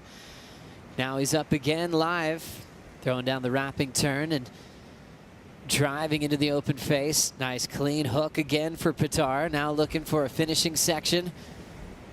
Looking really inspired to throw a nice tail whip reverse. Just can't ride away. And he's got that cool upbringing of surfing a perfect right in Vanuatu, then moving to Manly at about 10 years of age. So he has depth. He kind of learned on a world-class wave and then got to really work out small beach break conditions. Manly obviously can get really good as well, but has a really complete act and looks really inspired in the seat with Ethan Ewing. What'd you see here, Laura? Yeah, I loved the energy on this wave, and I think he's an amazing opponent for Ethan to go up to right now. And, with surfing like this, unfortunately, this is a bit of missed opportunity here for him. If he'd been able to land that, I think, he'd be looking up into the 4, maybe 5 range. So a bit of a mistake there for George, but love what he's bringing to the table, because that's this flair that, Ethan has, but he doesn't pull it out unless he really needs to, because Ethan relies on that, that power surfing. So George needs to pull that out more. Laura's got great memories of Manly Beach. Huge win. Australian Open as surfing champion. I always felt like, Laura, if you had a bunch of events in that region on the northern beaches, you probably would have won a bunch of world titles. You thrived off competing at home. Your world junior title at North Narrabeen. Can you imagine if there was a series there? You feel the best in front of your friends and family. Yeah, no, I only ever won at home. How good is that? I mean, but some people, it gives them more pressure. I made my final at Snapper as well, but yeah, Steph crushed my fairy tale there. My CT win. I only made that one final, but I mean, I think it's just having that hometown support, and I know, yeah, obviously Tully would be feeling that, Ellie Harrison here. George has an amazing crew of friends that are all from this area as well. That whole crew that is doing the regional Australian tour and then going on to the challenges, they're just really tight-knit. You've seen over I think the last few years, almost, since, that the challenges have started up again, they all band together and travel together, and they're like a big team on tour. I think they just realised that, hey, this is expensive to do it on your own. Let's all just go together and support each other, and they're just really good friends, and so I think there'd be a lot of people from this area cheering for George right now. Yeah, you kind of got to share it, right? All the responsibilities of getting food, cooking together, sharing car rentals around the world, because, yeah, it can get pricey, especially if you're not getting a ton of wins. You can go through a slump where your friends can carry you until you get a rhythm going, start taking some wins as well, and everyone's got different deals when it comes to their sponsor backing on how much they're getting paid. It's probably not something you discuss when you're staying together, but depends how close you are, maybe. But yeah, there's definitely some high-profile friends that look after the rest of the crew too, which is nice. Yeah, but it did feel like back in the day the Australians kind of kept quite separate on the qualifying tour, and then the Brazilians had obviously always travelled together, and now you just see it all from the Americans, the Australians, and the Brazilians. So I just love that team feel where you're obviously all aspiring to the same goal, but you're supporting each other and lifting each other along the way. Winner of the last heat from Jeffreys Bay, South Africa, Matty McGillivray is with Vaughn. Thanks, Joey. Matt, far out, man. Some heats, they're just so scary. You can't get a lead on someone. Your heat strategy just kind of goes nowhere because it's so challenging. How did you feel out there? Yeah, it was really tricky to decide what to do in that heat. And obviously Connor's a very smart competitor. He started way on the inside. I knew I wasn't going to get the inside at the start. And then I love getting a quick start, but it just depends what the ocean's doing and what it provides. So you never know what's going to happen. But I was happy to get a wave and get a score on the board, and then the ocean went flat for ages. So it was a stressful one. Yeah, I mean, he had to wait right until the last 10 minutes before he really even made a move. Is that stressful when you're hustling and just trying to get scores? You kind of get a pair of fives or whatever, and you know that your opponent is just waiting for a set? Yeah, it's definitely scary knowing that he's got first pick of whatever comes through. So if a bomb comes through, yeah, I thought he was going to get a big score for sure, and I thought I was going to have to replace my fives. So I was definitely stressing at the end there, but yeah, you get those scrappy heats. You never know, when the ocean's going to turn off or on. So yeah, I'm just happy that it was enough in that case, and yeah, it's just you got to adapt. You always got to adapt out there. You do, mate. You do. A real positive from that heat, though, is your surfing looks fantastic. Any opportunity that did show up, you were able to really open up on. Yeah, how are you feeling heading into this next round? Yeah, I'm definitely excited to hopefully get some good waves. I mean, yesterday it was pumping. It's the best Bells Beach I've seen, and everyone's expectations are super high going into our heats. And I was with Ethan yesterday, and we ended up getting we couldn't get over a 10-point heat total. So sometimes your expectations versus reality has to come down a bit. Yeah. But yeah, I'm hoping to get a good heat and put some big numbers on the board and showcase my surfing. Unreal, mate. Well, congratulations. As you say, it was a real fight, that one, but you did enough to get done, and we look forward to seeing you the next round. Thank you. Super happy. Thanks, guys. Well done, mate. Cheers, Vaughn, and great surfing for Matthew McGillivray.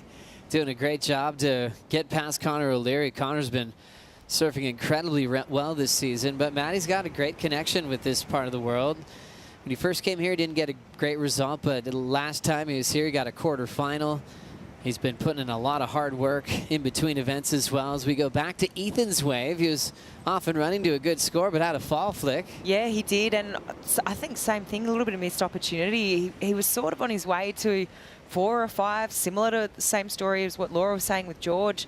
feel like a couple of falls there, a couple of little mistakes. I don't know, I mean, no one's run away with this heat yet, so, the scoreboard's pretty much even. A couple of threes for George, 3 for Ethan and 2. You've got to be thinking that they're going to be wanting to replace all those numbers. I feel like this would be a bit of a nerve-wracking heat for Ethan as well. Just after seeing, I think, George's performance yesterday afternoon in similar conditions, obviously we were at the bowl yesterday afternoon, but George dropping that 8.67 and knowing that a wild card is dropping excellent scores, almost a 9-point ride. Yeah. You're going out there going, okay, he actually has some big scores in his repertoire. Like, the judges are loving his surfing. So you just, you want to be on your A game. You certainly do. Ethan Ewing has been on his A game in the last couple of years, turning into a serious hope for Australia to bring a world title. And we had so many big names move on, from Mick Fanning, from Joel Parkinson, the world champions, Taj Burrow, who is winning so many events. And once they started moving on, you're going, who's going to fill those shoes as a world title threat? It goes straight to Ethan, Jack Robinson, who have been featured in the WSL Final 5. You're seeing Ryan Callanan make a big push. He was ripping earlier this morning.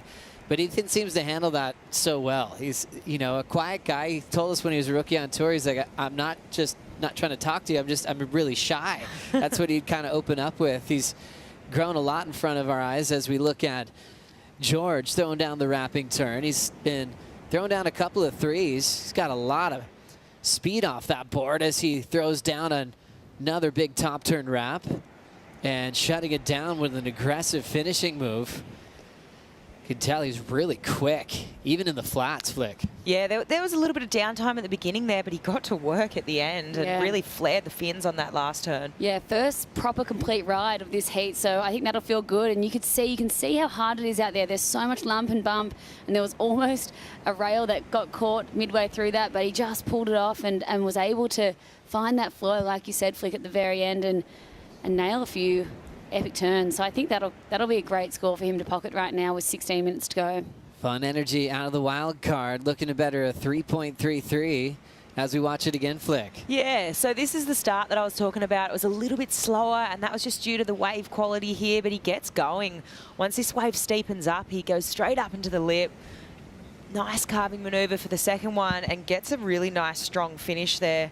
And looking controlled, it's going to be the best wave of the heat, as we really focus on those nice wrapping turns. That was a really hard section to wrap through too. You could really see that rail of the board got buried in that wall of water there, and really through the fins. Like, from that angle there too, you can really see how much he did ditch those fins.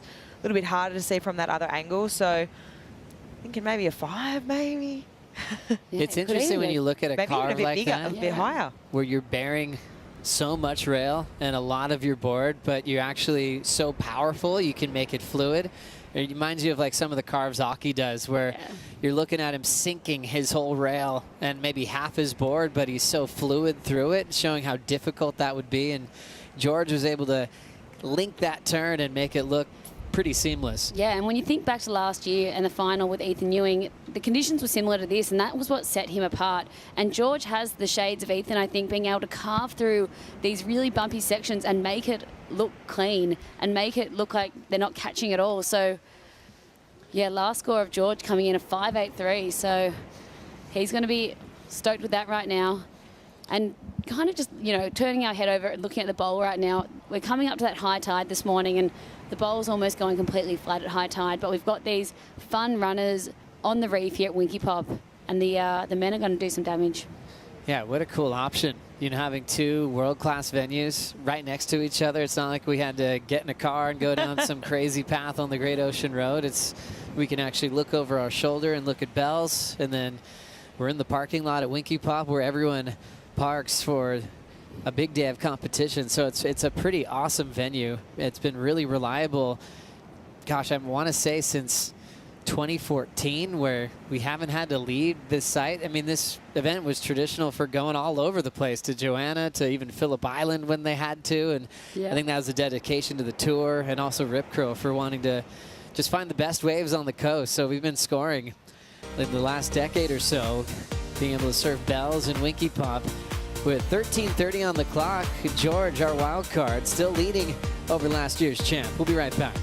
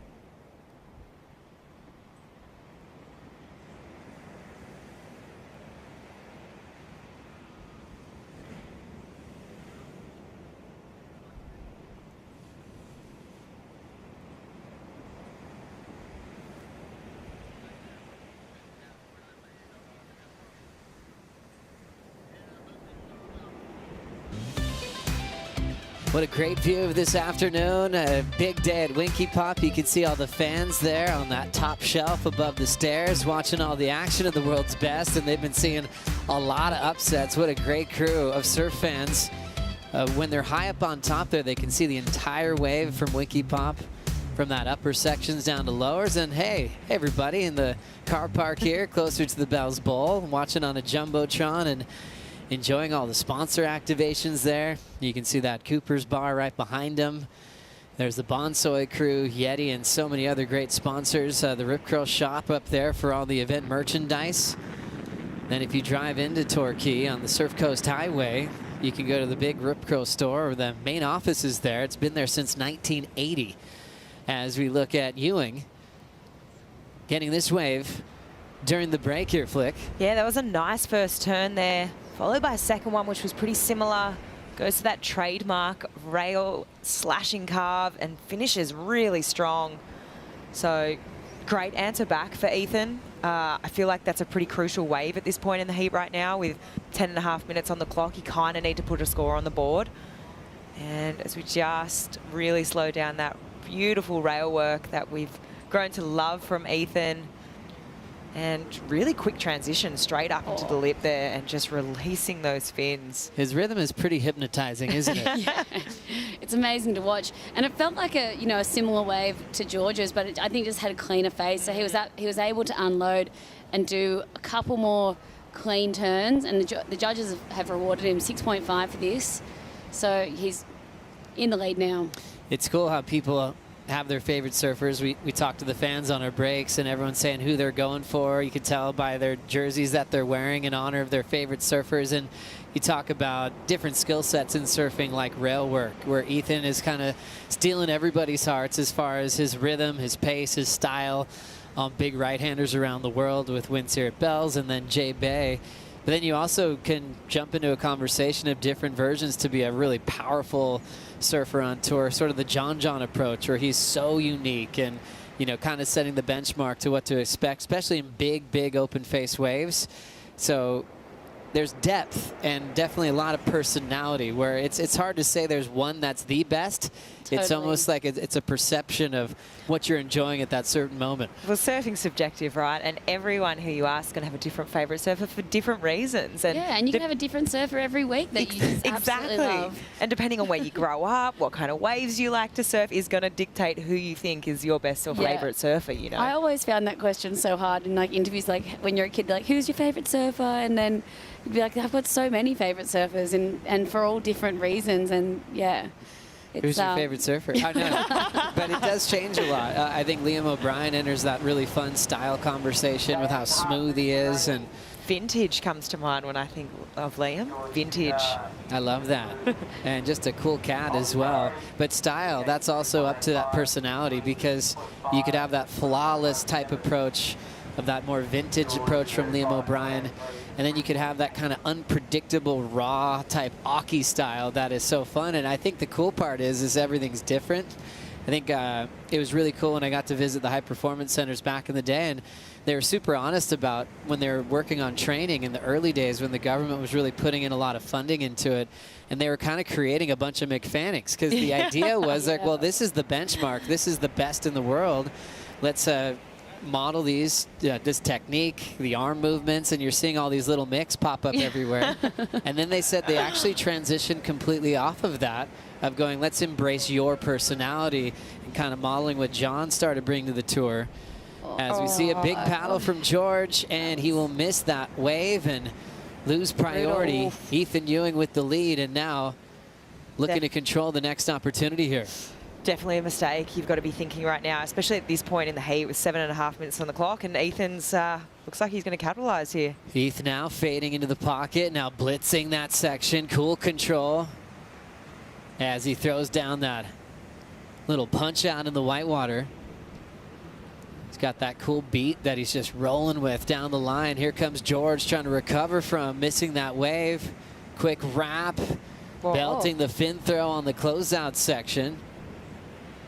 That was nice. Love that from George. Yeah, you got to love it when a mistake turns into, he could have priority right here. And a better score than Ethan potentially. We'll have to watch those replays. Ethan, his first turn looked like hit the money a bit more than George's, but George threw the tail on that last turn, and excited to see these replays and put them up against each other because this is going to be close. Wild cards have been dangerous today. Siblick moving on. Let's see if George can take out last year's champ. This was Ethan's wave, Flick. Yeah, Ethan's starting with a bit of a carve there, a bit of a cut back, and then straight up into the lip. Gets a fin release there.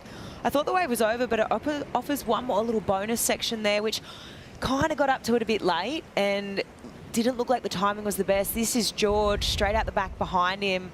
Only 2 turns in quicker succession, but gets way more flair and progression on that last manoeuvre. So, yeah, you got to put George in front of Ethan on that wave. Yeah. Even though Ethan got the 3 turns in, like you said, Flick, I'd say that he got up to that last turn a bit late and just didn't really get to connect with it, and the way that I'm sure he really wanted to. But that second turn of Ethan's was really nice, connected with that well.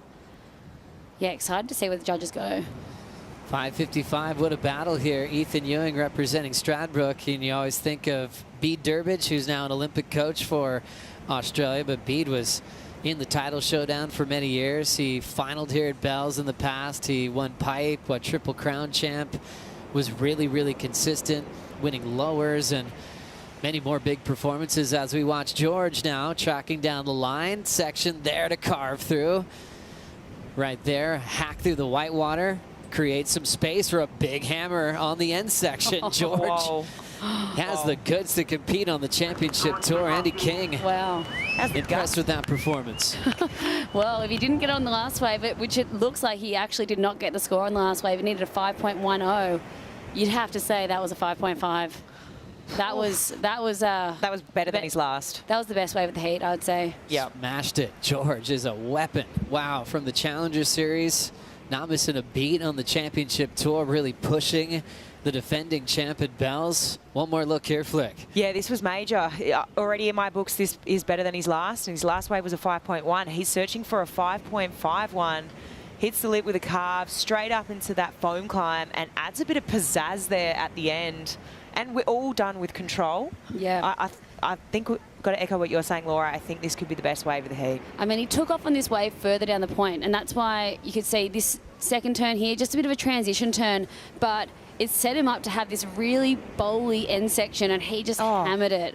Absolute commitment there. So I think the judges will love that, even though that will be far down the point. It gave him this really chunky section right on top of the reef, and he just took it to it. George now takes the lead, getting a 6.9, chasing the 5.51, so easily getting the score. The new best number of the matchup. Ethan Ewing to second, now with priority needing a 6.24, and he's down to 3:50 on the clock. We already lost Tyler Wright from the draw. Wow. Ethan Ewing in a bit of trouble now. So exciting. All the wild cards. Holy moly. It's not over yet. No, you cannot count Ethan Ewing out. I mean, you don't expect it all the time because these are the biggest, best surfers on tour. Ethan finished runner-up in the world title showdown last year. You know, easily call him one of the best, biggest stars on the championship tour at the moment. And to be pushed by a wild card, that's hard to predict. Absolutely. It doesn't, I can't remember the last time a wild card really took it to him this hard in an event. 3 minutes. What a great crew. 3 minutes 20. All backing George Pitar here. Looks like Tim McDonald, Xavier, Huxtable. Jolie Vaughan. Jolie Vaughan, absolute standout.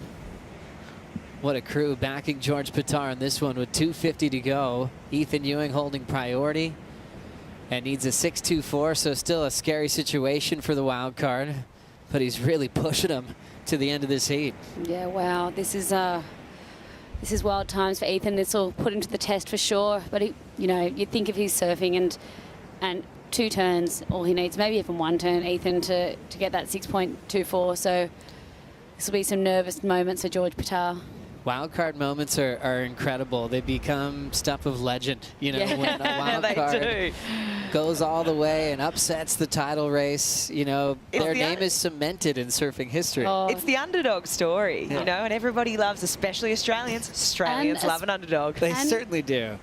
Especially like young grommets. I mean, okay, we can't count out Nathan Hedge at Tahiti, obviously the best wild card of all time. Yeah, the hog. He just comes back, and he was obviously in Tahiti a couple of years ago, but it's just amazing seeing these groms that are underground in these countries come through, and just people are like, wow, I know your name now. Yeah, you get the platform, you get a bit of profile out there, helps with sponsorships, it helps with everything.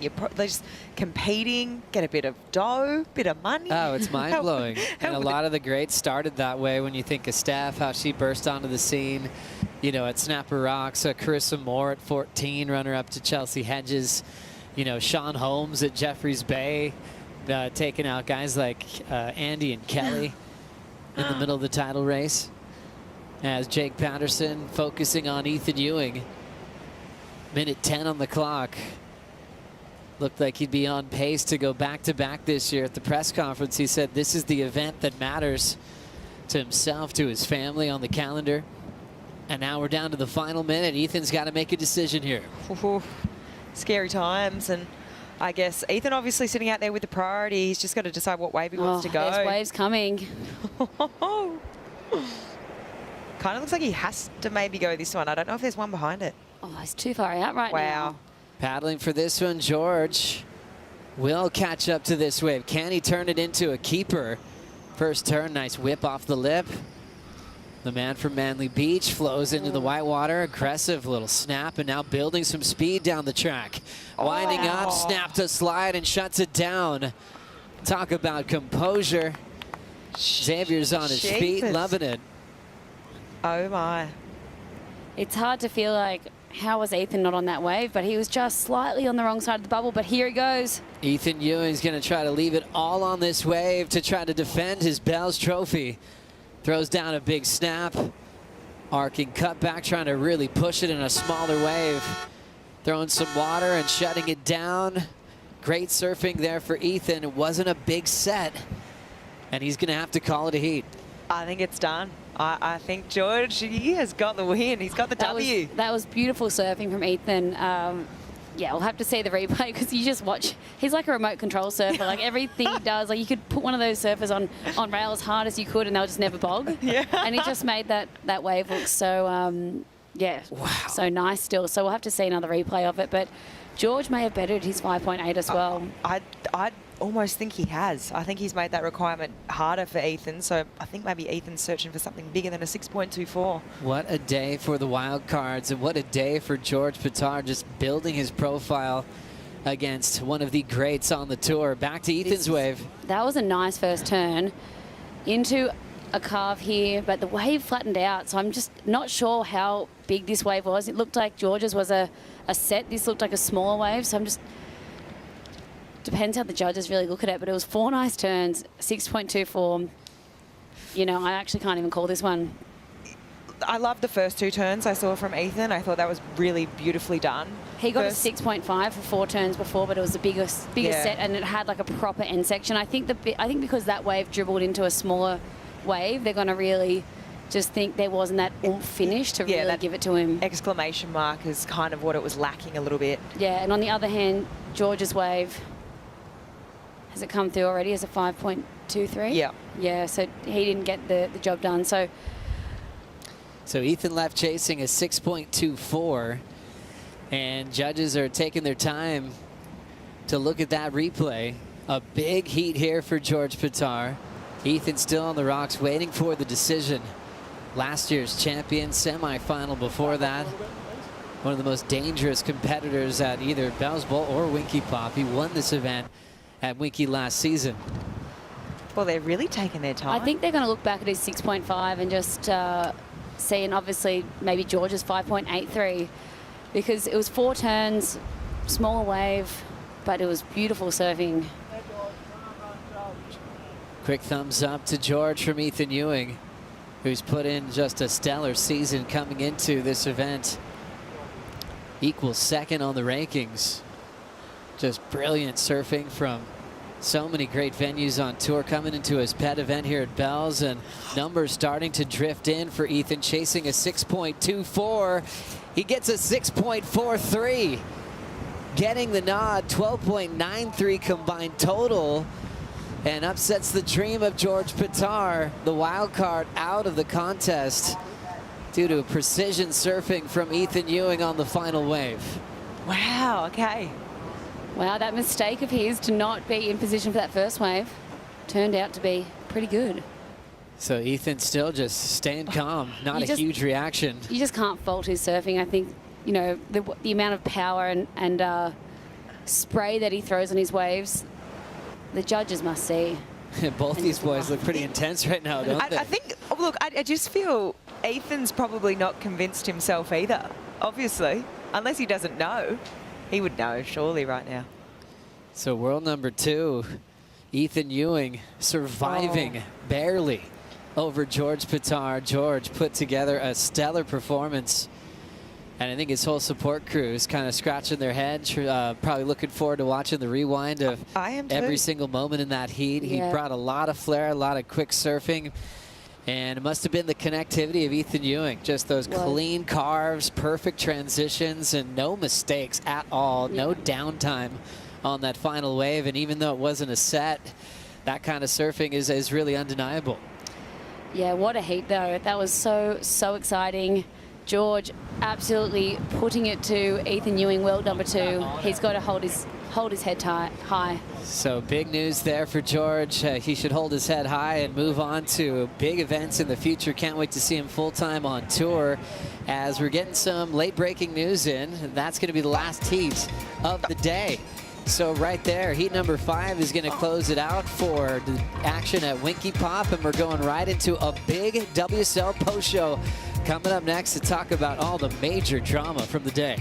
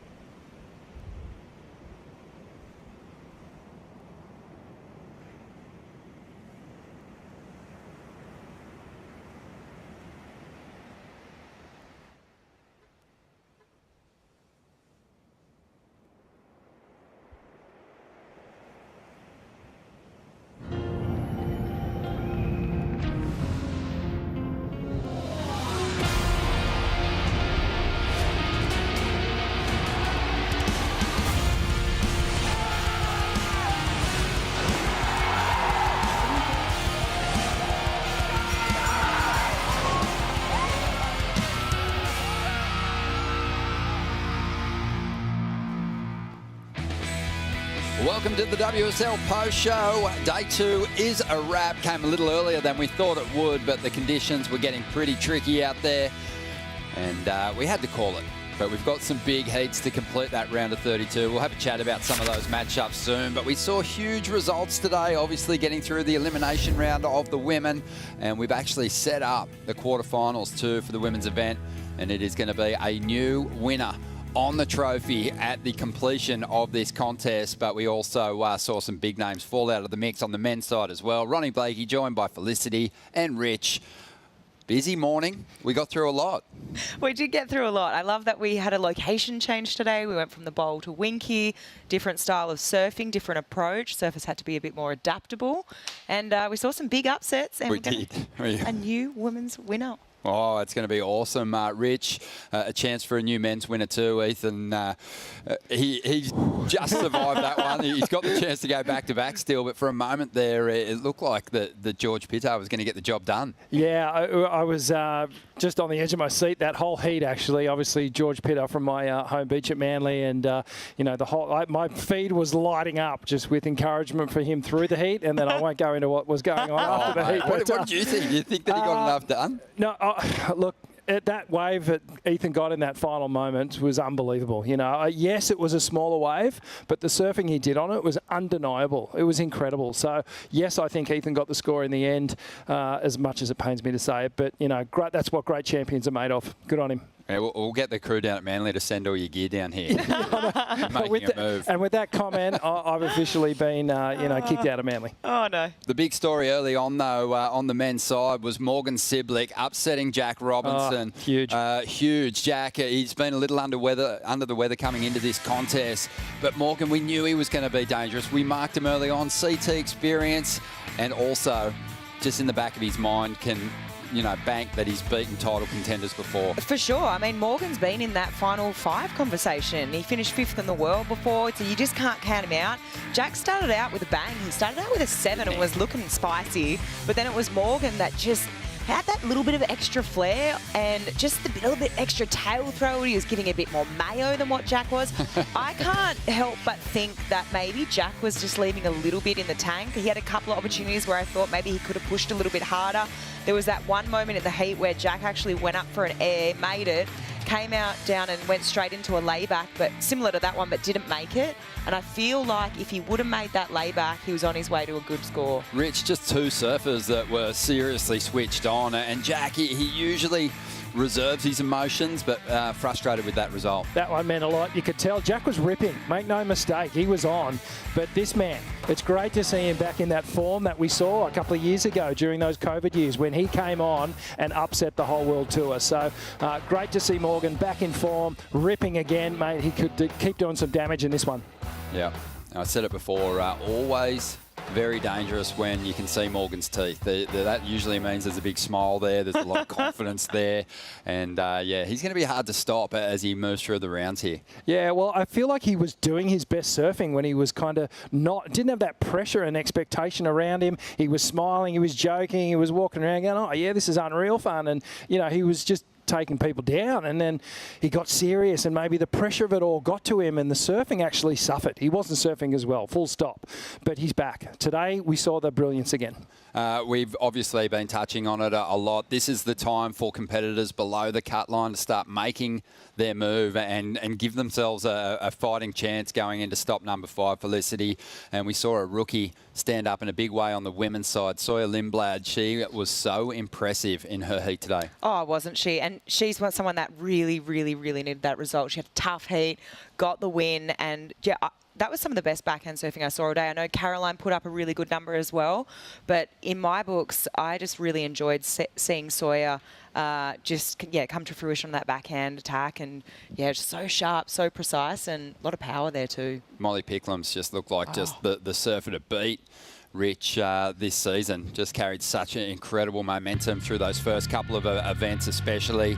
Looking so comfortable in the yellow jersey in the lead up to this event, but it's got to be said, it looked like there was nerves in all her performances. Yeah, I don't know what it is, but you know, I said it even in the morning show, the Dawn Patrol show that we did. We haven't seen her best surfing down here yet, and I stand by it. I still think Molly's got more to give. I think she needs to figure this wave out a little more. And as you said, Ron, she did look a little bit nervous, but this lady here, didn't she put on a show? Just that strong backhand attack, and I actually favour the goofy footers down here at Winky Pop, squaring up, coming around those sections. And Molly, just a couple little slips. You know, the rails aren't as clean as they normally are. She was probably better in this heat than any other, but Sawyer Lindblad set the pace and put the pressure on. I think it was also Sawyer's wave selection. She just had this, you can see it here, really clean wave face and just really smooth surfing.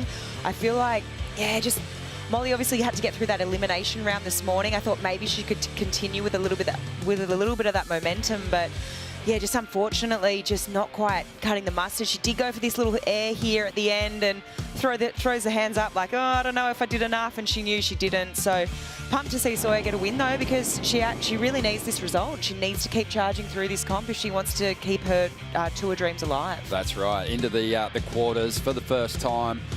Charging up those rankings. It's been really fun to have a look at that new feature on worldsurfleague.com, able to track the competitors and they're adding to their points tallies as they move through the rounds here. But Sawyer Lindblad, super impressive performance once again, puts up another solid heat score, but this time it's the difference to Portugal. It's enough to get her through to the quarterfinals. But let's quickly get caught up with Ethan Ewing as we have a look at the replay of that final wave for him, Rich. This is the one that got him over the line. Yeah, absolutely. That first turn was absolutely ferocious, just complete power and commitment. And it was a 4-turn combination. So much power, so much speed, so much flow in between all the turns. It negated the fact that it was a slightly smaller wave. He did enough. He's with Vorno now. Let's see how he's feeling after a close one, Vorno. Yeah, the defending champ and world number 2 taken to the absolute limit by Georgie Batar, the young Grom, the upstart. How confident were you, Heath, that you got the score on that last wave? Yeah, I felt pretty good about it. I mean, I haven't seen the waves yet on film, but yeah, it felt better than my other wave, to be honest. But yeah, that was challenging conditions out there. George is such a good surfer, and yeah, I made some mistakes, but yeah, stoked to get through. Mate, it's been a massive day of upsets. When you see big names sort of falling out of the draw, does it get into your head at all, or how hard is it to just stick to your game plan? Yeah, I did see there was a lot of upsets for sure, but I was trying to just focus on myself. But yeah, like I said, a lot of mistakes and a lot of things to work on for the next round, and yeah, looking forward to improving. Awesome, mate. Well, I'm probably not going to keep you because we're going to get swamped by the tide. I didn't realise how tall you are either. No, congratulations, mate. Look forward to seeing you in the next round. Perfect. Thank you, Bonnie. Yeah, Ethan, relieved. But he kind of knew that that wave was going to be better. It ended up being only slightly better than his other scoring ride. And he's survived a very close one. And probably took a little more risk in the early stages of that heat than he needed to, Rich. He kind of went progressive when he's relied on his power so much. The high percentage play, he kind of threw it out the window. Yeah, we were watching it in the green room there, and we go, hang on a minute, what's it? This is outside the box of what Ethan normally does and how he normally approaches a heat.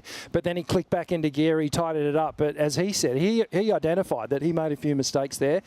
And I reckon maybe the wild card got him worried a little bit. So, you know, that's a tip of the cap to George. I mean, he competed incredibly well. He stood up to one of our great champions on the tour at the moment. So I'm stoked for the young lad. He can go and watch the replays and break it down. Yeah, that's for sure. A Challenger Series surfer getting his first crack at a Championship Tour event, and he dropped excellent numbers. Yep. Let's see how he's feeling after that loss.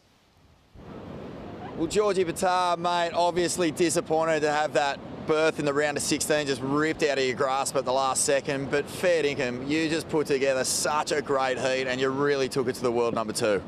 Thanks, Vaughn. Yeah, I don't know, it was actually really tricky out there. Like the waves, it was really hard to time it because it was so bumpy, but it was a slow start, and then we managed to sort of get a couple back to back at the end, and I don't know, I felt like I put a couple together, but I definitely left some meat on the bone, and I turned around when I was finished that last one and just saw him just slapping it to the inside, and I was like, it's going to be close, and it just didn't go my way, but that's all right. Gave it a crack.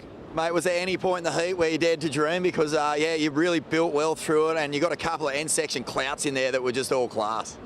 Yeah, I definitely after the 6.9, I was like, oh, there was like a minute 20 to go at one point, and I was like, just go flat, please go flat. Like, don't give him a chance. But I don't know. I was just knew if a wave came, he was probably going to convert. Like, he's such a crazy good surfer, and I don't know. I'm just happy to sort of put it to him a bit, even though it was a tricky heat. But it was a good experience in itself.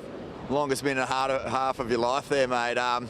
Look, I think over the past couple of days, you know, we've really got to know who you are, what you're made of. Some of your performances have just been incredible. That one yesterday in particular, just a real, I don't know, something we can really put our hands, something we can really get behind, mate, because it was a great performance. You must be stoked. What's the plan for the rest of the year? Yeah, thank you. I don't know, I was definitely happy to get that wave yesterday, and then to sort of put a couple little turns together here. It felt nice, but I don't know, just reset. I think maybe I might have a chance of getting into WA. I'm not sure yet, but definitely reset for the challenges and just take this type of experience at this pressure level and take it into the challenges and see how we go. But definitely looking forward to Snapper and the rest of the year. Well done, mate. I think everyone back at Manly Beach will be absolutely frothing, and yeah, we're so stoked for you. Great showing. Yeah, thank you. And shout out to all the North Stain lads and all the people in Vanuatu as well. Really appreciate all your support. It's helps heaps. Cheers, guys. Well done, mate. An amazing run here for the winner of the Rip Curl Trials, George Pitta, and pushing Ethan Ewing at one of his favourite stops. Ethan's bigger event. He survived a close one there when you look at the numbers, Rick.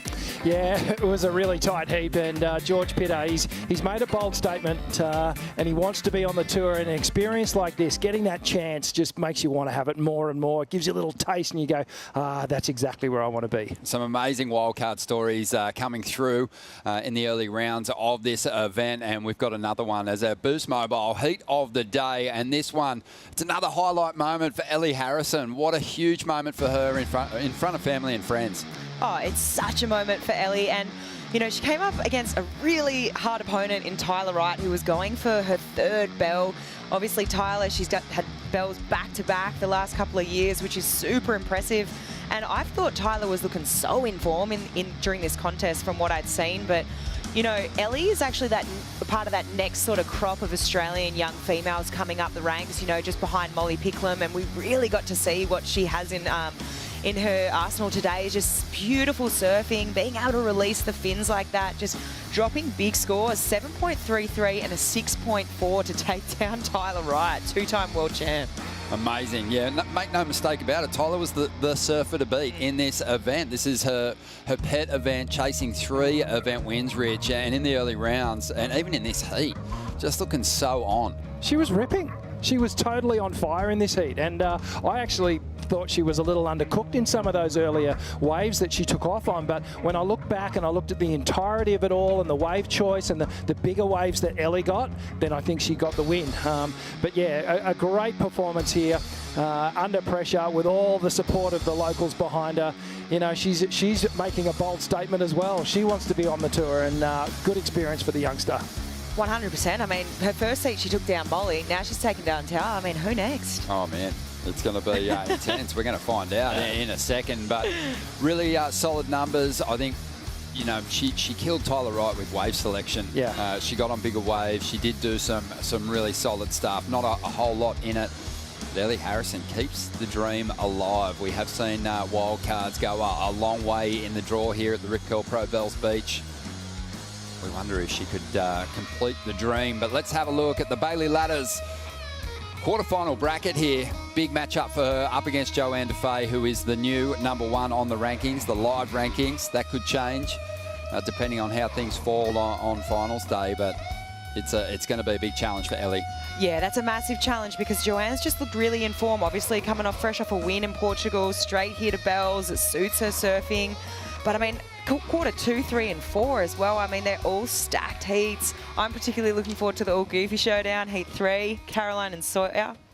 Yeah, that back half of the draw there, those 3 and 4 quarterfinals, they're stacked. That's going to be incredible to watch. It sure is. Of course, one of our favourite features at any WSL spot on the Championship Tour is the Rising Tides. And this event, Bells, we've had some amazing stories come out of this contest. Obviously, India Robertson took part as a caddy at this event. But, you know, they're just inspiring that next generation. So let's see how the Groms went with the world's best surfers. This is Amelia. Amelia is 5 years old. Who's your favourite surfer? You don't know. You don't have a favourite. You could say me. So we're down here at Bells. The waves are pumping, and we've got around 30 or so girls heading out for the Rising Tides program in collaboration with my business, Queen and Me. We just ran a 30-minute workshop with all of the girls, learning about values and goals, and now they get to take all of that into the lineup and go catch a few waves with some of their idols.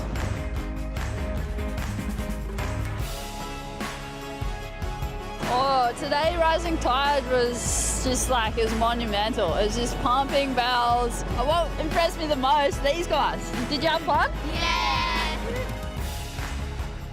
It's so awesome. Just to be a part of every stop is super cool. All the girls from around the world, they haven't met each other, but I'm sure they will someday. The future is very bright. It was so fun to see so many girls out in the lineup at one of the most iconic places in the world. No matter what car park you go to now in Australia, there's this buzz of female surfers and women in the lineup, and you paddle out and oh, that just feels so good because that wasn't the case when I was a Grom. This is one of my biggest passions, helping the next generation. It's really fulfilling for me, and I just love to give back, especially to my local community.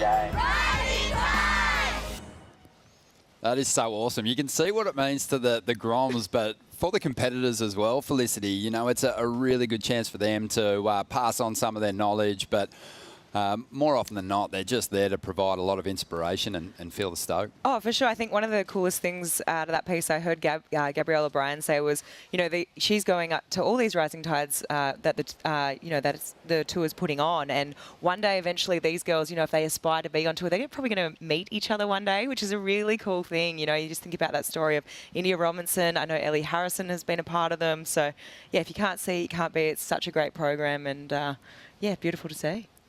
Pretty fun, Rich. Oh, absolutely. I mean, you know, to get that opportunity to surf with your heroes, pretty special. Like, you know, I was lucky enough at Manly Beach to have sort of Barton Lynch and Rob Bain, and, you know, I'd relish in the chance to even talk to those guys or be in the lineup with them. So, you know, this is a great initiative from the WSL. Yeah, it's awesome stuff. The forecast, obviously, it kind of deteriorated a little bit this afternoon, so we decided not to send out the remainder of those men's round of 32. What surf line's presenting, Rich, for the rest of the window? Well, obviously this swell, we've seen it. It's deteriorated over the last couple of days. It arrived with a vengeance, and it's slowly tapered off, and we've had this sort of onshore, you know, southerly wind coming down the line here. So it's ruffled things up a little bit. We've put it on hold. So I think tomorrow, I feel like we might be doing Easter egg shopping, but however, we will come down and check it out. You know, we've still got 3 to 5 foot faces. I think there's going to be very rideable waves tomorrow, but whether it's contestables, there's a question mark around it. Friday and then into Saturday and Sunday, it's looking better. We originally thought Saturday was going to be the day, but right now it looks like it's pushed back to Sunday, so we could get a really fun Easter weekend. Yeah, just liking the fact that there's going to be a couple of pulses too over that weekend, so we'll keep our fingers crossed to rock up here and hopefully get some heats underway. Again, like you said, you know, we'll turn up again tomorrow. Oh, we'll come here in the morning and check it out. Look at it. Definitely. We've got to come down. Yeah, we have to. Let's dive into the BioGland Daily Dose, our top 5 moments from day 2 of competition here at the Rip Curl Pro Bells Beach, presented by Bonsoy. And this is always a lot of fun. We're going to kick things off with one of the sharpest performances I think that we saw today. Samuel Pupo, just on a magic board, Rich, and just coming to life. Yeah, the zero gravity JS, and one of the spiciest performances we saw all day long. Samuel Pupo just was on a total heater. just playing and toying with these little waves out here, drifting over these sections. So much speed and agility, and one of the fastest performances we saw today. This has been a brick wall for him this round of 32, so he's breaking into the round of 16 for the first time this season. Couldn't have come at a better time. It was at the expense of Leonardo Fioravanti, who was looking pretty frustrated there. But Miguel Pupo happy for his bro. And then, of course, we had Caroline Marks, the reigning world champion, who's had some big results here in the past. Could she be our Bells champ this year? Wow, I wouldn't put it past her. I absolutely love the way she surfs on her backhand. She put on an absolute clinic. Highest wave, 8.67, and highest heat total, 15.67, so beautiful. Really impressive. At number 3, Siblick upsets Jack Robinson, a former CT campaigner, been to the WSL finals before. A real power nugget with plenty of punch. Great to see the Novocastrian back in form here. Some of the best performances on the forehand. Riding the sharp eye, we saw Morgs just hammering these sections. Geez, he had a hard heat up against an in-form Jack Robinson as well. Really good battle between these two. Both surfers really putting on a show, but Morgan is making his way through to that round of 16. Really impressed by Sawyer Lindblad, in tears after a losing performance in Portugal, but just gathered her emotions and put it into this performance. Oh, she did. I was so impressed with this. She had such a hard heat coming up against world number 1 Molly Picklum, and she just took it to her with surfing like this on her backhand, just turn after turn. It's just precision surfing. I mean, Molly gave it to her too. Really wasn't an easy battle, but yeah, Sawyer just locking in that 8.5 and 7.17. Yeah, just sort of destroying Molly, actually. I wouldn't say it was an easy battle. I mean, Sawyer just went to town. She did. Super solid. Great backhand approach. You do see shades of Caroline Marks in her style, but it is definitely unique to her. But owning the number 1 spot in the BioGland Daily Dose for a second day in a row is Ellie Harrison, the 18-year-old from Barwon Heads, getting the job done and overcoming one of the toughest surfers in the women's draw in Tyler Wright. Yeah, well, we thought we were going to see Tyler Wright get the three-peat done, but Ellie Harrison just distinguishing those dreams. And she did it in fine form up against an in-form Tyler Wright. It wasn't an easy beat, but she found the best waves and she converted on them. This is a huge step in the career of Ellie Harrison. Yeah, just powered her way through her first run at the Challenger Series last season, finished 12th. That's pretty impressive. That was a really stacked field, a lot of talent in those Challenger Series ranks. But to rock up here after a victory at Surfest, carried that momentum through to Bells. You know, she's proven to be a real force in this event. She is, and I have a funny feeling that she might continue to keep going all the way. Wow, I like it. Ellie Harrison, she's definitely got the support of the hometown crowd. Another big day of competition here at the Rip Curl Pro Bells Beach, presented by Bonsoy. We'll be back down here nice and early tomorrow. We'll have a 7:45 call for a possible 8 o'clock start. Right now, though, it's time for some highlights. We'll see you tomorrow.